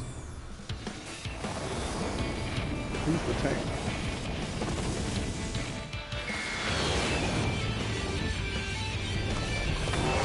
That's fucking sick. Mark for the anti-icon war mark. That's a BB weapon.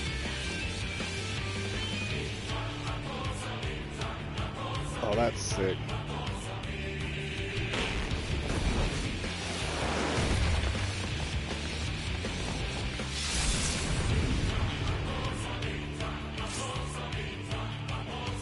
Big fat tacos time.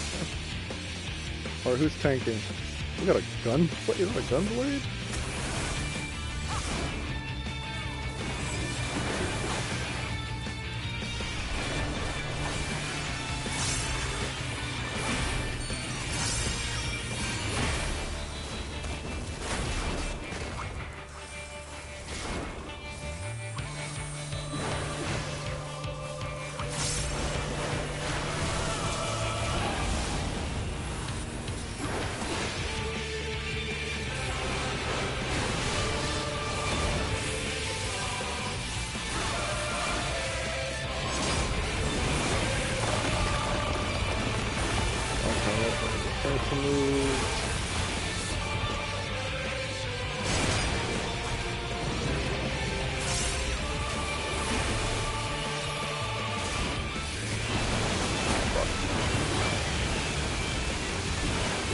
Oh no!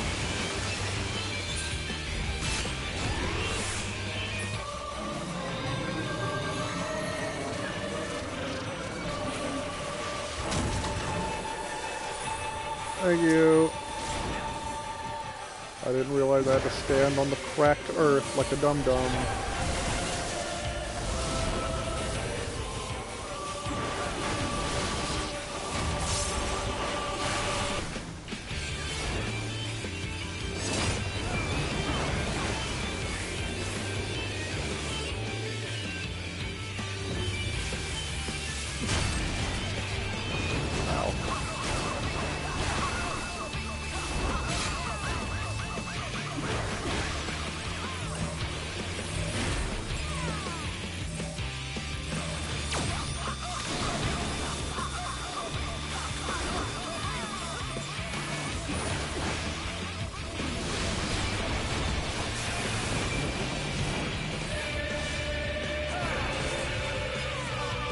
See where you're going.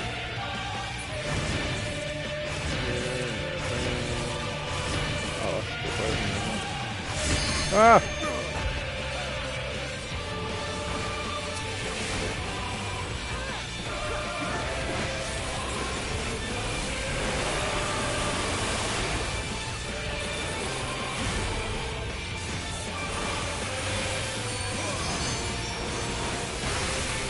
Oh, we have a dancer? I want to play dancer.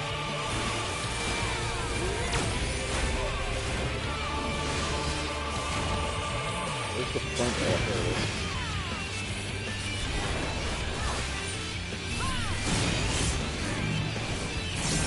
Oh, don't run with me, god damn it.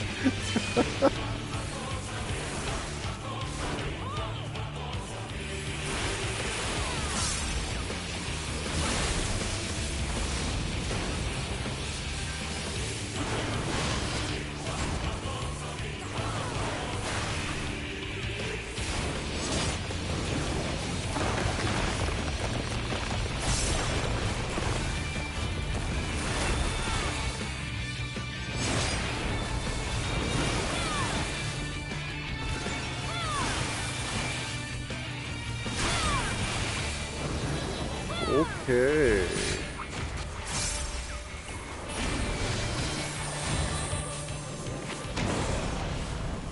Hell yeah.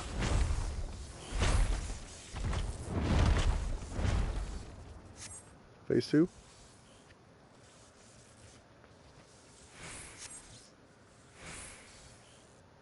Phase 2.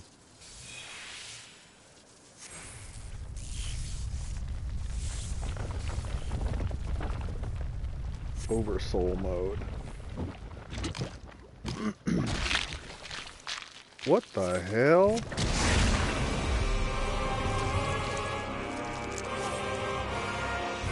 What the fuck?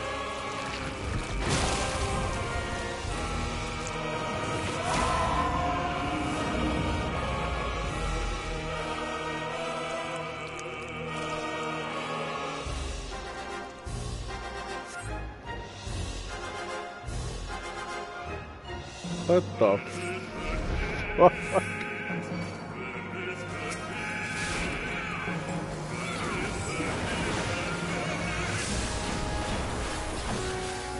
What the fuck? You're at 100. What am I doing? Download movie 1.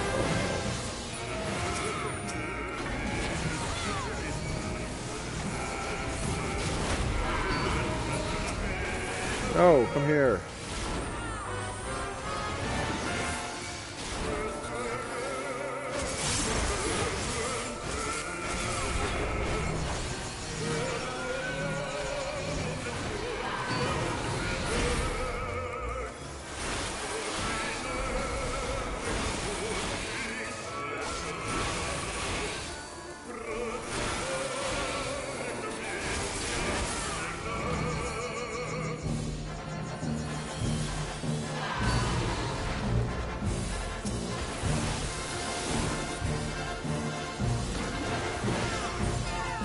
Tried to be helpful. Oh, I should just let them do that.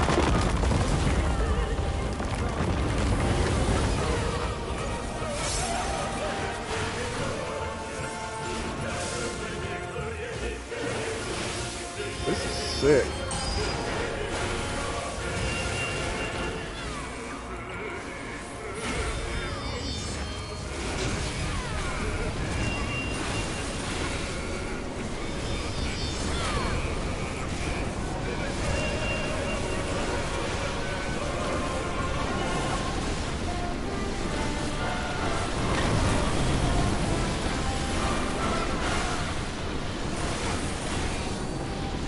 Oh shit. Hide behind the rock. Hide behind the rock.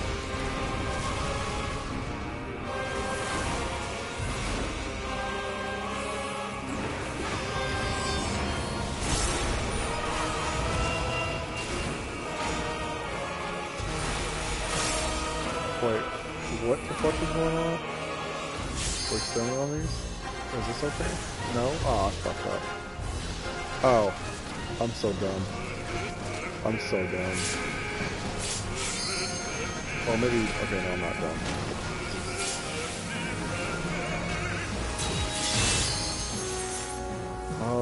Oh, okay.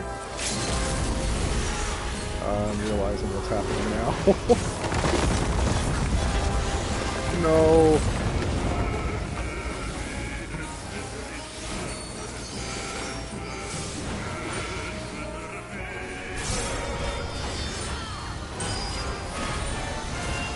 Somebody limit break. Thank you.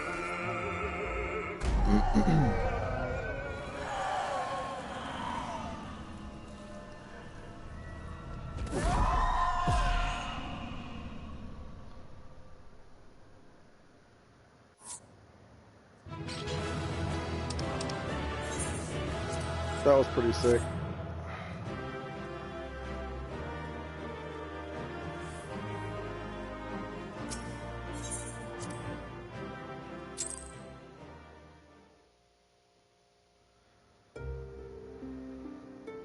Good shit.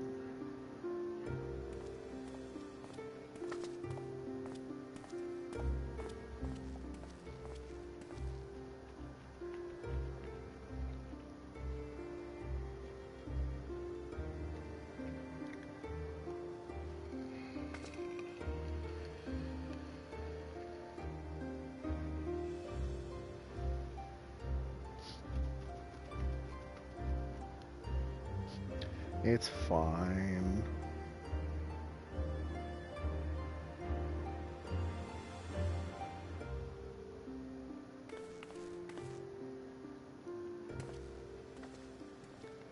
Hello.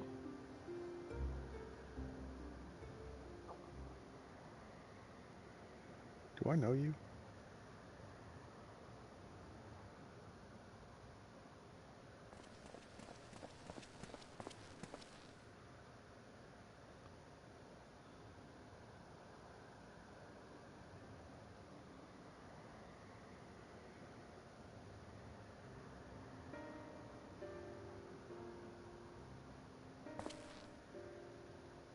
Oh. Oh. Rex? Oh, never mind.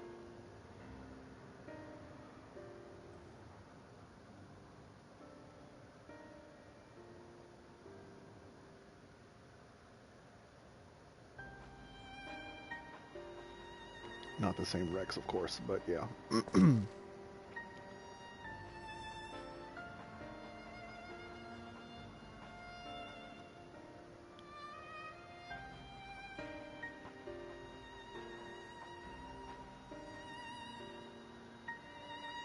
Yikes.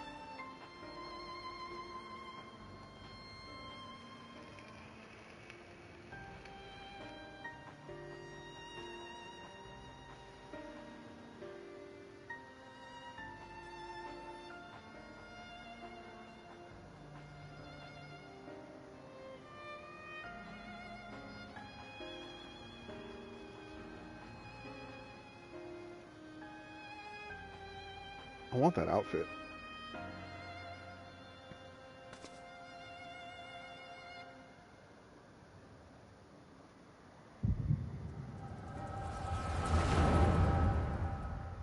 I need that outfit, actually.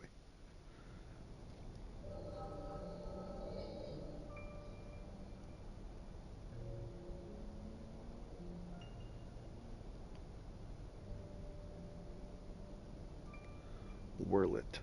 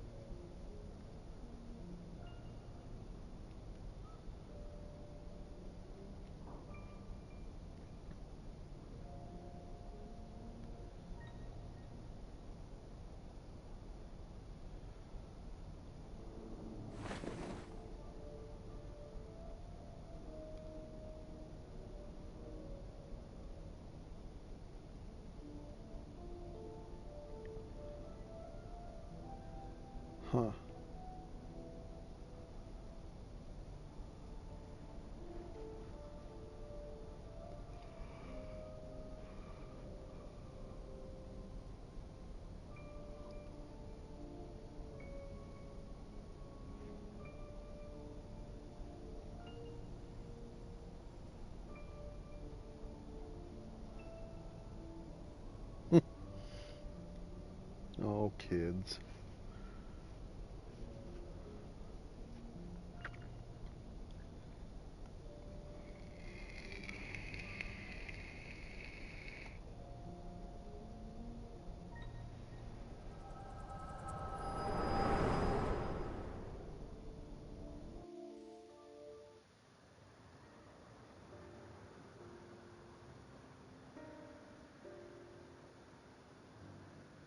She's cute.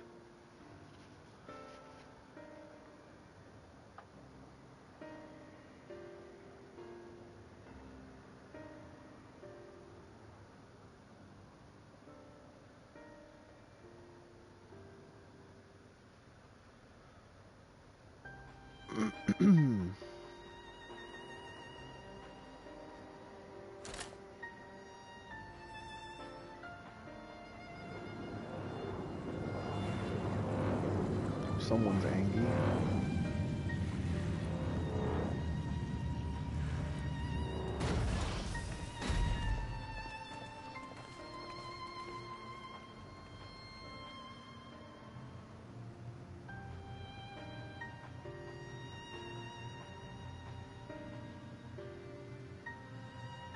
Oh, man. Oh, man.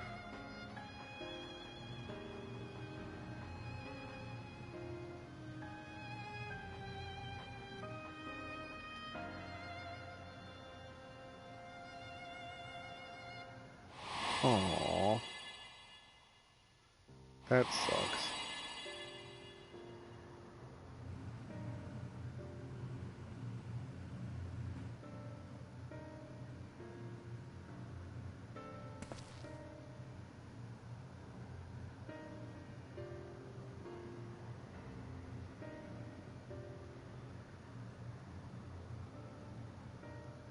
Yikes.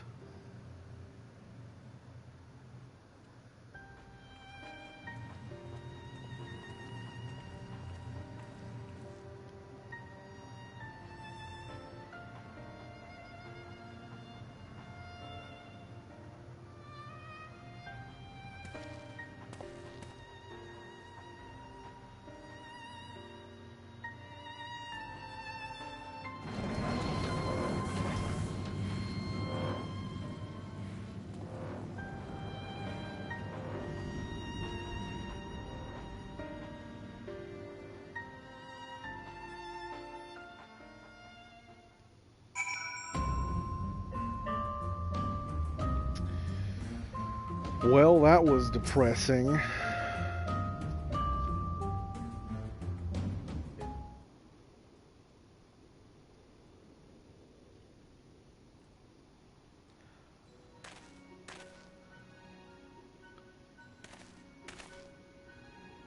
Who the fuck are you? Oh.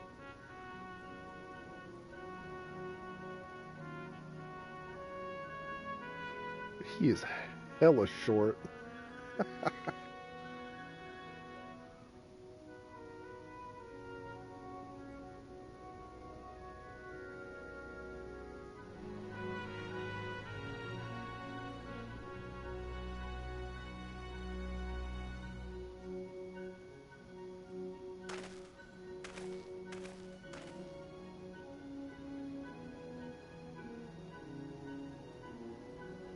Oh, man.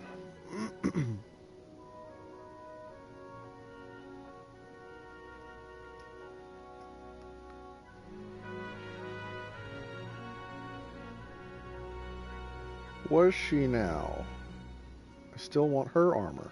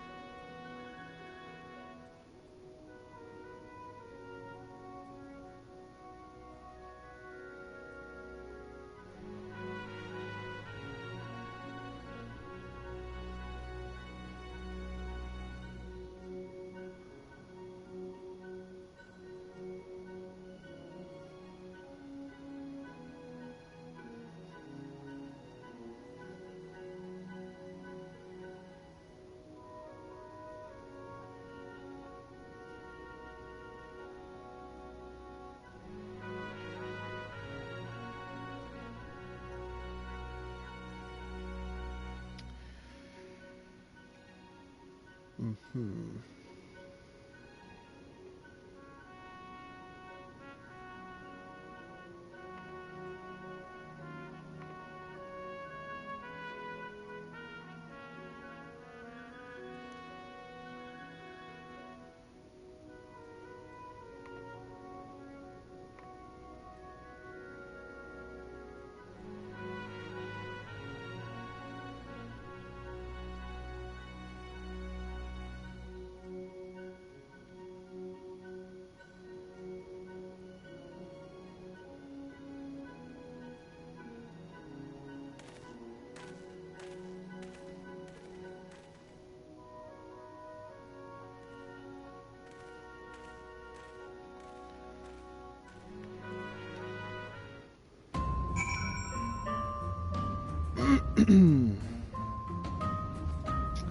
All right.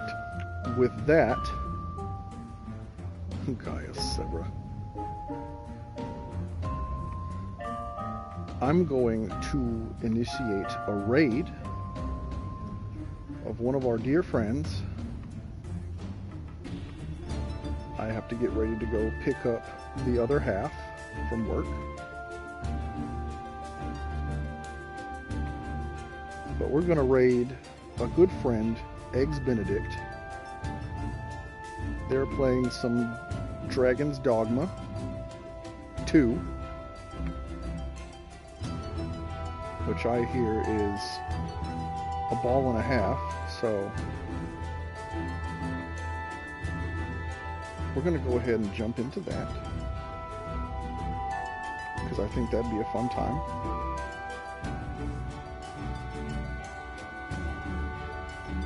I want to thank you guys for coming in and hanging out, as always.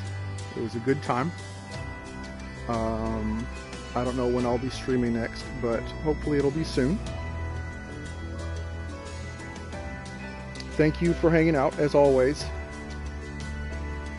You make the streams more fun, of course. The lurkers and and the chatters and of course the point redeemers. Thank you for the positivity. It was a wonderful, fun stream. I love playing some Final Fantasy, and yeah, next time will probably be Honkai Star Rail, so I can do the rest of that bartending event, because that was fun. So look forward to that. But have a good night, you guys.